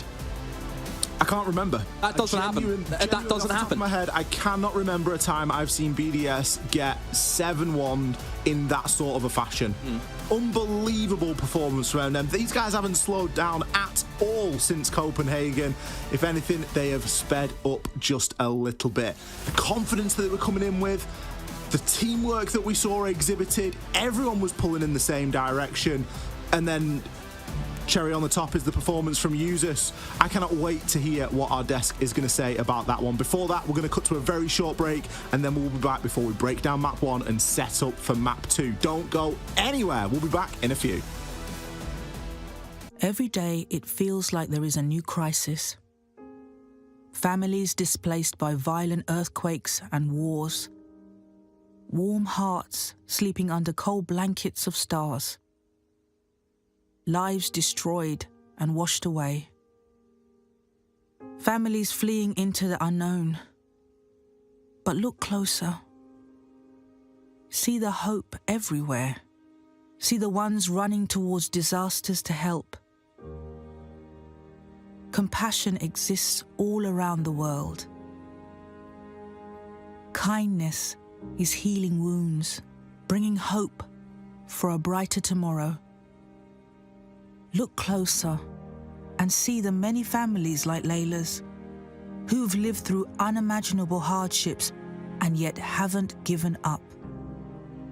Please don't give up on those forced to flee. Donate now.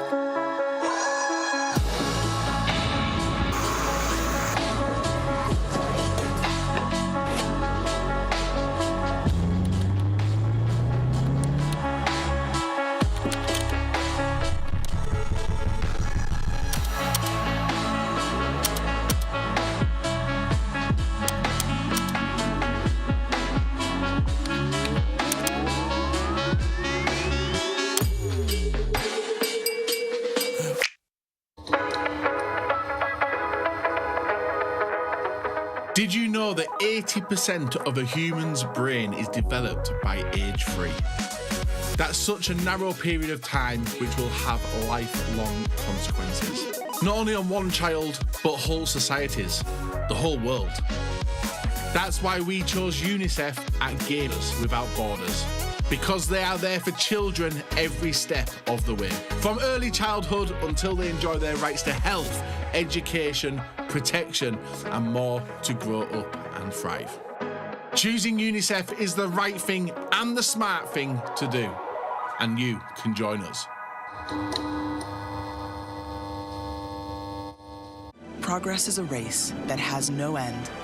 After every finish line, another challenge awaits. How can we continue to push innovation in a sport at the forefront of technology? This is how.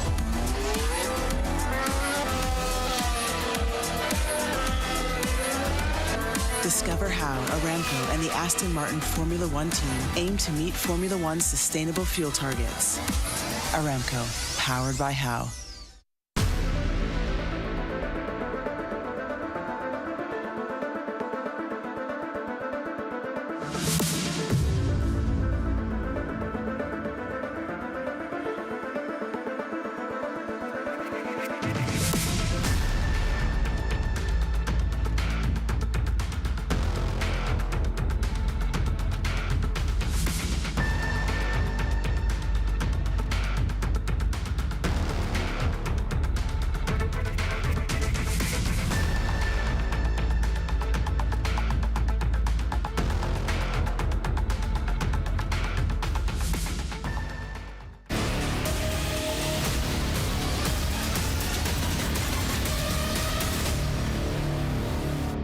Welcome back to Gamers Without Borders. One map down in our EU semi-final, and M&M have taken an early lead. Jesse, we spoke about him earlier, Solotov. He's doing a lot, but who's doing the most? Usus. I mean, wow.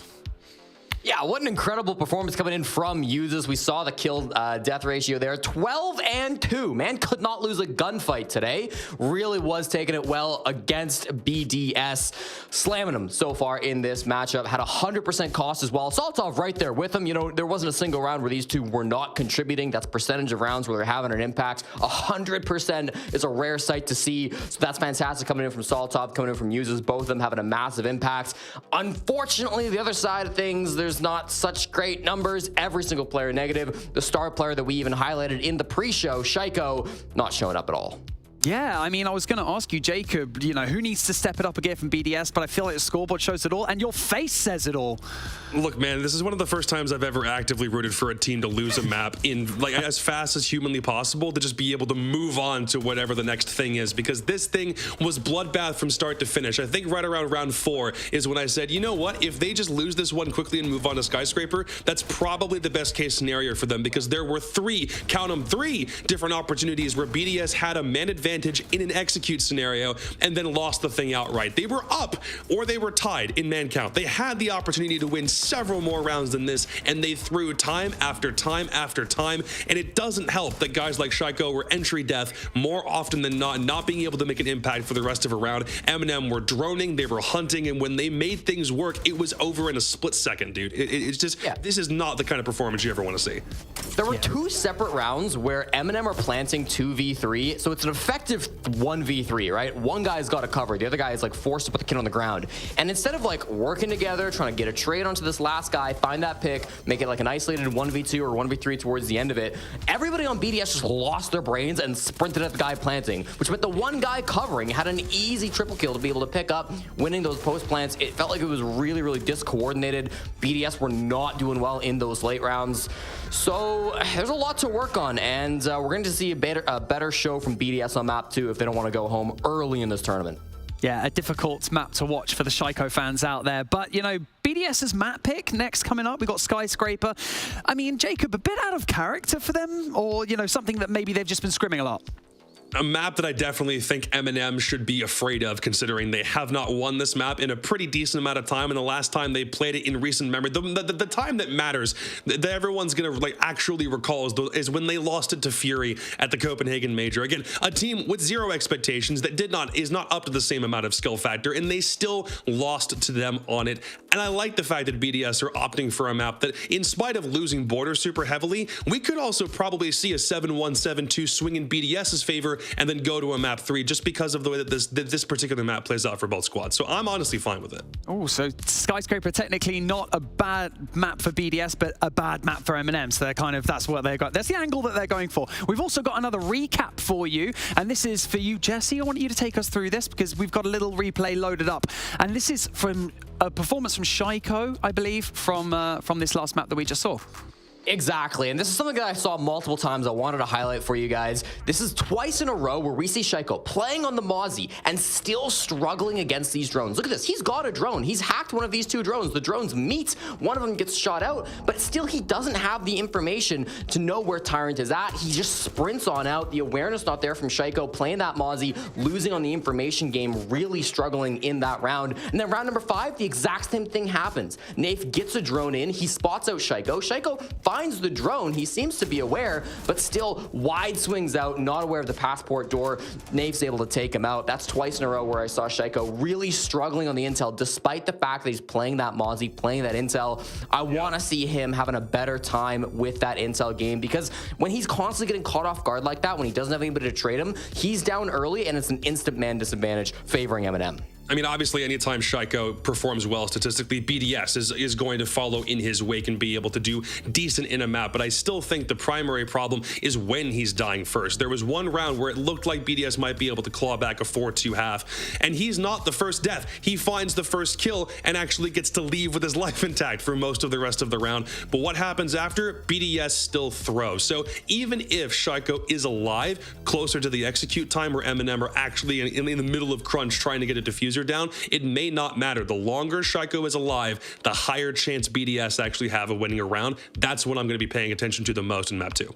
Oh, I like that. When your top fraggers aren't performing, it has a significant impact. We can see it from both of these teams, let's say.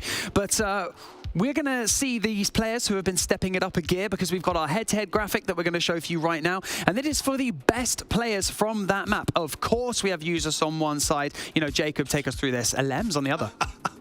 Look, man, I'm all for Yuzes getting his accolades, because this was a phenomenal performance. But when the best player on the opposite side is somebody with only a 75% cost with that kind of statistical performance, it does speak volumes about the way that BDS have been performing so far. Again, I was totally fine if BDS were just like out to lose that map as fast as humanly possible to then be able to move on to Skyscraper. And I still firmly believe that these kinds of performances can be like switched on map 2, where Alems could be having this style of performance again, and maybe Yuzes isn't performing nearly as hot, because that is just how Skyscraper works for both squads. So if you want to cast map 1 into the fire, that's totally fine, but BDS need to be able to showcase something far different on map 2. Otherwise, this thing is going to be over and they will not have the opportunity to defend their championship this year. Okay, speaking okay. Yeah, go for it. I wanted to say, like, Alems seems to always kind of have a good time against M&M. I recall back to that 7-0 where they beat them on Cafe at Invite last year, and Alems was really the star of the show in that game as well. He had great Flores usage, great utility coming through, winning a lot of fights that he shouldn't be. So not surprising to see maybe Alems at the top of this game, but I think Jacob's right. Like, not the guy that you want to see top fragging for BDS. Well, we've spoken about, you know, BDS falling short in map number 1. What do they have to do internally in order to bring this round? I know we've already spoken that Skyscraper might be the map that swings in their favor, but what do they have to do, you know, gameplay-wise, things like that, Jacob? What should they pull out of the bag for this next map? Mostly a mentality thing. I think it's not even necessarily a gameplay thing. You're going to be able to lean into the strats that you already know and love on this map decently well. But I also think M&M at this point have shown that any time a team is really comfortable on a map, they will find some way to be disruptive. So even if you decide to lean on the things that you understand about Skyscraper, BDS need to be comfortable adapting. And I said this back in map 1, they don't seem like a team that's really capable of doing that. They seem stagnant in their play style, and they also don't move very quickly. So if they're attacking first on Sky, they need to pick up the pace. They need to make sure Shaiko's got a drone in front of him. They have the support around him to succeed, and he can't just be dying on his own without somebody right there to help back him up. So it's about the timing for BDS, and so long as they're able to shake off what it's like to lose a map 7-1, then I think they're going to be fine for map 2. But it really is dependent on how they shake off that mentality. Okay, Jesse, what do you think? Do you think BDS have the capability to bring this back, or do you reckon this becomes a 2-0? I do. I mean, I think that this is a very different map, right? Skyscraper is a lot slower. It's a lot more structured. And I really do think that's where BDS are going to thrive. There's been some conversation on Twitter, of course, recently about like which maps should be in the pool, which maps shouldn't. A lot of the criticisms against Skyscraper is that it's very samey, right? It's always going to be the same kind of take that you go for. It's always going to be just a lot of room for creativity. And I think BDS can kind of thrive in that environment because they're a team that are very good at the fundamentals. They're good when they know what's going on. In Border, nobody knows what's going on. It's always constant frags all over the map. You got to win that opening pick. It's chaos. It's hard to get trades in. But Skyscraper, I think, is a lot easier to pin down. It's a lot easier to be focused on like what's actually happening. I'm going to be looking to see what happens to Saltov as well. He's very good on the defense on this map, but there have been games where you watch Saltov switch to attack and he tries these like gimmicky Glaz strats. I want to see him playing more fundamental Siege because he can be good on the attack as well, but I think he has kind of fallen off on the attacking side on previous plays of this map. So if they can pin him down as well, that could be massive. Well, things are about to slow down. Are BDS going to be able to claw things back, or is this going to be a 2-0? We've got Demo, and we've got X waiting in the wings. Let's bring us into map 2 of our EU semi-final. Barney, Jacob, Jesse, thank you all very much indeed. We're ready to get stuck in now to map number 2 here. Skyscraper Demo, a map that plays out quite differently to Border. Some would say it is the sort of opposite end of things, where you look at Border that can be a very explosive map. Skyscraper still has that opportunity for explosivity, but you're more than likely dealing with those big old power positions and trying to brute force your way in. Yeah, more about utility burn, I think, in Skyscraper than anything else. A lot more play around reinforced walls, which we've seen very little of course. I really don't know which way this one is going to go. Part of me says that it should be the 2-0 that, you know, based off the first map, it should be a 2-0, right? However, you kind of look at it and you go, on the flip side of things, it's BDS. Surely they've got a bit of something, you know? It's one of those maps where you look at it and you think, okay, Skyscraper, I suppose it's new, it's flashy, it'll take a while to figure things out. I think Skyscraper's been figured out pretty well so far. I think there's a lot more destructibility in terms of getting walls open than what there was in Border. Did we even see like a wall get opened in Border like once? Did we? I don't think, not significantly. You know what I mean? But it's like that kind of element where there's none of that in Border. That's going to dictate how this game plays. Geisha wall, VIP wall, office walls. Those are the 3 main ones that you need to Bandit trick, Kaid trick, wherever it is. As you can see, Bandit and Kaid is both open for this. Also, Mira is open, and so is Thermite. There's a few operators that have slipped through here which are really good. And you may be sitting there thinking, Thermite?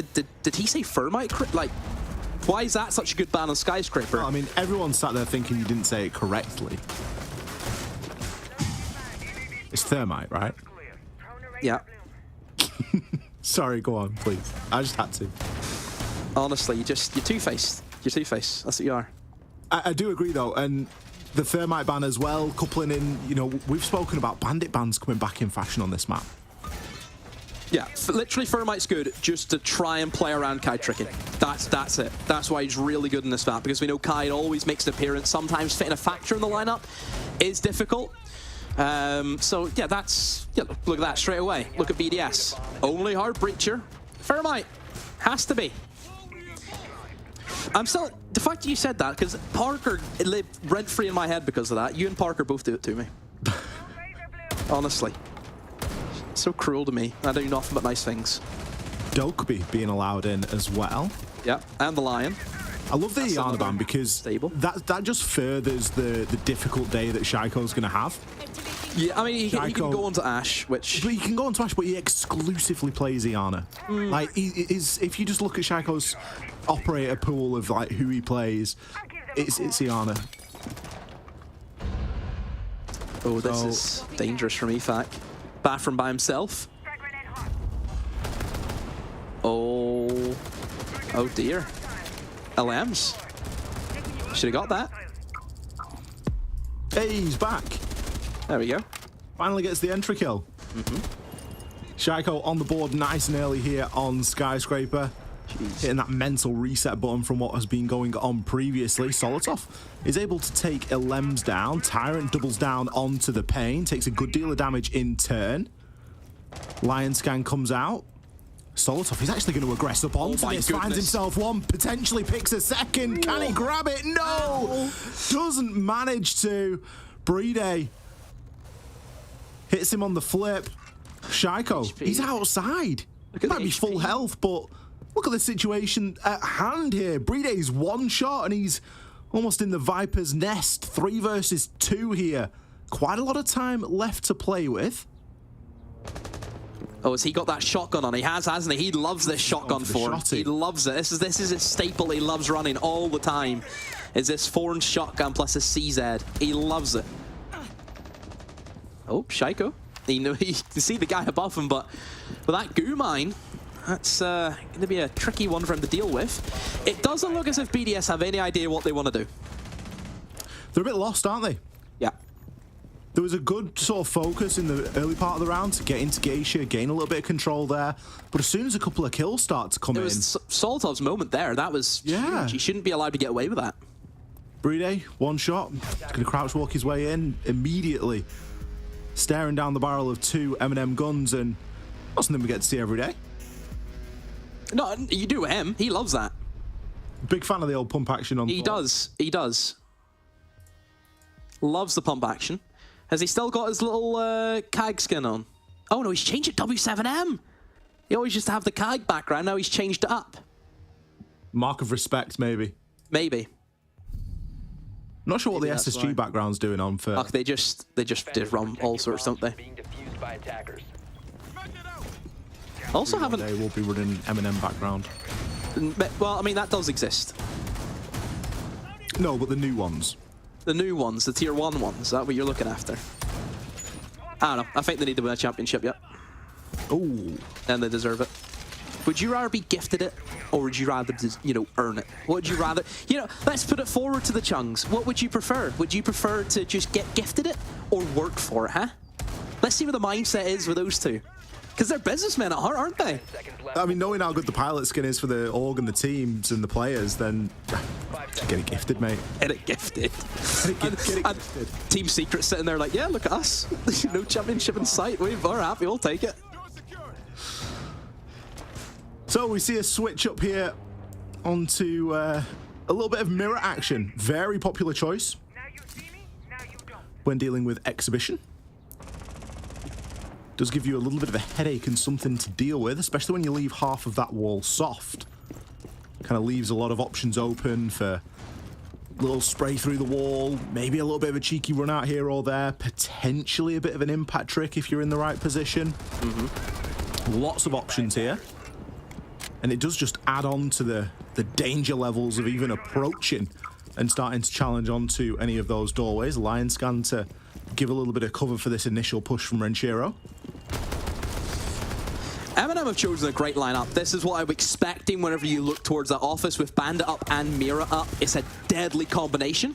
Bandit is obviously going to be able to stop a lot of those walls being opened up, maybe from VIP side, which is, you wouldn't really see a Bandit go for the Bandit trick because the VIP wall, you can get naded from below very easily, where obviously you can as well for the office wall, but I don't know, I think it's a little bit more easier to almost dodge because it's like 2 walls rather than like 1, if that makes sense. I don't know if it does, but in my mind it does. And then and Mirror's just going to be great. So if you're BDS and you're looking to go for that sweep towards West, as soon as Shaiko takes a peek, he'll be looking at a mirror window. That's the issue now that BDS are going to suffer, is just these mirror windows. So, like, look at this. What can they really do? Well, you're going to have to deal with it in some way. LeakyFac is choosing the more direct route right now as he takes Tyrant down, but immediately traded on back. Okay, they're going to have Banner. Shaiko. Okay. Taken out there by Solotov. I think Brida needs help. Oh, what a shot from Nath as well. Renshiro getting caught out. MNM are happy to challenge onto this. You can see that they've got that confidence, Demo. They know that BDS is still pretty cold in this series. They are. Struggling to win out on gunfights and just taking advantage of it. Bride's going to get the wall open, but that looks like it's going to be tricked, and we can hear that it is. Look at that. It's going from bad to worse. It's the power of Bandit. That's why you ban it. I'm surprised they didn't push for the ban. I really, really am, especially whenever you know you're starting on attack first. And you've already had a bit of a bad time on border. You need to give yourself whatever advantage you can, Ollie. But a great point you made. The gunfights. MNM know they can just swing because BDS are not here today. They're not on the mark. Certainly looking a little bit flat. LeakyFac and Bride trying to pick up some pieces here. LeakyFac finds a fantastic shot there, but Bride will be cut down. No Capcan on board this time, my friend, and you got to shoot the C4 before it detonates and shoots you. Usus, another cracking round. Main character moment from Usus, honestly, today. He's on the bandit tricking. He's smashing it in the KD department on border. He's alive at the end to pick up that final kill. 3-0 so far out of the 2 rounds we've seen.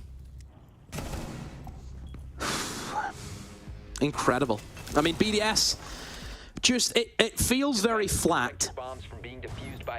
It doesn't look as if they want to try and stretch MNM. Anything they're doing, MNM know what to do against that. There's a lack of direction again. We commented on it in the first round and said, you know, after the bit of a gunfight inside of Geisha and you'd lost a few bodies, you'd lost a Lems out there on that East Rappel, and on that West Rappel, and all of a sudden it was, you know, it is what it is. We're just going to push in and see what we can find. I felt that same lack of direction in round number 2. Yeah, and it's strange. Where were the players below? So strange, because a team where were the nades below? Nade out the mirror window, stop someone from playing on it, get it opened, you know, start working on the breaches, get someone in position to remove the bandit, have someone pressure below, have someone on the stairs, do whatever you need to do. We praised BDS earlier today, saying they're a team that is really good, that can play from behind. Oh dear. Oh dear. Oh dear. Oh. I'm telling you, there's something fishy going on with him today. He's a blatant troller today, I'm telling you. Something going on. Watch. Yeah, honestly. Was shocking. Oh dear. But like I said, BDS, we highlighted them. They're a team that can recover from insane situations. Just the team play, the ideas that they have, they're so good in those positions. If it's 2v4, you'd still fancy them to win it. Especially against a team like MNM, who you, no matter what team they're against, you always fancy MNM to lose a round just off of them throwing it away. Oh, absolutely. But BDS today, their entire, I would say, you know, genetic code is not, it's gone. The genetic code's not here. They're off the boil. Yeah. They have picked up the first kill, though. Nath just gave himself away. I don't think he was expecting there to be that many options when he opened the door. Solotov is going to try and drag this one back, and we're looking into a much more explosive round number 3. LeakyFac, he's going to be below. There's still a couple of players above, and they are going to start taking damage. Third kill on the round for LeakyFac. Usus. Do you fancy a cracking time on border? You think? I just think this is going to be a stretch. 1v4. Picks up the first, can't find the second. You can see the hail of bullets coming in on the crossfire. BDS woke up, Demo. They decided to win a round. Finally, they get some gunfights.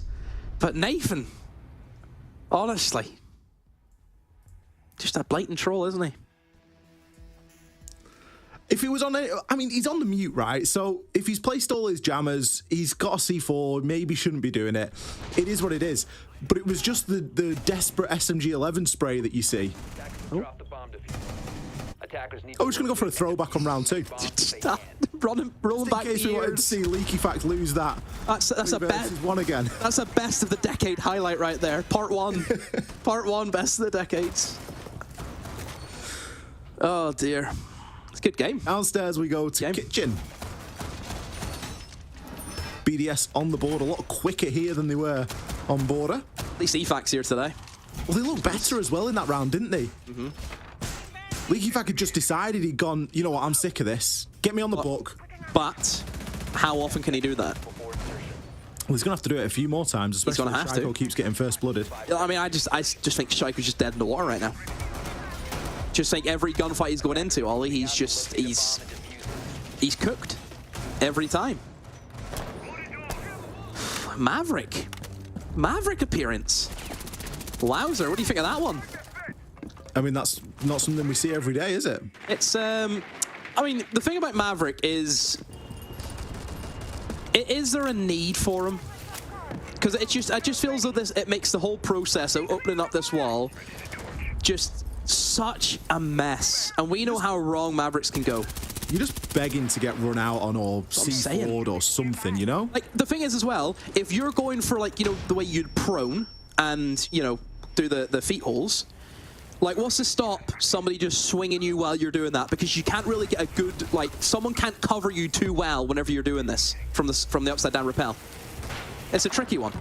Yeah, I must admit, I'm not sold on it. Half his HP gone. They've got the wall open, but it's a very small hole, isn't it? You could even bring an ace, and at least you get the AK-12 then. Just nade below. If you're issues with a bandit, nade below. It's as easy as that. Oh, but then again, I suppose the kitchen, so you can't really do that, yeah.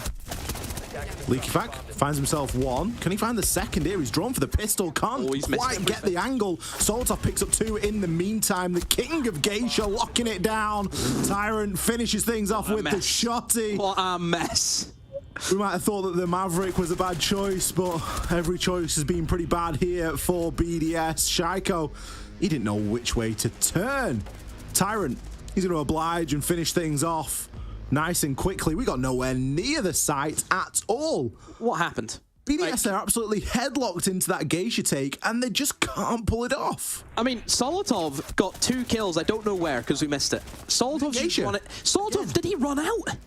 Did he run out of Geisha and kill 2 of them? Surely not. It said enemy detected outside, so he must have. Defenders, protect your bombs from being defused by attackers.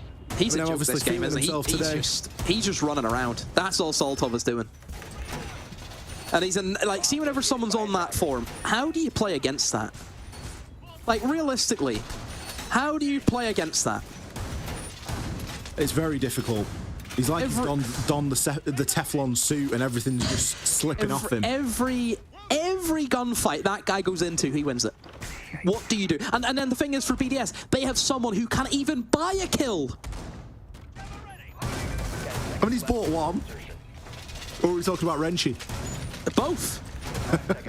You know, but it's Shaiko is just, what can he do? I'm not sure why we're going back onto the Maverick again. I mean, they're having issues with the bandit trick. That's a dead-on experience for them. Bring the Thatcher. You know, bring something else. Bring the ability to deal with that from below. I mean, just nade below. But anywhere the bandit goes for the trick, you can nade below. Facts. Yeah.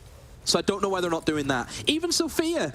I was going to say, I'd sooner bring a Sophia and just destroy the floor. If you're worried about messing up your nade, Sophia. It's as simple as that. Easy, low risk. You're going to get something out of it.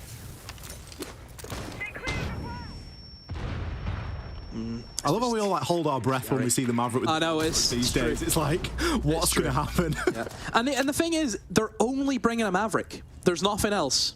They're not going to open up the main wall. What I assume they're going to rotate into is by having the VIP wall open. That will then alleviate pressure for them to go for a sweep and they can take Dragon easier.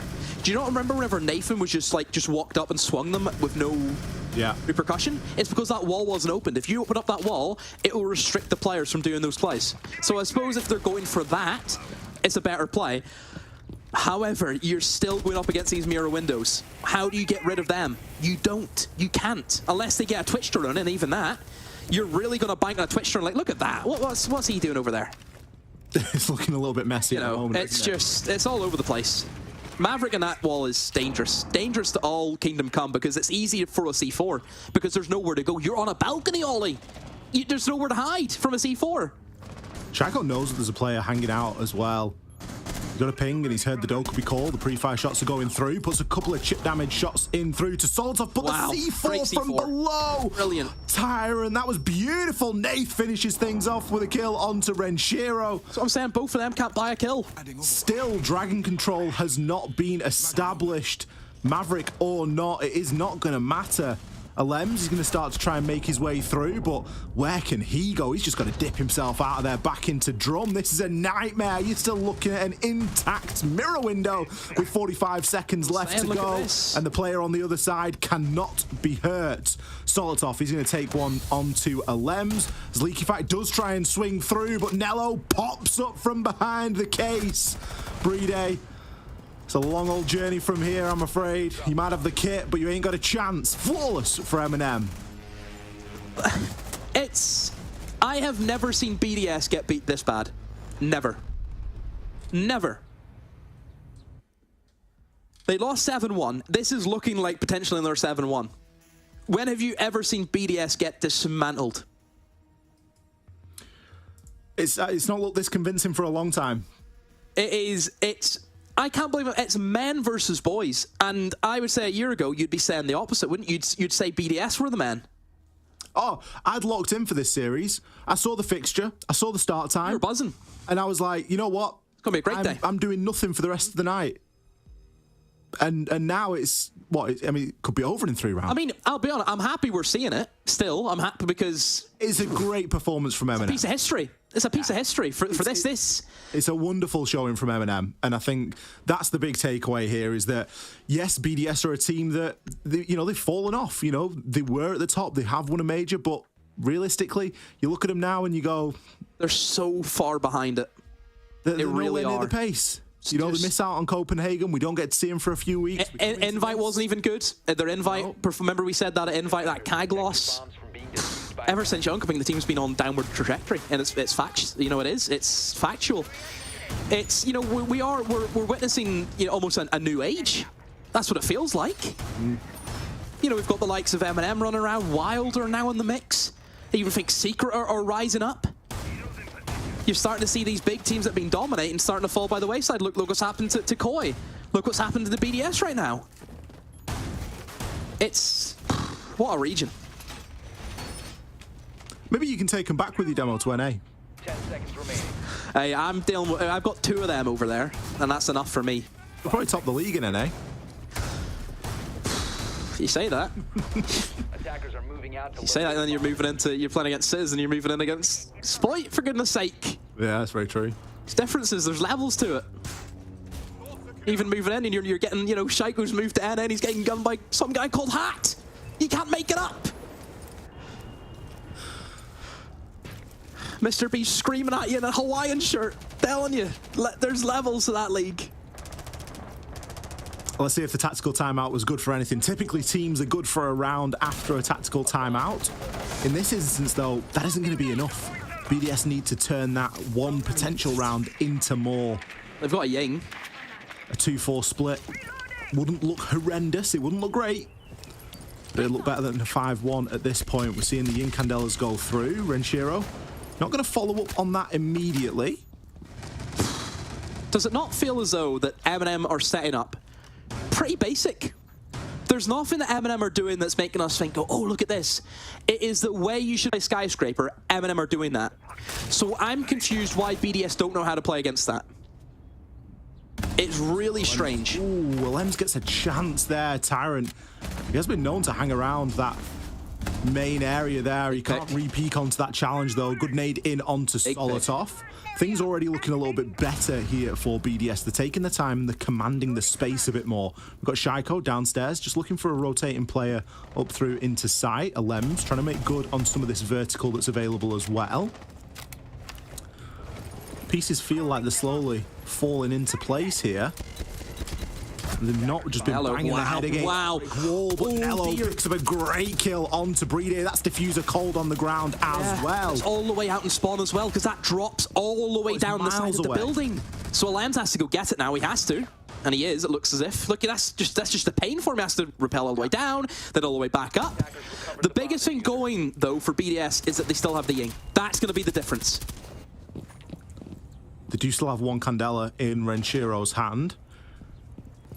And they're not looking to try and take any challenges while they're at this equal man count. They're going to wait for Alems to get back into the picture here. He has recovered that diffuser. Shaiko potentially going to crouch walk his way up these main stairs. Tyrant is going to be playing there, but turns his attention elsewhere. Smokes come in. Renshiro waiting for Shaiko. Time for a Candela potentially. Shaiko is going to take a little bit of damage as well.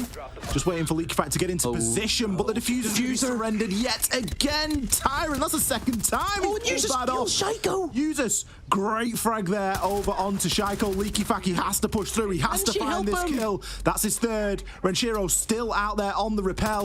No diffuser. Cold inside of Geisha. He's going to find himself the quad. Leaky Fact, you've got to push for all the kills now. Usus shuts him down in process, but Renshiro comes in. He was hanging on the rappel, throwing utility in for the entirety of the round and just swoops on through. Picks himself up one, but it was the most important one. Renshi, are you trying to give your team a heart attack? He just sat in the window for the entire round, pretty much. First kill, by the way. 15 seconds remaining. Why did he not go whenever Shaiko was pushing up? Leaky Facts won that round, hands. What did we say? If they're gonna win, it's gonna be because of him. Both rounds they've won, it's because of him. Like, Shaiko's 1-6. Again, we say this is a day for first. We've never seen BDS play this bad. When have you seen Shaiko play this bad? It doesn't happen all the time. Wait, how many kills did he get in Border? 3 or something, was it? Was he 3 and 8? 3 and 7? Something like that. We got the stats. Now he's 1 and 6. Find out. It wasn't a lot. 10 seconds to insertion. I mean, at the end of the day, he has. I don't think he's passed 5 kills in this series. And we played, what, 8, 6? We played 14 rounds and Shaiko's got 5 kills, potentially. 4 kills. 4 kills. That's... what a day. The previous round will have done too much to knock Eminem's confidence. Is this the downfall? Is this it? Could be doing an Esk. Oh dear, Data. You're a... over the hill. Oh dear, you're a... I mean, we also get the... do we cast... I think we've got that game, haven't we? Do we cast them? I think we cast one of them, yeah. I don't think that previous round will have done too much to knock Eminem's confidence here. My 4-2. My little analyst buddy, who obviously I've been forced into working with Ollie, called Jesse J. Chick, of course. You love Jesse. I do. I love both of you, so I'm in a very privileged position. He is confirmed with me. He was 3 and 8 last map. I love how you had to go to Jesse to confirm it when I told you it was 3. Yeah, but Jesse... Now I just feel like the trust isn't there. No, it isn't. No, I mean, no. Come on. if we're giving Fresh credit, we know that Jesse also doesn't leave the house. So, but that's just because he lives in Canada, so there's not much he can really get up to over there. It's pretty cold. Of course. Understandable. Nath? Hello? Frostmat? Please tell me no.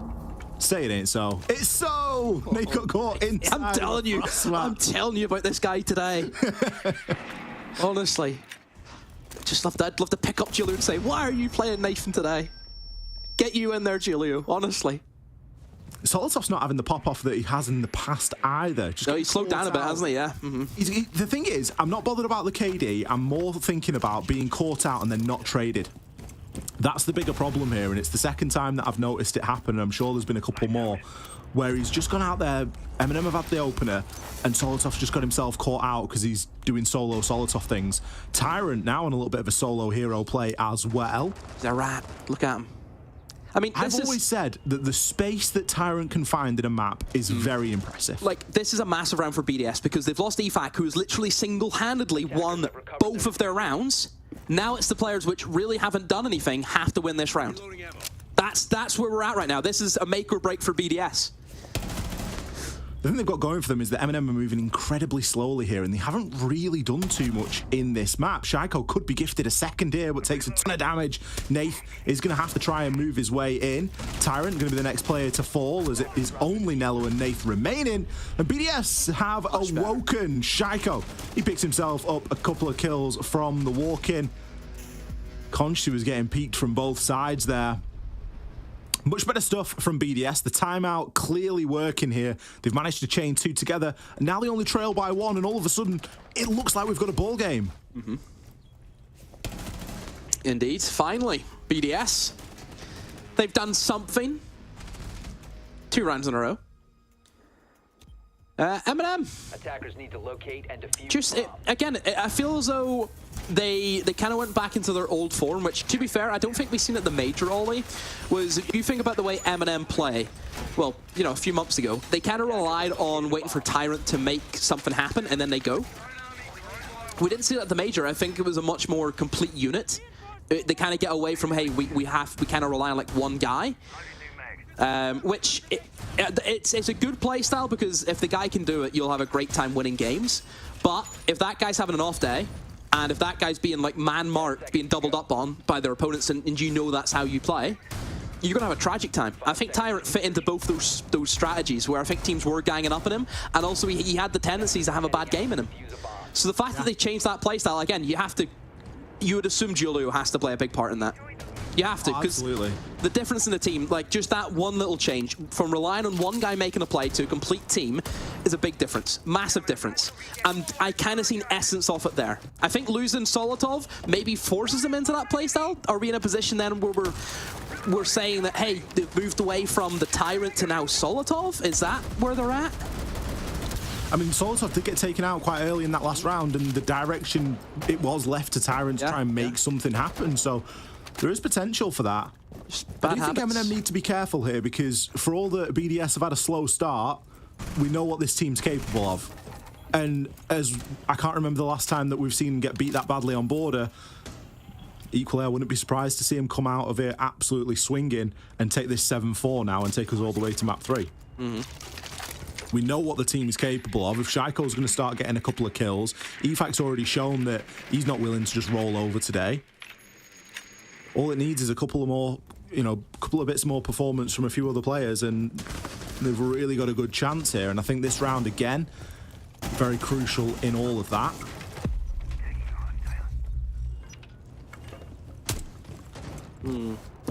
Mirror windows up.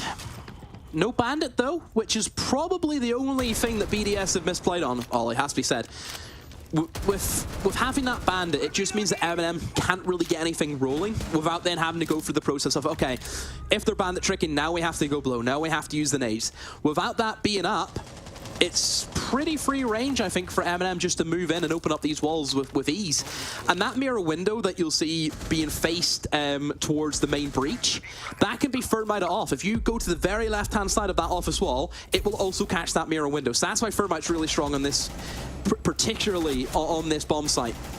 Kill's going to start flooding here. Solotov was the first to fall, and BDS have not slowed down since.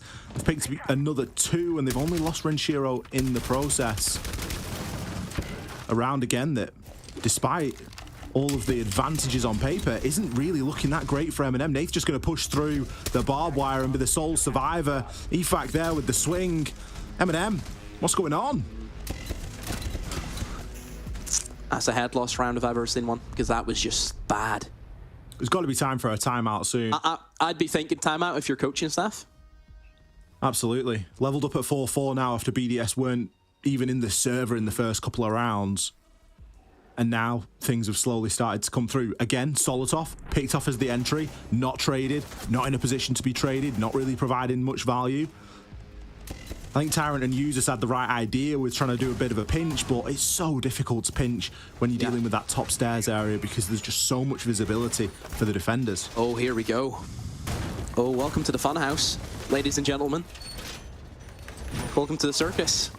See, why are you getting excited now and I'm not? Like, I'm nervous. Listen, I love Blitz. Blitz is the most underrated operator in the game. Series beast operator. I do remember seeing Nello in Copenhagen trying to blitz flash someone from across the room. 5 seconds to insertion. And I was sat with Pengu at the time, and Pengu was... Oh, you know Pengu, do you? I didn't know you knew him. But I was going to call him Nick, but I just wanted to make sure everyone knew who I was talking about. I'm only allowed to call him Mr. Mortson, sadly. It's a shame. Yep. Yeah, Blitz is going to be really good if you're looking for like a black stairs take. great. Push up staircase, can push him through the door. You're generally fighting one-way angles, which is where Blitz want to be. You just want to run one way and you know you won't get shot from behind, get shot from the side. That's where Blitz is in his element, if you can use him in certain positions, which are extremely strong. I don't really know what M&M want to go for, because I think this might be the first time I've seen, you know, Tyrant on the Blitz going for this on Skyscraper. So this is going to be interesting. How's Nello managed this one? Nello's got himself on the Dokkaebi. And Nello plays all sorts these days. I mean, Nello does. M&M just toss operators around each other. They do. They'll play all sorts. It's really only Nate who gets stuck with the tricky ones, but back in the day, they were one of the teams that was the most flexible. It wasn't the same roster. It was just the same organization, but we would always credit them as being a very flexible bunch. And there is that same level of flexibility here and now. Nath needs to deal with that mute jammer. Lems took a nade. And that was a vert nade. Yeah, no, because he's in kitchen, so it can't be. Or just a regular nade, maybe? Yeah. Oh, and he's getting... Oh, isn't going to deter him, no? How's that to take Blitz? What's Tyrant done? I wish we'd seen Tyrant's POV, because I would have been all over that. I mean, it must have been an error, surely. Oh, well, I don't know. He's lucky. Get me the match replay file immediately.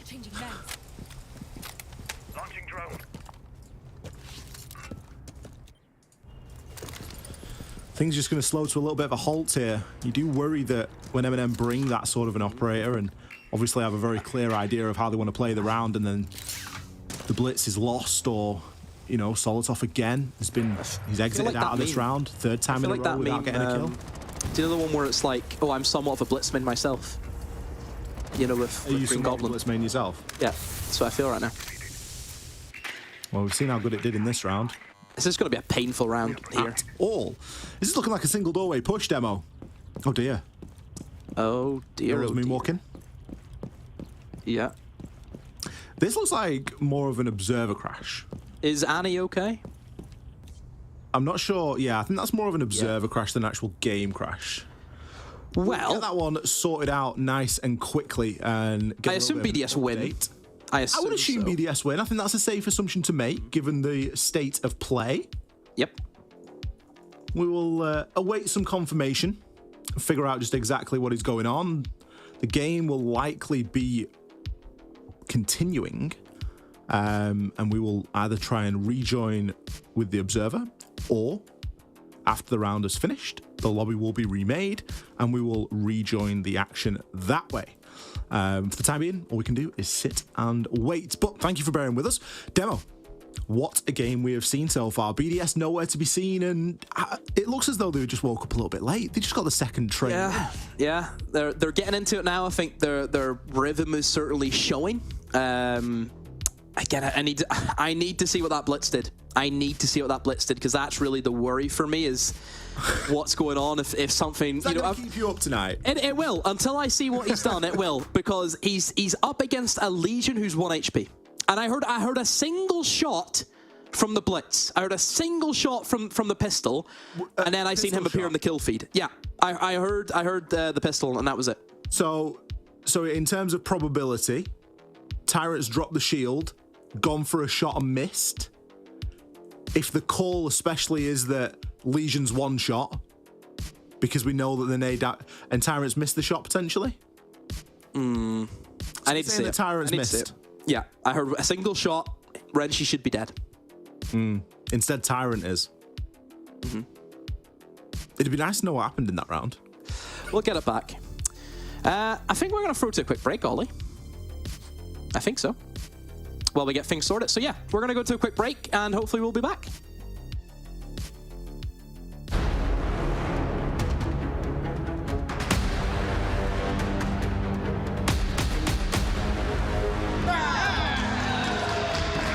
For the second year, we are thrilled to once again host Rainbow Six at Gamers 8 in Saudi Arabia. In 2022, the event was filled with some exhilarating moments. Let's turn back the clock and showcase some of those incredible highlights. Then Ten's elite attacker favorite so far today. Oh, Shaiko! Mojo Man secures it. Most plant positions will have been well established. Okay, never mind. Katsang needs to stick to his next start now. He's already clutched a couple of big rounds. Headshot onto Katsang plant. So he has to be absolutely perfect. One Rotero, but it is a Rioed wall. I like this. Gets the intel. There's a player already in there. They're going to be careful. He had no clue. Dexter holds as they stick the kit. Mad skills, and he knows about them. The yellow ping is there, and that C4 could be huge, and it gets two. Wild. The qualifiers saw teams from Europe, North America, South America, and Saudi Arabia battle it out for a chance to compete at Gamers 8. In the end, it was Wild, Space Station Gaming, MIBR, and Team Falcons that secured their spots, joining the other 4 invited teams for an epic showdown. In Group B, BDS showcased an incredible performance with a flawless run through their entire bracket. In their second match, they even beat the then current world champions TSM in a highly convincing 2-0 victory.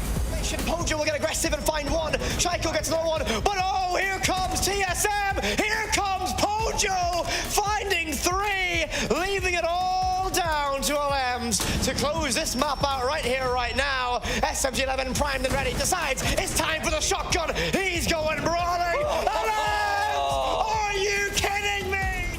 Meanwhile, in Group A, Wild faced off against Team Liquid, beating them 2-0, sending them to the lower bracket. Left to go, and everybody knows he's going to be pushing these main stairs from blue. Corey shuts him down. But Team Liquid fought their way back, making it all the way to the playoffs. With the stage set for the playoffs, BDS continued their win streak against Team Liquid, bringing them a 2-0 victory and securing their spot in the finals.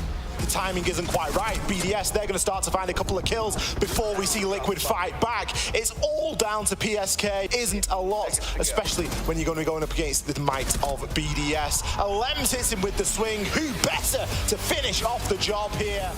In the meantime, Team Falcons had an incredibly close matchup against Wild, clinching map 3 in overtime to win the series 2-1 and to secure their own spot in the finals. But he'll get close to Joker. He knows a threat is there. So players are so close, and oh, he finds it. Corey falls. No response from Wild at all. And here come the Falcons. It's all down to Aces to keep his team alive, and he can't do it. Falcons book themselves a ticket to face BDS tomorrow. In the grand finals, 2 Titans, BDS and Team Falcons, clashed head-to-head, with both teams desperate for the win.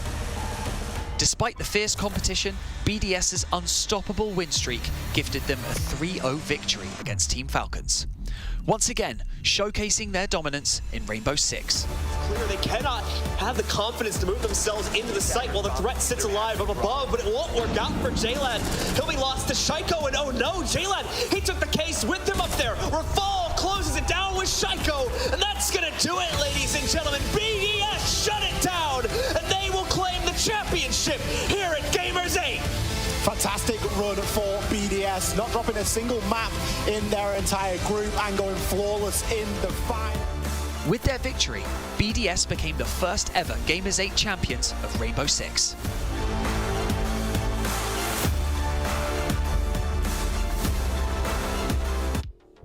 Hello everybody, thank you for bearing with us during that short break. We have got the lobby back set up now. It was nice there to relive last year's Gamers 8. Heard a few familiar voices there on the voiceover. A voice I've heard too much, I'll be honest, sometimes, but... I mean, Whippet doesn't live too far away from you, so I'm not surprised there that you've heard his voice quite a bit. Speaking about John, I spent a great time with John over in Denmark, didn't I? Love John. Jokes aside, I think we're ready to get back into Skyscraper. We are going to join midway, exactly where we left off, and just see exactly how that previous round went, and then, of course, move on through. Score as it currently sits, BDS in the ascendancy. They've picked up a couple of rounds in a row here, Demo, after that tactical timeout. That can only be a good thing for them. Yeah, it needed to be. They were looking on dire straits. You know, I think BDS, a team which you would never associate this kind of performance with. And I think everyone was just stunned that BDS would be this poor today. So yeah, they need to wake up again. I thought it was going to just be a quick one. I thought again on their 7-1, but M&M almost took their foot off the gas. And BDS, all of a sudden, have got a bit of a slipstream. And now they're in a great position. They really are. I mean, there was a point in the game where I said, you know, after BDS took the timeout and picked up a round, I said, you know what? This BDS side, I wouldn't be surprised if they just come out here and they all of a sudden win this thing 7-3. And there is that potential. It's not going to be 7-3 granted, but there is that potential for BDS to come out and to very convincingly finish off this Skyscraper and take us into a third map, which at this point, if you're M&M, it really is going to knock the wind out of your sails because you've had such a dominant performance on Border, but that's ages ago. It doesn't matter anymore because then you're just in a straight shootout, you're in a straight best of one. M&M need to come back here with a little bit more conviction. An area that I certainly think they've been struggling, Demo, is going to be that entry kill. We've seen Solotov past couple of rounds. We've not really had much out of him. I'm looking for a little bit more in that direction, and I'm hoping that they are as well, and they've sort of clocked that, because if that continues to be a trend, it only spells disaster from here on out. Yeah, I hope that M&M change something up. I would like to see them change something up. What would you have them do? What would I have them do? That's a great question. One in the chamber? I would like to see them experiment more with, you know, the Yings, the Glazes.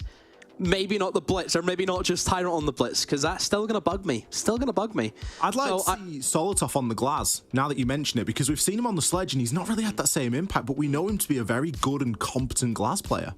Yeah. Yeah, I think there's a lot of players in that team who can do different roles in terms of they can play these different operators, these different styles, because obviously we know Solotov for playing like a Nuke. Glaz plays very differently than a Nuke, but the thing is about this team is that they can do that. You know, they're all very flexible players. They play everything. They can do everything. I don't think we get the same with BDS. I think BDS are very... I mean, I feel for BDS is that they don't really change a whole too lot either. At least this doesn't feel like that for the most part. Yeah. Is that a bit of they got comfy at the top, which we see, how many times we see that now, where a team gets comfortable at the top and then they fall away? Again, I think the major is cemented that we'll never see a team stay on the top for more than a 3-month period.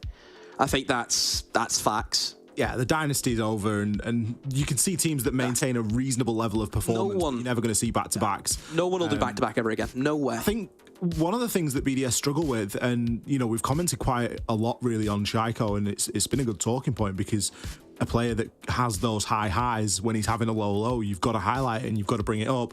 I love the Iana ban that M&M brought out. We touched on it at the start in the ban phase. It forces him onto the Ashe. Now, the Ashe is an unfamiliar territory. Do you know what I mean? We're not forcing him. He's probably got more hours on Ashe than he has Iana, given how long Ashe has been out versus how long Iana's been out. But realistically, you look at it and you go, you remove that crucial two nades. That does a lot to the overall team composition, because if you're just going to switch on to Ashe, you're not then going to bring the nade. Sure, you have the breaching round, but it's not exactly going to do the same thing. I think that M&M did a cracking job there to really target him whilst he was already down. But that being said, he'd picked it up in the last couple of rounds that we saw, Demo. Yeah, they're starting to get into the groove. They're starting to get into where they need to be. I think you have to highlight this man here. EFAC. You have to, Ollie. He's been the reason that's kept him in the game, and he's really been the one who's led the charge and gave them a bit of hope. Oh, EFAC has been a fantastic player at Tour de Force, and you look at the way that he plays, and you can almost imagine, you know, we've seen these players on player cams enough times, we've seen him in interviews, you can almost imagine his sort of face and facial expression that, you know, I'm just not letting this one go. Yeah. In fact, he's a very vocal player, and he brings like quite a lot. Faden, just at the front. That's him. What's the charge like? What's the shout? I mean, I don't speak French. No, but like the English translation, is it like for BDS, for Shaiko? I thought it was La Resistance, but maybe I'm getting my resistances mixed up. I don't know. This was where Shaiko looked a little bit more like himself. That round there was a good example of what he's very capable of. But M&M struggling on the attacks, and that's, you know, the big takeaway here is a game of Siege. It is always a game of two halves, and there's the attacking half and the defending half. And if you are going to struggle on one of those sides, you better believe that you're almost flawless on the opposite so that you can afford those mistakes. And M&M were far from flawless. It's 5-4 currently to BDS, so they did win the round that we unfortunately disconnected from. We kind of figured, we saw that one coming, but just for official confirmation. So BDS only a couple of rounds away here, Demo. It is very much within sight that we end up on Clubhouse. It is, and Club it's a tricky one because that's BDS's map. You know, historically, that's their fortress. And then we look at a team like M&M, where I think they were always a good Club side. And then now you've taken Club and you've sprinkled in Julio's W7M Clubhouse, and you've got something really special. And that, for me, like, if we go to the third map, if M&M win that will just cement how times have changed. It will. And I think that it will be a good... It would be a good nail in the coffin for M&M to hammer home that, you know, they are a team that have got that win in them, got that big best-of-3 win in them. They've shown it us at the major, but it almost feels like when you're going into, you know, within the same region like this, and you're going up against a team like BDS, that you're almost fighting your big brother in that sense, because they're a team, BDS, that have paved the way for Europe as we see it today. And M&M are, you know, in context, that newer kid on the block that's looking to, you know, prove that they can do it as well. You know, it's almost a sort of move out of the way situation. The future is here, and the future is M&M, but they've got to do it to for us to believe it. And still, that small matter of Skyscraper to get through for BDS. We sit here and say they only need 2 rounds, but that could still be quite difficult. They've shown us a bit of success so far on the defense. They've shown us a good couple of rounds. This break, though, Demo, I mean, this could really work both ways for both sides at this moment in time. M&M, they need to come up with some new ideas. I do think we are going to hit a very short break before we get back into the game. We do apologise for that. So stick with us, and we'll be back in just a few.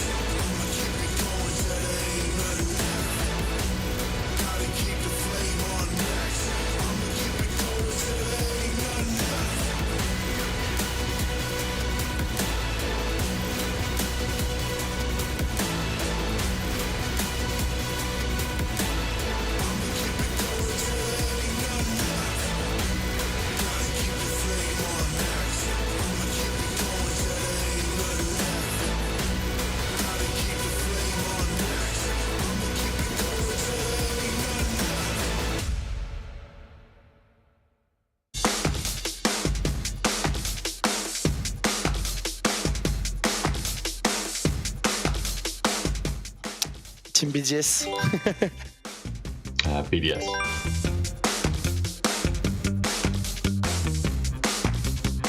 I would say the Shaco. Citizen.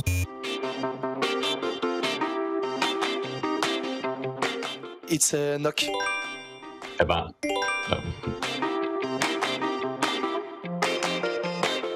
I would say mute. Mute.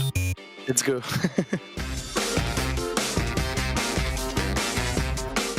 I would say the shield. It was the ballistic shield. I sit with Pengu and Bride, but I will go to Bride because he's the GOAT. Shepherd.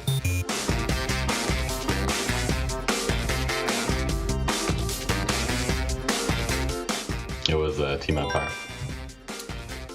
It's a Team Empire, no?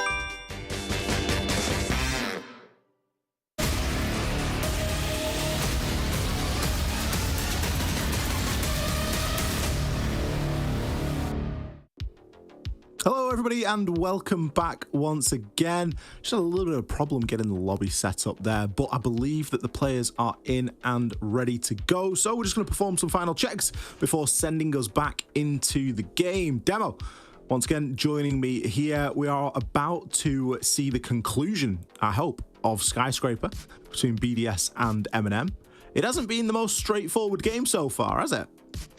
No, it's been a game of two halves. I think that's probably the best way to look at it so far, which it's not over. It's not over yet. It's still, you know, still time for both teams to really, you know, I think ramp up, and I think for M&M they have potential to maybe pull this back and finish out 2-0. Or for BDS, it just gives them more time to just keep on warming up and keep on moving into Clubhouse potentially. So I think for both teams, again, a very important map. I don't think that either team is going to be looking at this and sort of being scared or worried at the prospect of going to Clubhouse. Obviously, if you're M&M, it's not ideal given that you won map 1. You want to win map 2 as well, and you want to get it done in a 2-0 fashion. For BDS, they're going to be relishing the fact that Clubhouse is available, and they are going to be doing their utmost to get themselves there. They need 2 rounds here on Skyscraper to do just exactly that. M&M on the flip side, they are trailing a little bit further. They would need 3. Still a very close game, very tight, not too much in it at all. If we do look more toward that Clubhouse, because I've got a feeling that that's where this is going to end up, Demo. You've sort of already touted M&M as that up-and-coming team, and BDS that sort of more experienced team on Clubhouse. Now, which way do you see it going if we do end up going to a club? Because that's the sort of map where all of a sudden Chaiko just turns up and has a life game, which wouldn't be unusual for him. You're gonna start feeling quite hard done to, and that there's been some missed opportunities elsewhere for M&M. Yeah, it could be. You know, it could be BDS back in their home turf, feeling comfortable. Like you mentioned, Chaiko could turn up, or BDS could go into that game and all of a sudden they're not playing against M&M anymore. They're playing against W7M. Am I wrong? You know, regions. So I look at it, because look at the coach. Look at the coach for M&M. We're back in the game. Again, thank you so much for bearing with us during that small hiccup, but we are back ready and waiting to get stuck in here. M&M on the attack, BDS on the defense. 5-4 as the score currently sits in favor of BDS.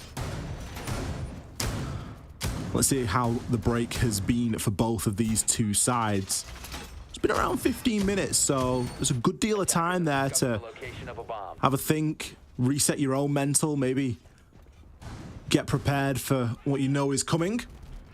On the flip side, it's 15 minutes where you could just entirely forget how to hold your mouse and which button does what on your keyboard. Who knows? There's a Ying. I mentioned these are the kind of operators that I would like to see from M&M. Is a little bit more chaos into the mix, and they certainly can do that. I mean, whenever you use this is on the Thermite, what does that say about this team? Says that they're flexible and that they can do anything. Issue is, it's all good putting them on the Thermite, but how are they going to get rid of the mute jammer? Isn't going to be the easiest task for Solotov. We've not seen him have the best couple of rounds previously leading up to this one. In the last 3 rounds, he's died. Not always necessarily as the entry. Sometimes he's been second, but he hasn't really been actively trading. I think he gets caught out on his own a little bit. So when he holds the key to the puzzle, those nades, you're going to hope that he's able to deliver on it. Mute jammers are getting great value. Great value. Yeah, just stop the Rotero drone from opening up that castle. I'm a little bit surprised they didn't stack up any Wamai discs for Geisha. Salto free 1 nade, it didn't get caught, then nothing was burned. And he gets the mute jammer because of it. BDS a little bit surprised by that. Certainly a slower round here. Oh, I like this halfway point now. Oh, this is good, because this is similar to what Red Shiro did, remember that round, where you're almost putting him in a position where he can cut off crosses and still disrupt the enemy. those Candelas can travel very far. You can send a Candela into tea room from karaoke window.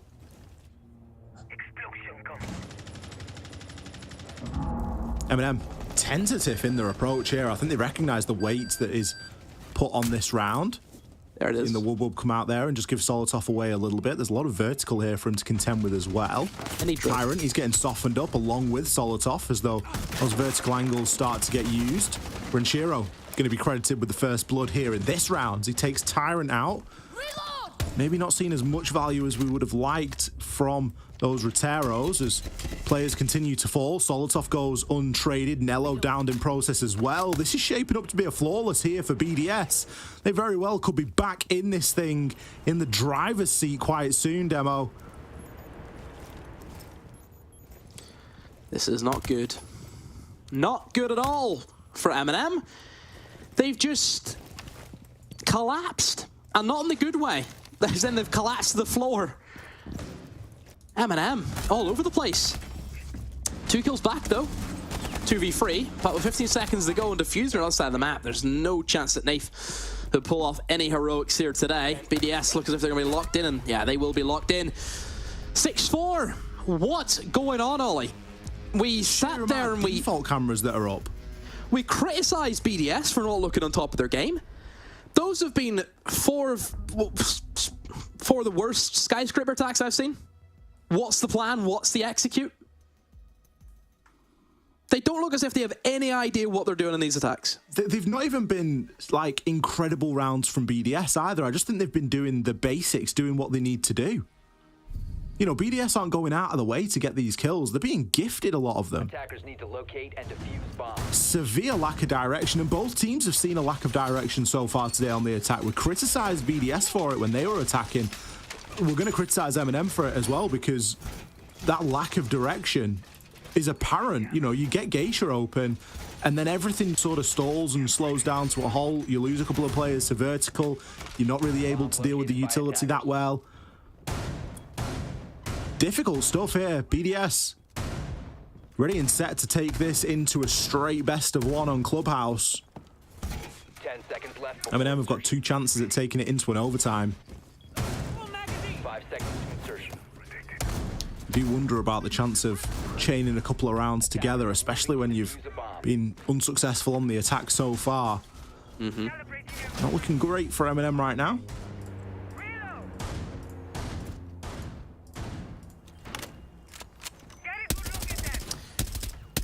M&M. They've, I suppose, answered my call, Ollie. Remember I was speculating about Glaz and Yings and get all the fun stuff in. They're going for it. Oh, Nath. Actually get caught up by the Kide Claw. BDS. I mean, the thing is, with M&M running like no Thatch or no EMP grenades, Kai's going to be a lot more helpful than compared to the Bandit, just because you don't have to think about Bandit tricking, just throw it down on the wall and that's it. They haven't got a single nade. They got 6 smokes. Surely you bring Glaz nades. Yeah, I guess, but... You're not going to get the value out of 6 smoke grenades, surely. You'd be surprised. This mirror window, this is the tricky one. Nate's going to try and open up this wall. It looks as though he will get it done. He's insane. How's he got away with that? He shouldn't really, should he? But the job's been done now. Solotov. Maybe going to look for a bit of a hop in. That one doesn't go through the window and instead takes a ton of damage. Gets caught in the Wamai, but finds the kill regardless. Hops himself in, but immediately gets cut down by a Lems. Tyrant, he's going to take out Evac. Left in the 2 versus 3. Tyrant might find himself a second here. He needs to find this kill desperately. Getting challenged from both sides. Usus getting softened up as well. A Lems full white flash. Usus a lot of work to do. Well, the C4 is going to finish the job and seal the deal. Bit of a frustrated rush attempt there from M&M to get that round over and done. And well, BDS, what a comeback demo. Bad from M&M on those attacks. Played 5, lost 5. You can't scrape over that. M&M needs some serious adjustments in that department. Major surgery needs to be done in terms of how that team wants to play Sky. They tried to play out about, what, 3 different ways there? Figure out one. figure out something new, because those didn't even work. Well, that was BDS's map pick. I always like to say the team that wins the second map of the best of 3 usually goes on to take the whole thing. We're headed to Clubhouse after this break. Our analysts are going to break it down. Gamers, UNICEF and I need you by our side for a real-life mission. A mission to protect the rights of every child. After news cameras have left, UNICEF is here. Every day, everywhere, but particularly where it's needed most. Did you know that more than 170 million children need UNICEF's humanitarian aid this year? At Gamers Without Borders, many of you have already chosen UNICEF, and I thank you for that. Choosing UNICEF is the easiest and smartest decision you can make, because you're investing in a child. And investing in a child guarantees lifelong returns, not only for that child, but also for their community and for our world.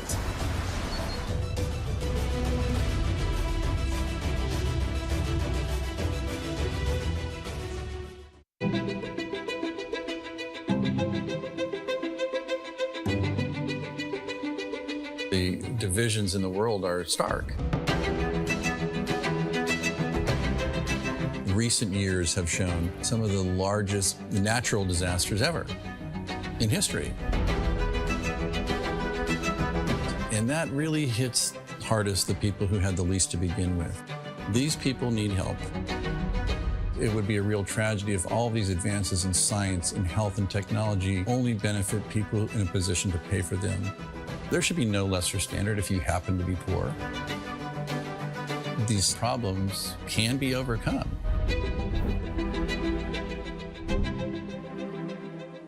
Direct Relief is a humanitarian, nonprofit health organization. The focus has been on the least fortunate, most vulnerable people. On a good day, things are tough for a lot of people in this world and in this country. And what we can do is mobilize private resources for their benefit and make it available free of charge. We're the first nonprofit in the history of the United States to obtain accreditation just like a commercial distributor. And it's been expanded geographically to every country in the world and every state and territory of the United States. What's now Direct Relief officially was started in 1948 as a private effort of a war immigrant businessman named William Zimden. The basic guiding principles of a war immigrant businessman really influence what Direct Relief has done ever since. And they begin with just serving the people who need help. We have this great privilege of engaging with people who come in from very different backgrounds, but with the same purpose of trying to just do something good. It doesn't matter if you're typing or talking on the phone or working on the warehouse floor. They're all part of an effort that means something bigger, and that is the fuel that kind of keeps you going. It gives you some sense that there is a way to make meaningful progress, even for a little organization that started at a kitchen table, but that's what provides motivation in life. The notion that many people, just by virtue of where they're born, the color of their skin, the country they live in, they're going to get sicker, they're going to stay sicker longer, and they're going to die sooner. That's pretty good motivation.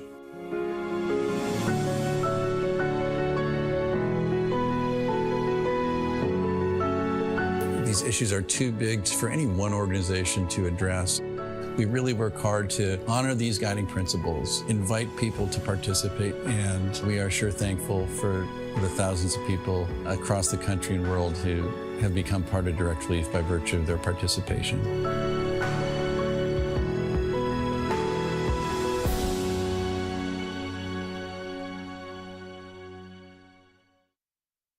Progress is a race that has no end. After every finish line, another challenge awaits. How can we continue to push innovation in a sport at the forefront of technology? This is how.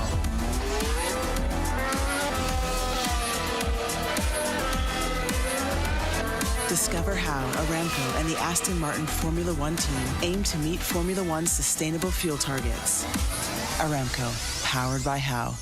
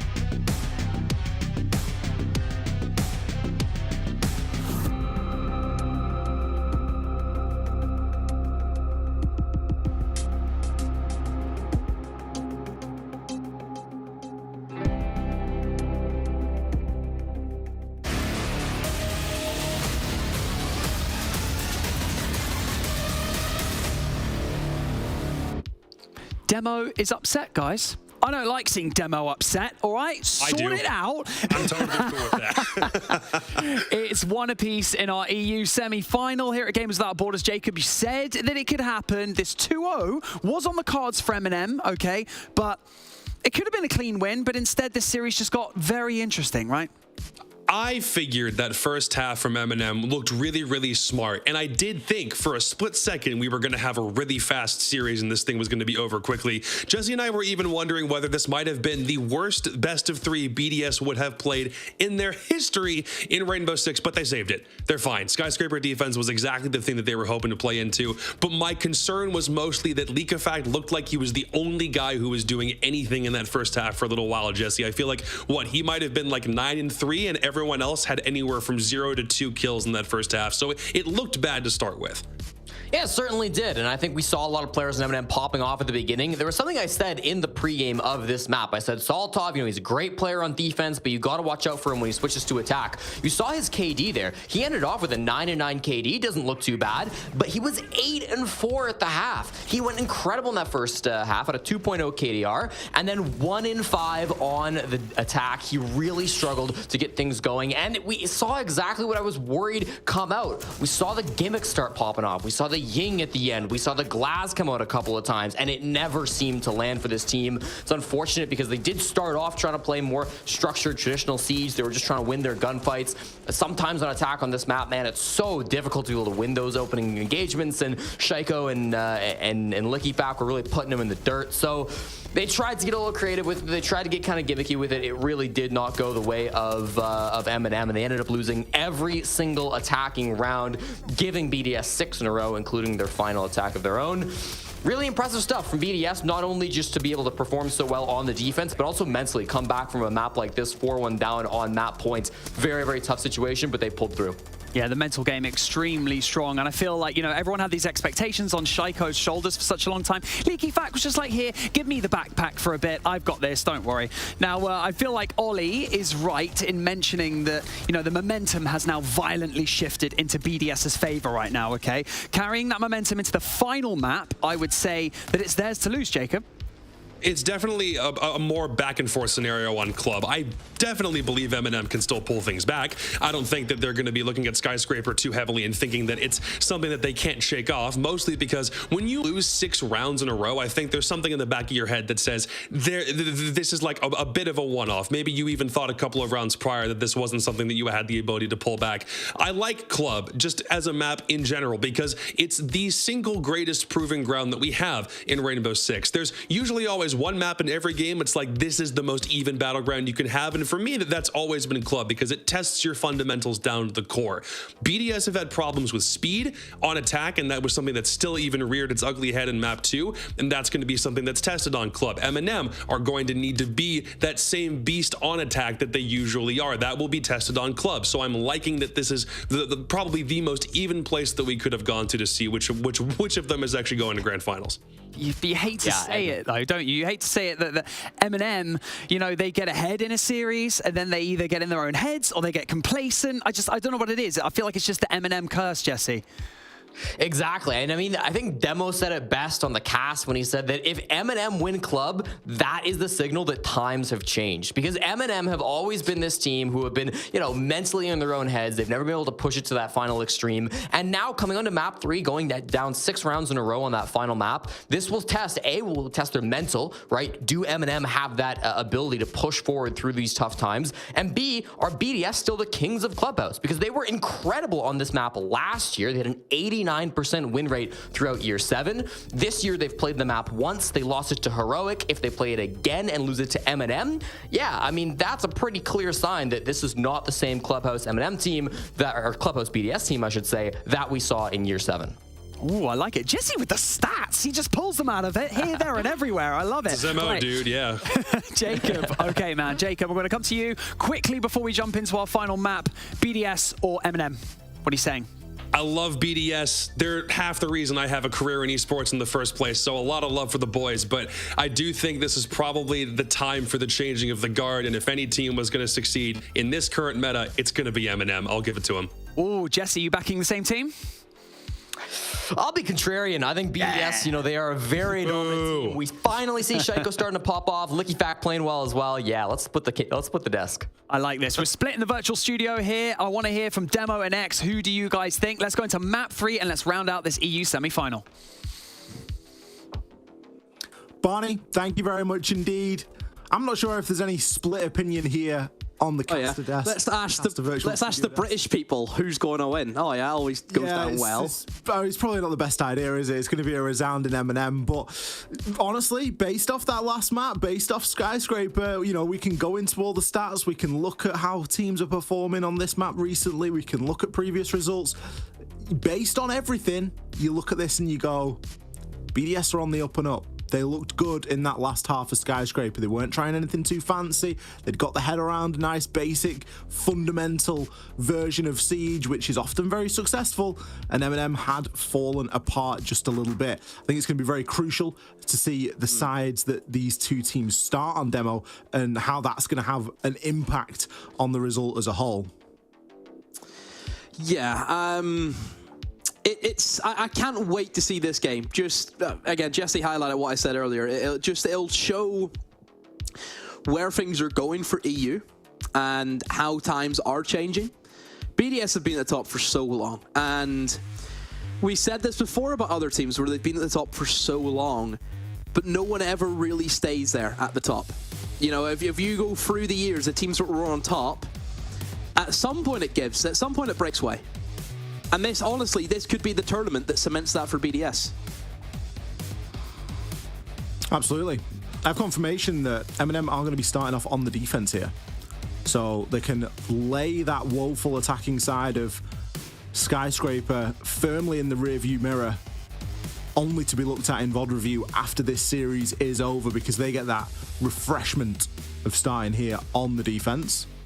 Now, Jacob was talking about how it was a very balanced map, and we have, you know, quite a balanced Clubhouse at the moment. There are a lot of opportunities for both sides.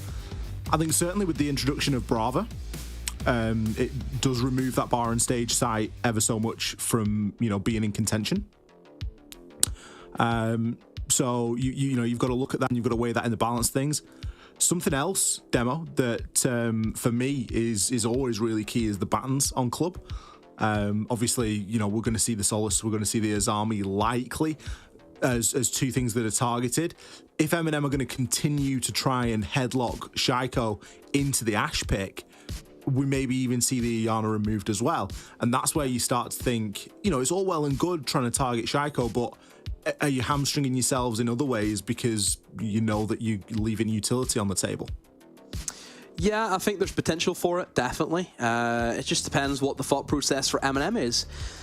M&M, for me, on Clubhouse, it is almost untapped potential, just because they had good foundations, and it comes down to who they have as their coach. It comes down to Julio. You know, we touched upon before, the impact this guy has had is clear to see. They've had their best finish that they've had ever, and that was, of course, at the Major. And they were, you know, they were a hair away from actually beating W7M and potentially making it all the way. Who knows what could have happened?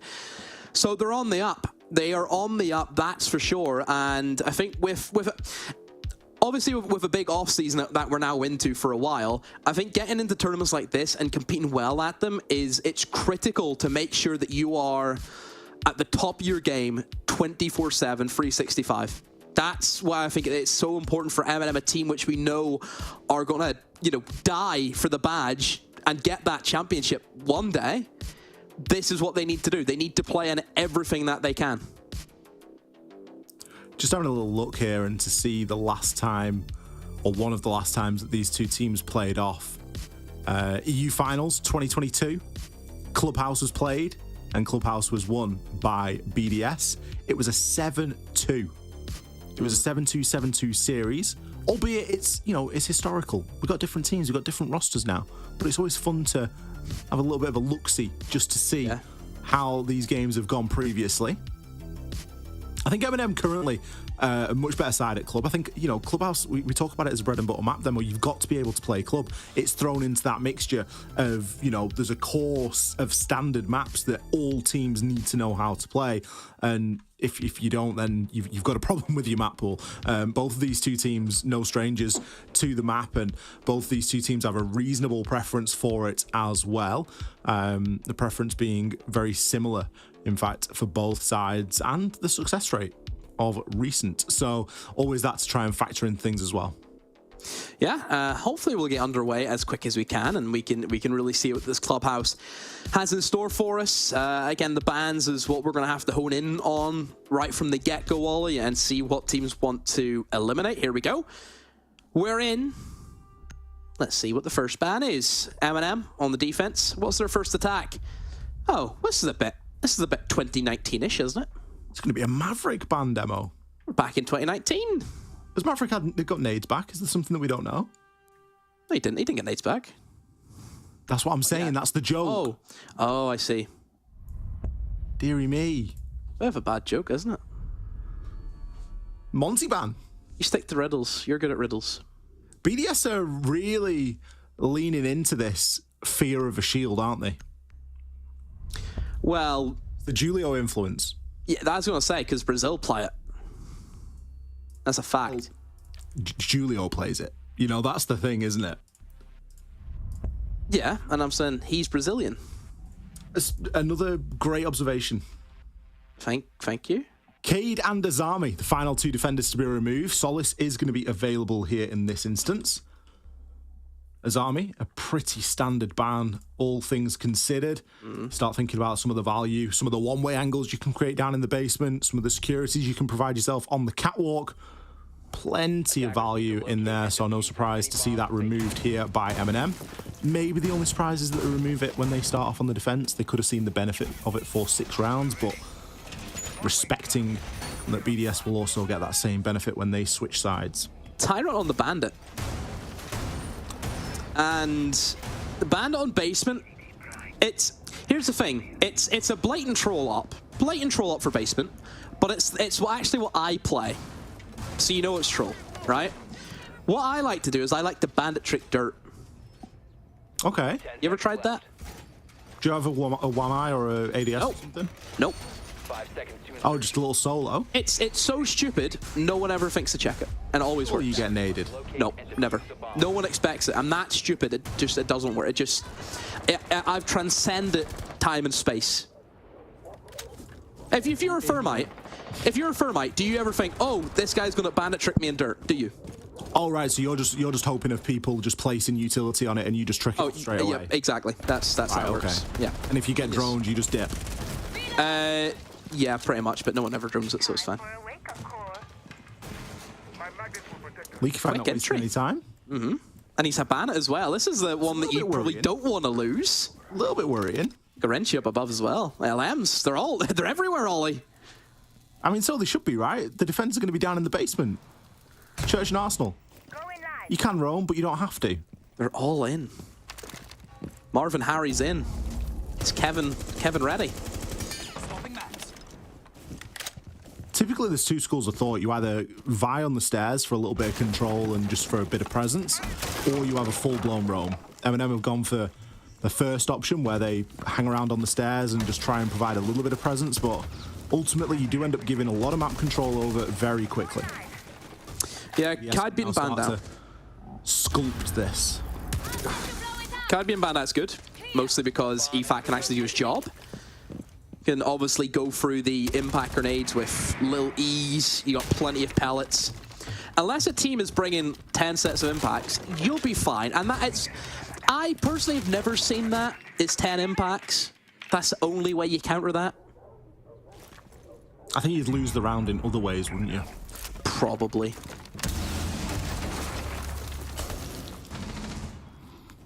Still, the vertical can be done now as BDS, whilst they've got all the control in the world, they're still up against the clock, and they've still got to try and make something happen here. Shaiko going to be hanging around in and around blue, maybe turn his attention over towards Stock Hatch. Leaky Fat going to be the first to fall. Nath manages to find him. Nade's now going to get sent on in. Nade doesn't quite bounce far enough, though. Need to clear blue. Need to clear blue. That is the most important position in this bomb site. Whoever has blue wins. Facts. No way around it. And I would like to see BDS send someone down an oil pit. I think you need that prong. It should be Shaiko. Shaiko should be down that ladder right now. Renchi there just getting smoked out the last second before the frag goes through. Bride eyeing up a drop here into Moto. Not a lot of time left and kills starting to come through. 2 for BDS. Renchi drops into the smoke as users. He's going to find one onto Bride. That's kicked down on the ground. 9 seconds left. There's a scramble to try and recover that diffuser. Nello got a lot of work to do here. Alemzi's had to pick it up and immediately start the plan to extend the round. But Shaiko, he is there to cover.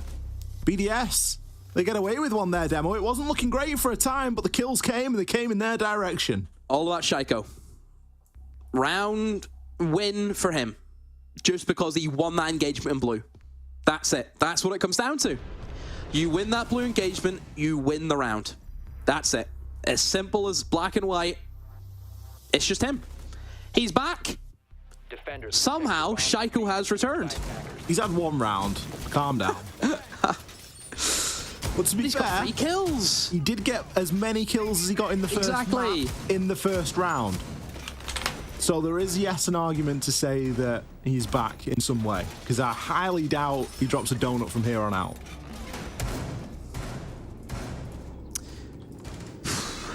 Well, what about this for a second choice site? CC, that's what I was going to mention. I don't think it's a second choice site at the minute. See, the issue is with this site is without Azami, it's very weak. With Azami, very strong. Without, very weak. And look at this. What on earth are they cooking up?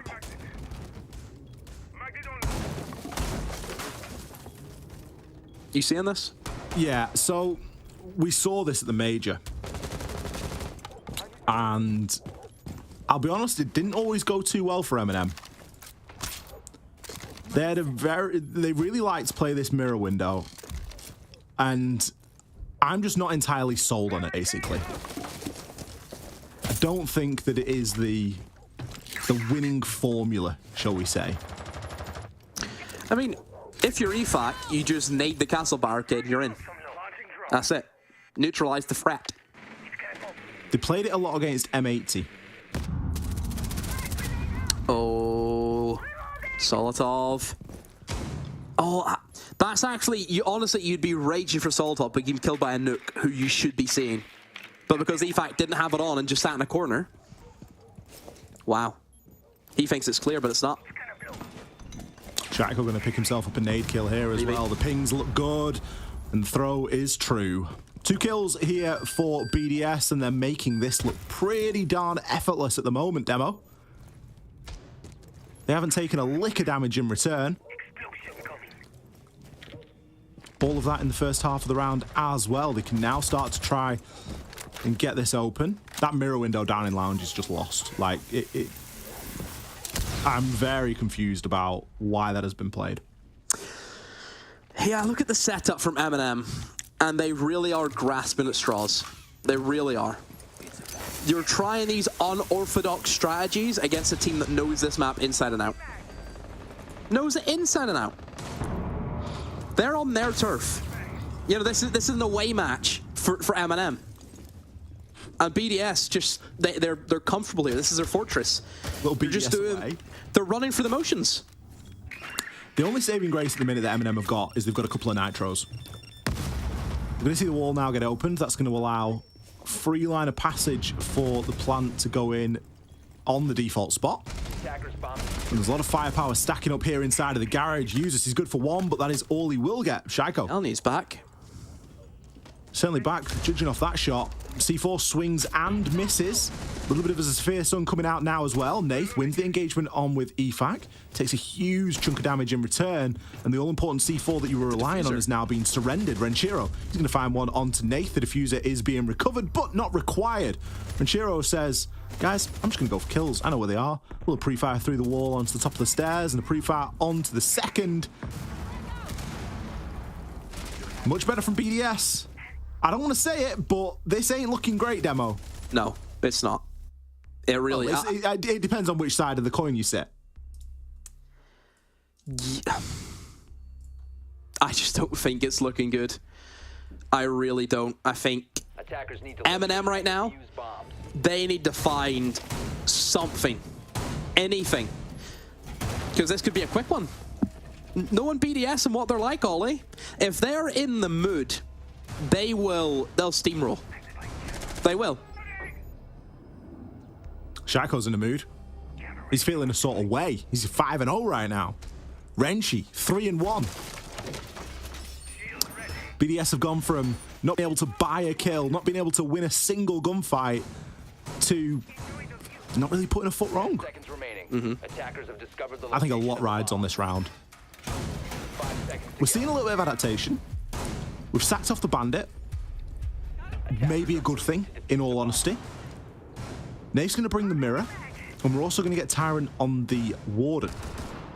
Obviously feeling that maybe the smokes and some of the vertical pressure that was coming in was potentially just a little bit too much. So that at least can now be dealt with. Yeah, maybe. Again, it's just M&M need to adapt.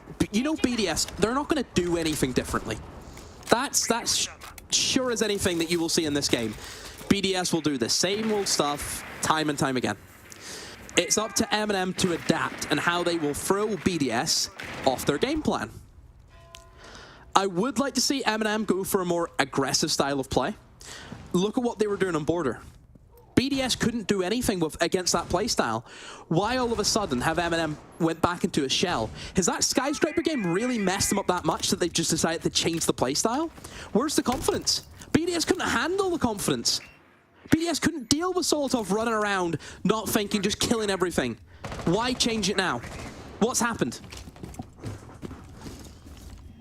Something that has remained is uses consistency. Still kill leader here inside of this one, not really playing on the top ops either. Going to be playing on the old smoke here. Reloading. You just feel like BDS is setting up and biding the time. They're not looking to rush this. They know they've got full map control. They know that they're going to get this breach open nice and easily. I think a C4 was maybe used there in order to stop that charge from going off, because they've got no impact, so I'm not entirely sure what went on with that one, but we're a C4 down in Nate's hand. There needs to be a lot more attention paid toward blue as well this time. This engagement with Shaiko is so important. It is. I mean, I'm watching BDS, and it's as if they're breathing. You don't even think about it, you just do it. That's the vibes it gives off. They just do it. Look at the burn. All the utility goes in. That's what I'm talking about from M&M. That right there, Ollie, that little bit of aggression to throw BDS off their game. That's what they need to do. Nade comes in, is perfectly cooked, lands at Solotov's feet. Shaiko picks himself up another. He's storming his way in through at the moment. Just backs off a little bit as he takes the next engagement, but User shuts him down. C4 from Tyrant as well. All of a sudden, it's flipped, and M&M are with an advantage. They don't have a C4 in hand, and Alems is going to do damage to Tyrant from above. The diffuser cold is going to now be collected. Alems, he sits on 1 HP, tosses out the smoke, covers off the line of sight, immediately drops into the toxic bay, but doesn't take the tick damage. How does he get away with that? The plant now going to start to go down under the cover of Renshiro. M&M should choose to move on this while it's a 2v1, but no, they wait too long. Renshiro finds Nath, and it's all now to do for Usus. He's had a great series so far, but is this a step too far? Yes, it is. Alems, how did you get away with that plant? Yeah, I mean, it was really well played. That's what this is BDS. This is it. The genetic code is back. They pull rounds out of thin air.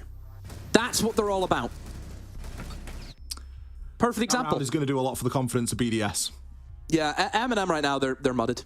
Absolutely mudded.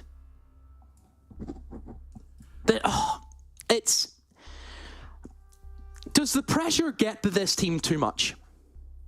I don't know if they're feeling the pressure yet. Like, I just remember, we're not even in a final yet. I know, but I'm just saying, over the course of the past 6 months, whenever push comes to shove, this team plays really well in quote-unquote the matches that don't matter as much. You look at invite group stage, stuff like that. And whenever it comes down to the big moments against the big teams, it's all right, them, you know, okay, I would say they had a great game. They beat M80, for example, okay? They're able to beat VP. But, you know, they go up against teams like FaZe, go up against teams like G2. They lose. Sure, you beat Revan. Congratulations. You beat Fury. You beat Sandbox. Well done. But whenever it really comes to beating the best of the best, what goes wrong? Oxygen, Invite, pressure got to them, 8-7, 8-7 loss. Bat followed on, BDS, pressure got to them, they lost. Up against W7M, could have won that first map, pressure got to them, they lost. It's a recurring theme about this team, whenever they look so good. That first map, they were so damn good. And then they get inside their own head and look what happens. 10 seconds insertion. Trainwreck. And the thing is, they're going up against BDS. This isn't to knock BDS, but they're not even the best of the best at the minute. This is a side point. It's just a side point. I think the final piece for this team, I think they need a mental coach. Ooh. I think because they don't have one, and I think they need one. Big time. You look what a mental coach did for a team like Rogue, where Giddens would get inside his own head all the time. That guy's no, you know, surprise from choking games and choking big moments. You know? Are we taking applications? Get us in there. Daniel, Cal. We've got the jerseys and all. You wouldn't even need a jersey. But that's what they need. That's the remaining piece of the puzzle for this team. I think they need a mental coach because they get inside their own head. Big time. Well, they've just taken a timeout, so hopefully they're going to be able to spend a little bit of that reconvening, but this looks like it's just put BDS into another gear. Look at him go! Renchiro's even taking out his own team. It's 3 versus 1, 1 versus 2. Nath is the sole survivor after 50 seconds of the round. Gonna make himself a little bit of an impact. Shaiko's got the diffuser. Dokubi Call going out as well. BDS using everything to gain an advantage here. Nath takes a ton of damage. Shaiko eventually going to try and get that kit nailed down to the floor. Leaky fight with the spray through the wall. The aggression was on every single front. Brede didn't waste any time. The wall was open straight through. Disable the mirror window. Bish, bash, bosh. Nothing stopping BDS here. This could very easily be a 7-0 demo. Like, see, out of us two, who is the better handwriting? Probably me. Get that apology letter writ up to Shaiko immediately. Oh, do we have to get that sent to him? Get it sent to him. I mean, I'll apologise if he wins the whole thing, because, to be honest, even if I knew the result of this map before we cast the series, I would have cast the first map exactly the same. Shocking performance. Yeah, it was. It was. Now 8-1. Brilliant. You're doing what you're good at. You're doing what we know you can do. Congratulations. This is expected at this point.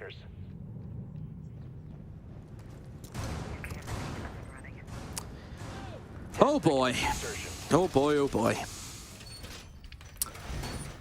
Things aren't looking good for the Molotovs and the Marshmallows. And they're changing it up. They're going for an extended roam on the basement. I can't see what could go wrong with this demo. If you've just been dismantled inside of 30 seconds, an extended roam is not going to help you, surely.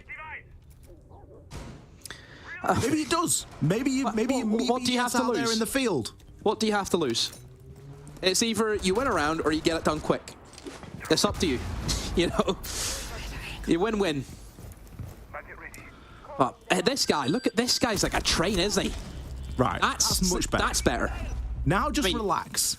Oh, Wrench's already down oil pit. What's going on here? He's called the scan. Nate's there to greet him. Now you've got to get yourself back to site. Users picks up one as well as a trade. Nello, he joins the party. Fantastic shot onto Shaiko in a second. Over onto Brede. We've just flipped. Both teams are just running at each other, demo. Honestly, it's two quickest rounds we've had back-to-back in years, it feels like. This is fierce. Incredible. Absolutely fierce from both sides. I think, you know, kudos to M&M there for actually being ready to meet BDS out there and say, you know what, like you say, we've got nothing to lose. Let's extend a little bit. Give them something to fight for in the early part of the round. And BDS almost saw that. They saw that EFAC had fallen and Renshi was too deep. He was already in oil pit. He couldn't turn back. You just got to double down at that point.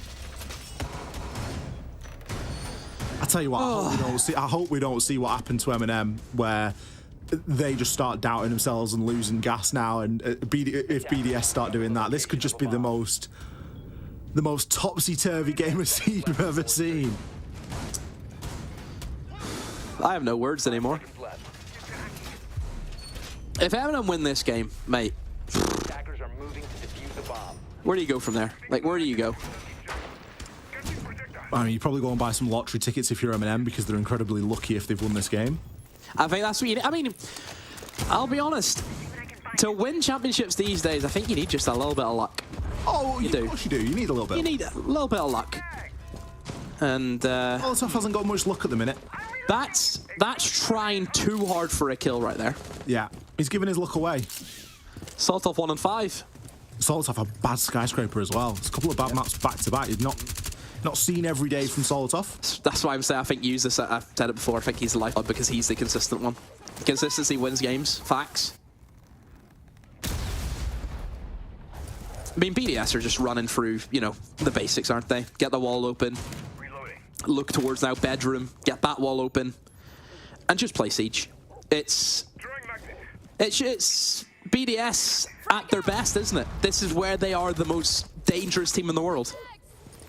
I don't think BDS need to overcomplicate this too much either. No. They've got the opening pick. They've got the breach open. Nello is going to be a bit of a problem here. Got quite a bit of utility knocking around him. But where's the person ready for the trade? What kind of take are they going for? That's what I want to know. Because they haven't got garage yet. Okay, I'm assuming it's going to be a push in from construction because Bride's over here, and of course he has the diffuser. Bride's 0-5, by the way. But they're winning. So I don't think he cares. Tyrant does something to level this man count back. I'm surprised he's not seen too more pressure inside a garage there. We get the nade over the top to deal with the mute jammer. In fact, there's no mute jammer there. Shackle's just going to hop himself straight in, picks the kill onto Tyrant, turns his attention for the second. There's nobody left inside a garage. Instead, Nello's caught looking the wrong way. Users below, his C4's good for one, but that is all. Bride, opportunity now to get the plan down. 45 seconds. User's got a very tough task ahead of him. Picks himself one, can't find the second. Alem's there, ready to put an end to the madness.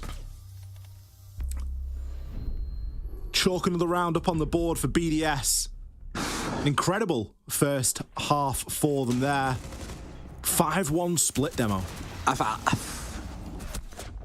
Never say never, mate, but I think it's done. It feels like border, but the other way around. It's now where do we sit now with BDS, right?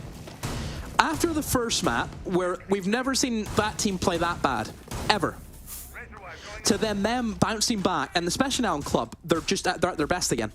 How can a team be that turbulent? How? It could just come down to something as simple as not playing an official for a while. Maybe. I mean, they're lucky it's not best of one. They are very lucky it's not best of one. Not playing an official for 4 weeks. M&M coming off the back of a major. They've got that hype and they've got that momentum, but I mean, in reality, it isn't enough to carry them through. They just get one map. Obviously, M&M would have felt, pretty confident going into this game. Obviously, playing the major, look how good they've done, yada, yada, yada. And then I told them, fellas, keep in mind, BDS now have like 18 maps on you. Yous are done. And that's true. BDS have so much research in this team over the major because M&M played the most maps out of any team. Most maps, most rounds. So... That's why Sol's got the most kills. That's how that works, isn't it? M&M did certainly give a lot away at the major. But, I mean... That's an understatement. To get as far as they did, they had to.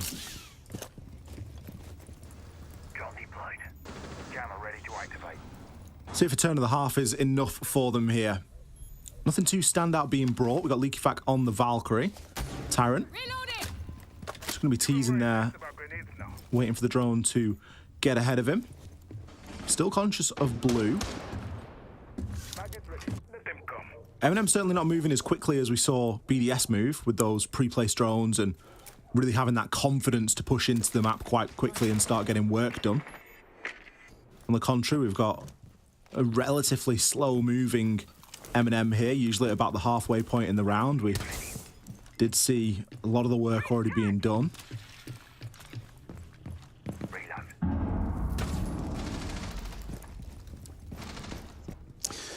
M&M, what are you going to do? This is it, do or die. There's no lower bracket, Ollie. M&M lose this, they're not going to the tournament. This is it. All the marbles.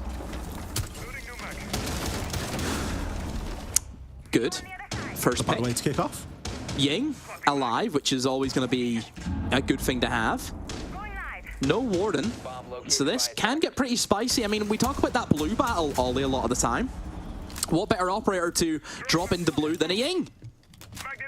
How do you fight against that? Oh, wait, you don't, because you can't see. Oh, Tyrant gets Solotov, sorry, gets incredibly lucky there. Shuts Shaiko down. That reverse angle not being too kind to Shaiko at all. A lot of the floor open inside a kitchen now. Drones can start to get a little read on what's going on inside a site. 40 seconds left, so still a good amount of time. And as M&M have just slowly whittled away the BDS forces, things aren't looking too bad at all. Kill comes out as a trade, and Renshiro picks himself up too, but he's going to have to pick up one. Third is found. He's going to dip himself away. The diffuser not in the hands at the moment. Users is going to have to go and recover that, and he does. Renshiro, this rotation, he's being Dokubi called right now as well. User's going to start to try and get that plant down. There's no doubt that the plant goes down, but is it able to be held? Users just gets away, narrowly avoids there any sort of conflict, and well, Renshi tries his best, but you can't be too hard on him for losing out on that one. What do you think? Penny, for your thoughts? I think that I'm surprised BDS didn't roam. Comeback, question mark? Not sure yet. Not sure.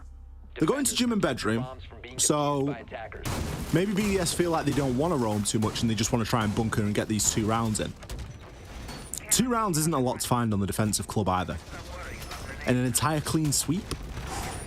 Difficult stuff. Yeah, I agree with you. I don't know how I feel yet. I agree with you. This is... Tentative is the word, Demo. I want to believe. I do want to believe. But I'm also not an idiot. Tricky one. You know? You sure about that? I'm an idiot in some things. I think everyone knows that. Like, what would you say I'm an idiot in? I don't know. What am I one of the worst people in? Probably Ranky. No. No. Playing one of the best rank stacks in the world. My stack makes Fresh's stack rage quit. What does that say? Huh? I'd like to see M&M do it again, you know, because that little bit of confidence that they've just shown us there, it shows that they've still got it. Yeah. It hasn't entirely been crushed in that Skyscraper. They got lucky with a couple of things, but as we've already said, you need a little bit of luck sometimes. You need a little bit of luck, yeah. You can never, you know, you can never be mad at someone because they got a little bit lucky. Because one day you'll get a little bit lucky. Oh dear, 2 drones blundered there, Ollie. I think a couple of drones got lost in the previous round as well from Nathan. He actually went and collected them both. Well, they've lost 4 drones. Maybe they're going to do that again. They've lost 4 drones. There's two in pocket. There's still potential for them to get these drones in and figure out what they want to do. So they should know that now cache is clear. Can just move in. Seems to be pretty one-dimensional for the most part. Pretty standard of what you would expect to see. No Mira, which makes this attack a lot easier from the perspective of M&M, because we know how tricky all it can be of clearing out a Mira window inside construction, for example. It can be incredibly difficult. It was something that M&M brought, and the solution was just to rush it. And yep. It worked for BDS, but it doesn't always work. Solotov going to get himself onto the window here and see if there's anything that he can glean from peeking on through. He needs some confidence. He knows there's a player inside of Jim as well. They've got some pretty good intel at the moment, but they are taking the time. There we go. Solotov finds that pick onto Renshiro, potentially lines himself up a second here. Users peeking along with him. One guy below. They have removed the player from Jim, so it's one less thing to worry about. But as you mentioned, player below, couple of C4s still in hand. You've not really got the time to let this go all the way. You need to get some things done quite quickly here, and ideally you want to be looking toward logistics hatch for a bit of pressure. Yeah, it comes down to Olems here with that C4 from below. He dropped down for a reason. He has to make sure it happens, but it looks the C4's gone all. It looks as if he's maybe blown it prematurely, and now, if you are BDS, you're in a bit of a tricky one now, Ollie. Flashbangs go in. Should be the execute coming from M&M, even going to check below. Finally, the wall's getting opened. Ollie, they're cutting it close. It's taken a long time for that to happen. 15 seconds left. Now the wall starts to get opened. Flashes spent. Shaiko swings, picks one, leaky back with a C4. Nathan is going to get the plant down. Is there sufficient cover? It looks as though the answer is going to be yes. Nathan, he gets away, drops down through the hatch. Users taken out there. Both remaining players for M&M are below. Solotov has to fight himself through the stairs. It's an impossible challenge. Nath's in Narnia. How has he got himself over there? He too shall fall. It was perfect until it wasn't, Demo. Shaiko, what a huge frag he was able to get. Oh. Nath dropping the hatch. That was not intended. No, it was just it was trying to move out of the way. At the moment, and that's the nerves got to him. Nerves. Telling you, this team. I think Eminem's worst enemy is themselves, and that may be pretty cliche, but I don't think there's a team that is closer to that statement than them. I really don't. Defenders, protect your bombs from being defused. Map and series point here for BDS. I think it's done. There's no way BDS drop four defenses. No way. For a little bit of context, by the way, for anyone that isn't keeping up with the B stream, that is currently 1-1 as well.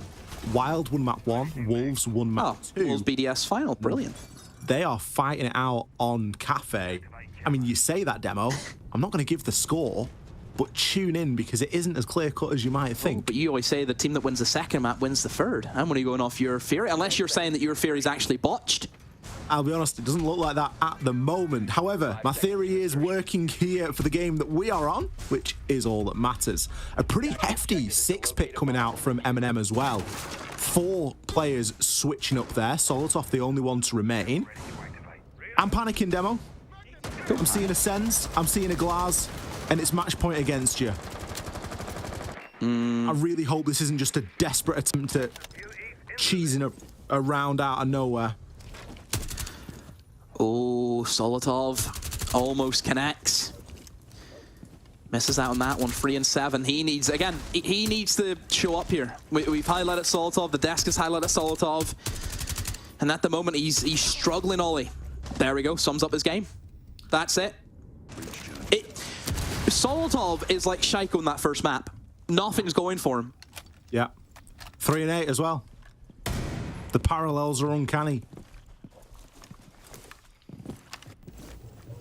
I think the only fortunate thing maybe is that he wasn't, I mean, you can say he wasn't the key piece, but he's the sledge, you know, any soft breach you're looking to do, nades, you're looking toward that sledge to provide those things. Yeah, sure, you can get away with not bringing the hard breach because you're bringing the secondaries, but it does leave you a little bit vulnerable. I've looked at the B stream, I know what you mean now. Let's just say there's a James Bond imposter in that game. Tune in, folks. You need to lock into the A stream, Demo. We're I know, but you have to keep up with both. But firmly in the throes here. I just don't see it happening. I really don't. I think BDS, they've completely gained control of this game from the word go. They're straight out of the box, straight out of it. And M&M they've been okay, but they're nowhere near the level they need to be to take down a team like BDS. That's the facts. They've managed to find one, but kills start to flood in. Alems picks up 2. I can imagine with the same mag there on the SMG-11, Tyrant eventually shuts him down, but that's a lot of damage that has been done for a roaming Alems up above on the mute. Criminal that wasn't properly checked out.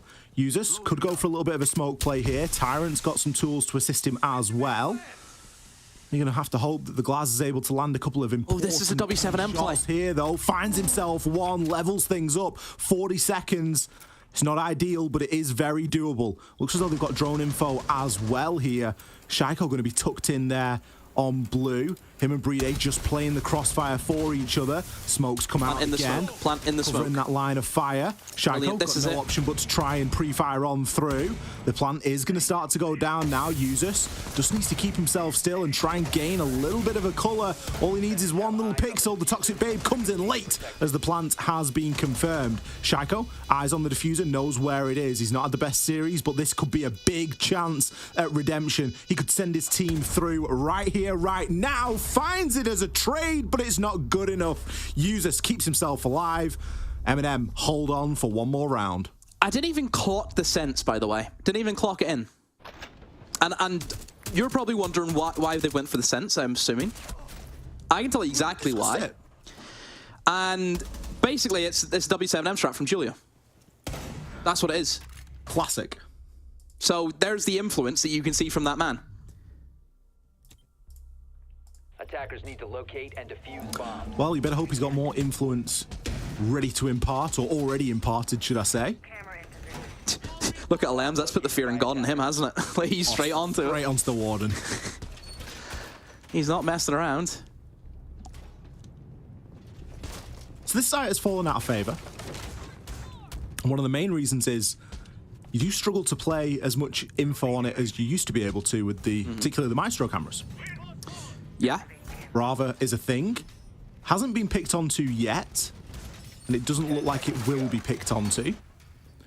But then again, there's not too much reason to bring it. You've got Valkyrie cameras, fairly part of the course. Echo drones, you're going to just want to get rid of them. The goal is still going to be to take that top floor. Brede just creating himself a couple of pockets of safety downstairs in the basement. If it all comes down to him trying to deny the plant at the last second, he can do just exactly that. Let's see how quick M&M can kind of stabilize a push. There's a lot of them towards the kind of strip club area. They may be looking for, you know, get pool table open first and then start moving their way through. Is that what they're going for? Could be. Nath has found the opening pick. Shaiko goes down, a huge kill to get. Renchi is also on pretty low HP, Ollie. It's a good start from M&M. Great pick up there for M&M to kick things off. It's cost you Nath, but you've got a little bit of damage in onto Renshiro as well. I mean, I think Nath for Shaiko, is that a good trade? In my books, I would say yeah. 7 and 9 for a 12 and 6, I'll take it.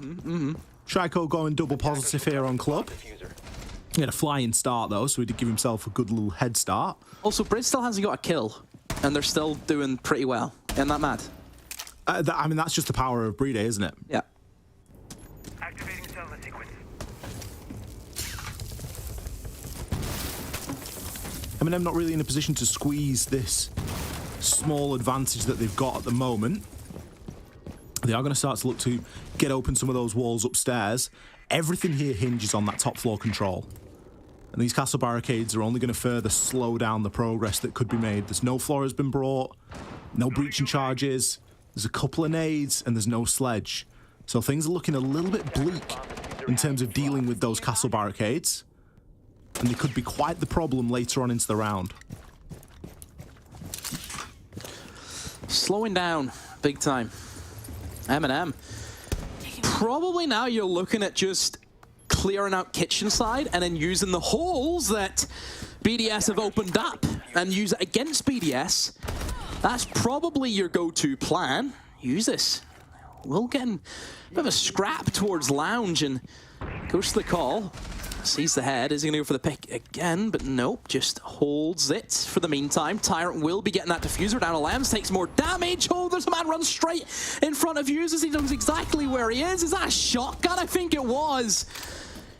Diffuser did not get planted though. Tyrant came off at Ollie and Now, Braid, I think, was actually downstairs on the echo cams. That's why the defuse did not get planted. But, oh dear, Braid, this is a lonely walk by yourself. Up he goes, and yeah, into nothing. M&M. Ollie. They're doing it. Dear, oh dear. 1 round, you might call it lucky. You might call it a fluke. It can't be. 2 rounds, that's when it starts to look a little bit more convincing. M&M need another 2 if they hope to take this one into an overtime. BDS only need to get lucky once. They're going to take a timeout. I think that goes to show just how up and down volatile this game has been for BDS, is they aren't sitting here with this lead thinking, yes, this is done and dusted, we just need to get 1 round.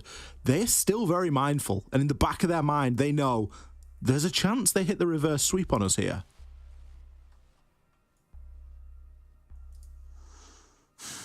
I don't know. I don't know anymore, honestly. M&M look pretty good after their timeout as well, for what it's worth. And this is another opportunity for them to have a quick discussion.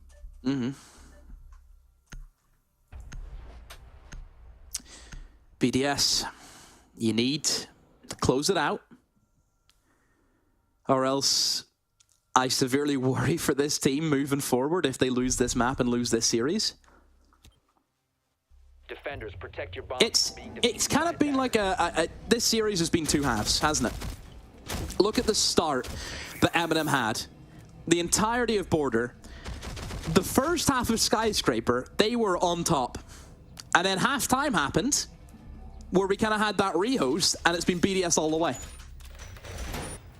Something that you've brought up a couple of times, Demo, is Brede currently 0-9. Yeah. Just looking at this game on the face of it, Usus and Shaiko pretty much neutralizing each other out at this point. Elems is the difference maker for BDS, but only because Brede's got no kills. Brede continues on this trend. Now, we know that BDS can win rounds without Brede getting kills. That's not a problem. But there's going to become a point where he's going to need to win a gunfight. Oh, if he finishes this game with 0 kills and they lose, it is on him. They lost the game because of him. That's how that works. You know, they've won 6 rounds without him getting a kill. That's fine. But there will be a point where he needs to get a kill. Yeah, if you don't get kills in this game, what's the point of you being here? What's the point? You need to kill. They don't send you into a game, Ollie, with a mouse and keyboard and the M1 button doesn't work.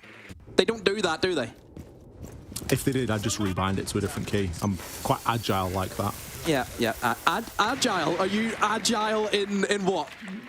Changing controller options? Yeah, I've got some funky keybinds. Oh, yeah.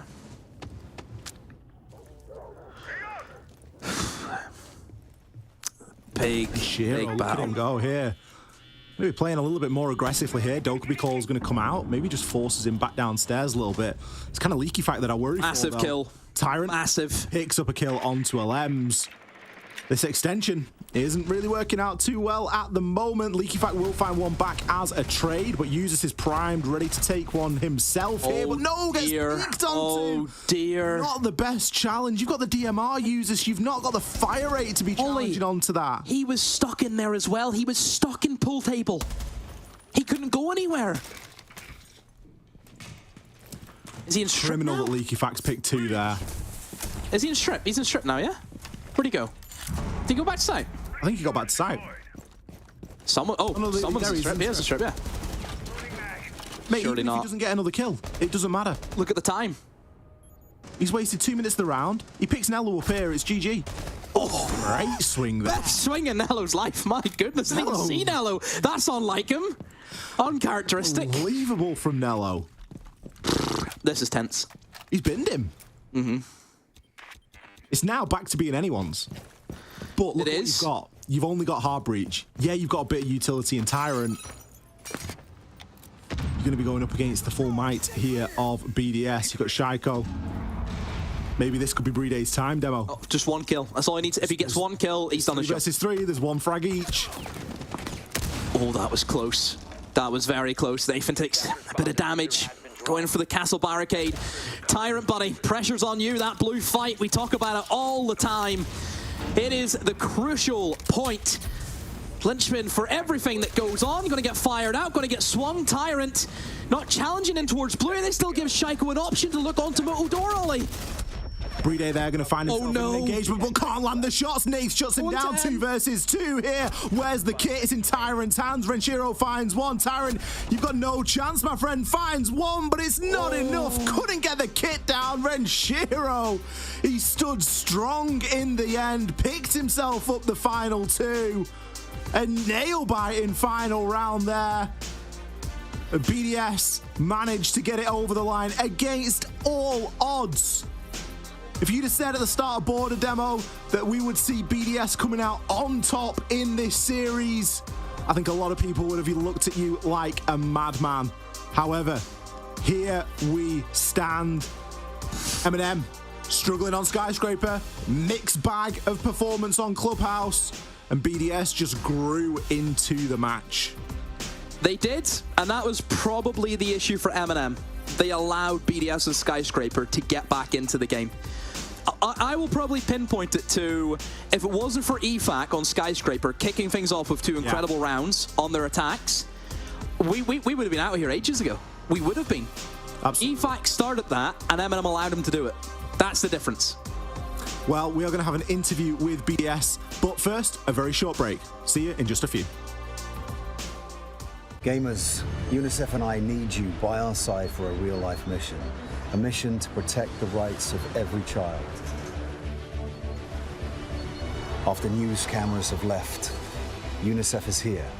Every day, everywhere, but particularly where it's needed most. Did you know that more than 170 million children need UNICEF's humanitarian aid this year? At Gamers Without Borders, many of you have already chosen UNICEF, and I thank you for that. Choosing UNICEF is the easiest and smartest decision you can make, because you're investing in a child. And investing in a child guarantees lifelong returns, not only for that child, but also for their community and for our world.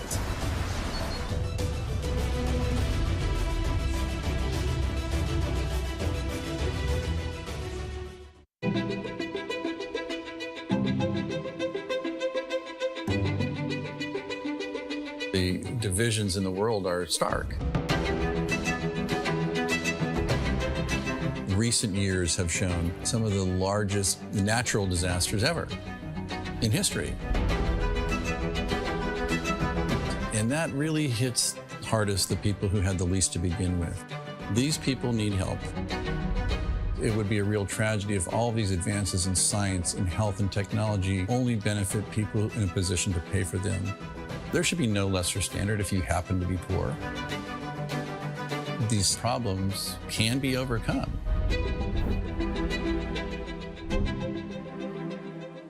Direct Relief is a humanitarian, nonprofit health organization. The focus has been on the least fortunate, most vulnerable people. On a good day, things are tough for a lot of people in this world and in this country. And what we can do is mobilize private resources for their benefit and make it available free of charge. We're the first nonprofit in the history of the United States to obtain accreditation just like a commercial distributor. And it's been expanded geographically to every country in the world and every state and territory of the United States. What's now Direct Relief officially was started in 1948 as a private effort of a war immigrant businessman named William Zimden. The basic guiding principles of a war immigrant businessman really influence what Direct Relief has done ever since. And they begin with just serving the people who need help. We have this great privilege of engaging with people who come in from very different backgrounds, but with the same purpose of trying to just do something good. It doesn't matter if you're typing or talking on the phone or working on the warehouse floor. They're all part of an effort that means something bigger, and that is the fuel that kind of keeps you going. It gives you some sense that there is a way to make meaningful progress, even for a little organization that started at a kitchen table, but that's what provides motivation in life.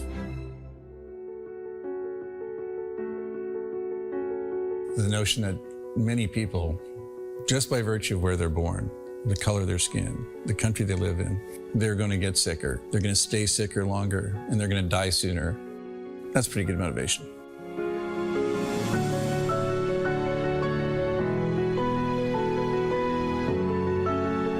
These issues are too big for any one organization to address. We really work hard to honor these guiding principles, invite people to participate, and we are sure thankful for the thousands of people across the country and world who have become part of Direct Relief by virtue of their participation.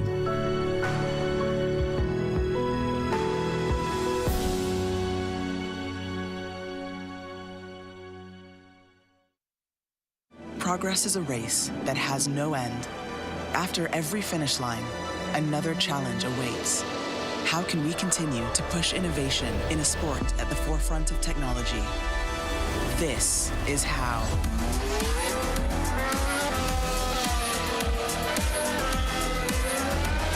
Discover how Aramco and the Aston Martin Formula One team aim to meet Formula One's sustainable fuel targets. Aramco, powered by How.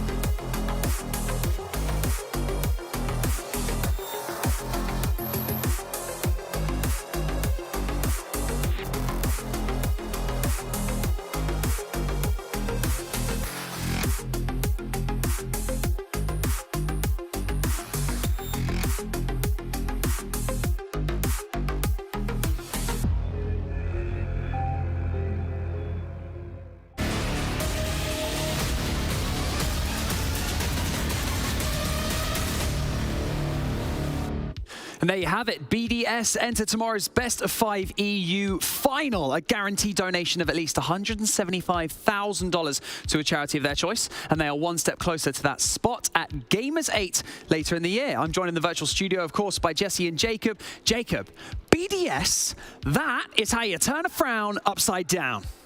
I'm happy with the prediction being wrong, if only in this one specific instance. It's weird how this thing was split basically perfectly down the middle. M&M were phenomenal for the first map and for the first half of map 2, and BDS were great for the second half of map 2 and basically all of map 3. I don't understand this dichotomy of words. I don't get how we got here, but I am very happy that BDS still, at the very least, have some semblance of an opportunity to defend their GA championship. I love it. You know what? We're so close to, you know what, we're going to dive into it so much more, but I am being told that LeakyFac is in fact ready for a post-match interview. We're very fortunate now that we get joined by LeakyFac, our EU Grand Finalist from BDS. Congratulations on your win, my friend. You've made it to tomorrow's final. It was touch and go for a minute, but, you know, how are you guys feeling? Finally, we won the last map. It was a hard match. Like, M&M is a really strong team, even with Julio. So, yeah, finally, we got to the final.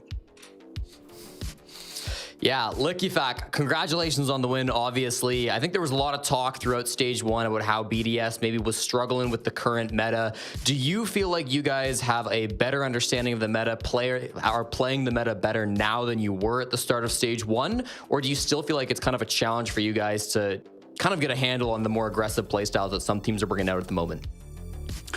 Yeah, we have to adapt the meta, of course, because the meta is like very aggressive and like operator like Nock, Ying, Dokaibi, etc. So after our 2 losses on a duel against G2 and Heroic, we just changed all our meta. And after that, we won all our match, all our map. Just Wilds got us on the LCQ, but no map lost. Sorry, but now we have the good meta. You've obviously had a little bit of time between when you won the major to now, and that period hasn't been met with a lot of success. It was the Invitational and it was Stage 1, but now you guys have had a month in between Stage 1 and now to really start really retooling things to what you're looking for. So what did you do for that month stretch without any official games to play? How did you prep for this event? So after the 6, we lost 4 maps, was Oregon, Chalet, Villa and Border. And we practice a lot this map to don't have mistake on this map. But today M&M was much more better on border. So never mind, but yeah, we practiced the map we not good, and we still playing the map we good, like Club, Sky, Cafe, so like we show today. Well, Leaky Fact, you have an incredible community behind you. You have fans who have been supporting you this entire time throughout this tournament, at least. Is there anything that you would like to say to them before I let you go? Thank you for the support, everyone. Like I stream sometimes, and all the time, all message like you can do this BDS. We're missing you on major, so you have to qualify for Gamer8, and we'll do everything to qualify to this competition. Because, like I said, it's our competition, Gamer8.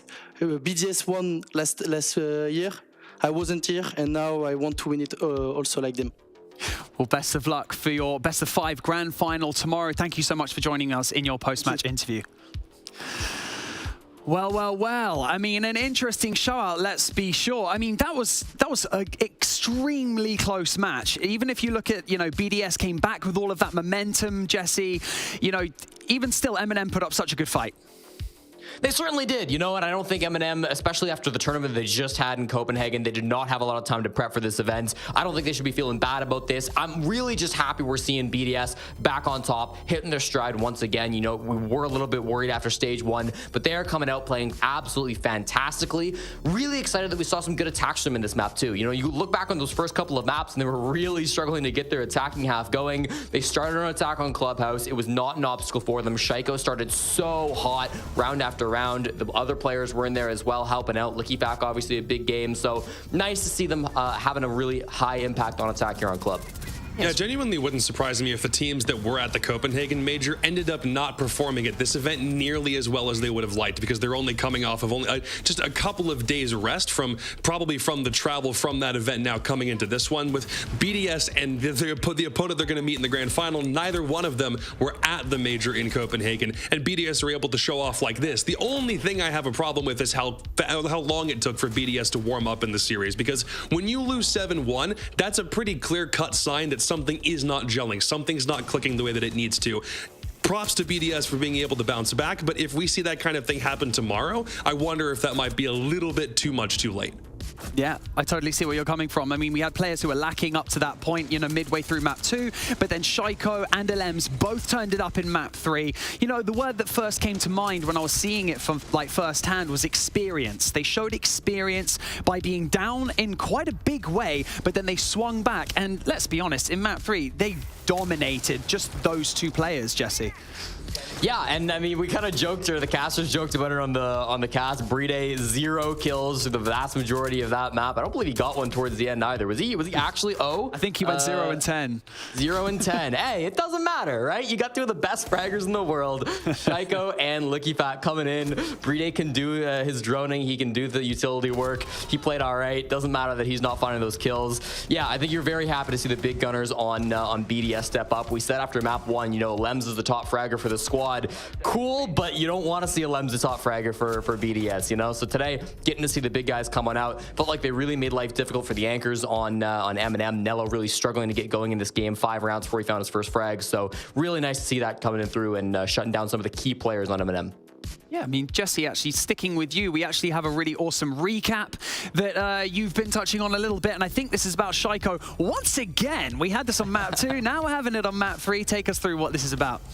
Yeah, well, it was round 1 where I'll quote Demo again. He said, whoever controls blue will win the round on basement. And that happened almost every single round, usually because of Shaiko. Round 1, he comes through, takes the blue site, managed to get 3 kills for his troubles. He played really, really well here. He played it on both attack and defense, coming through with frag grenades, coming through with support, coming in with Renshiro. Whoever he had with him, he was doing so good at taking this blue bomb or blue part of the map. We see round 3 again. He's going to land a sick nade. At this point, his KD is absolutely absurd to start this map. A nades take down Saltop, finds another one of the kill feed. You see it on Nello. There's Renshiro trying to help him out, coming in through Oil Pit as well.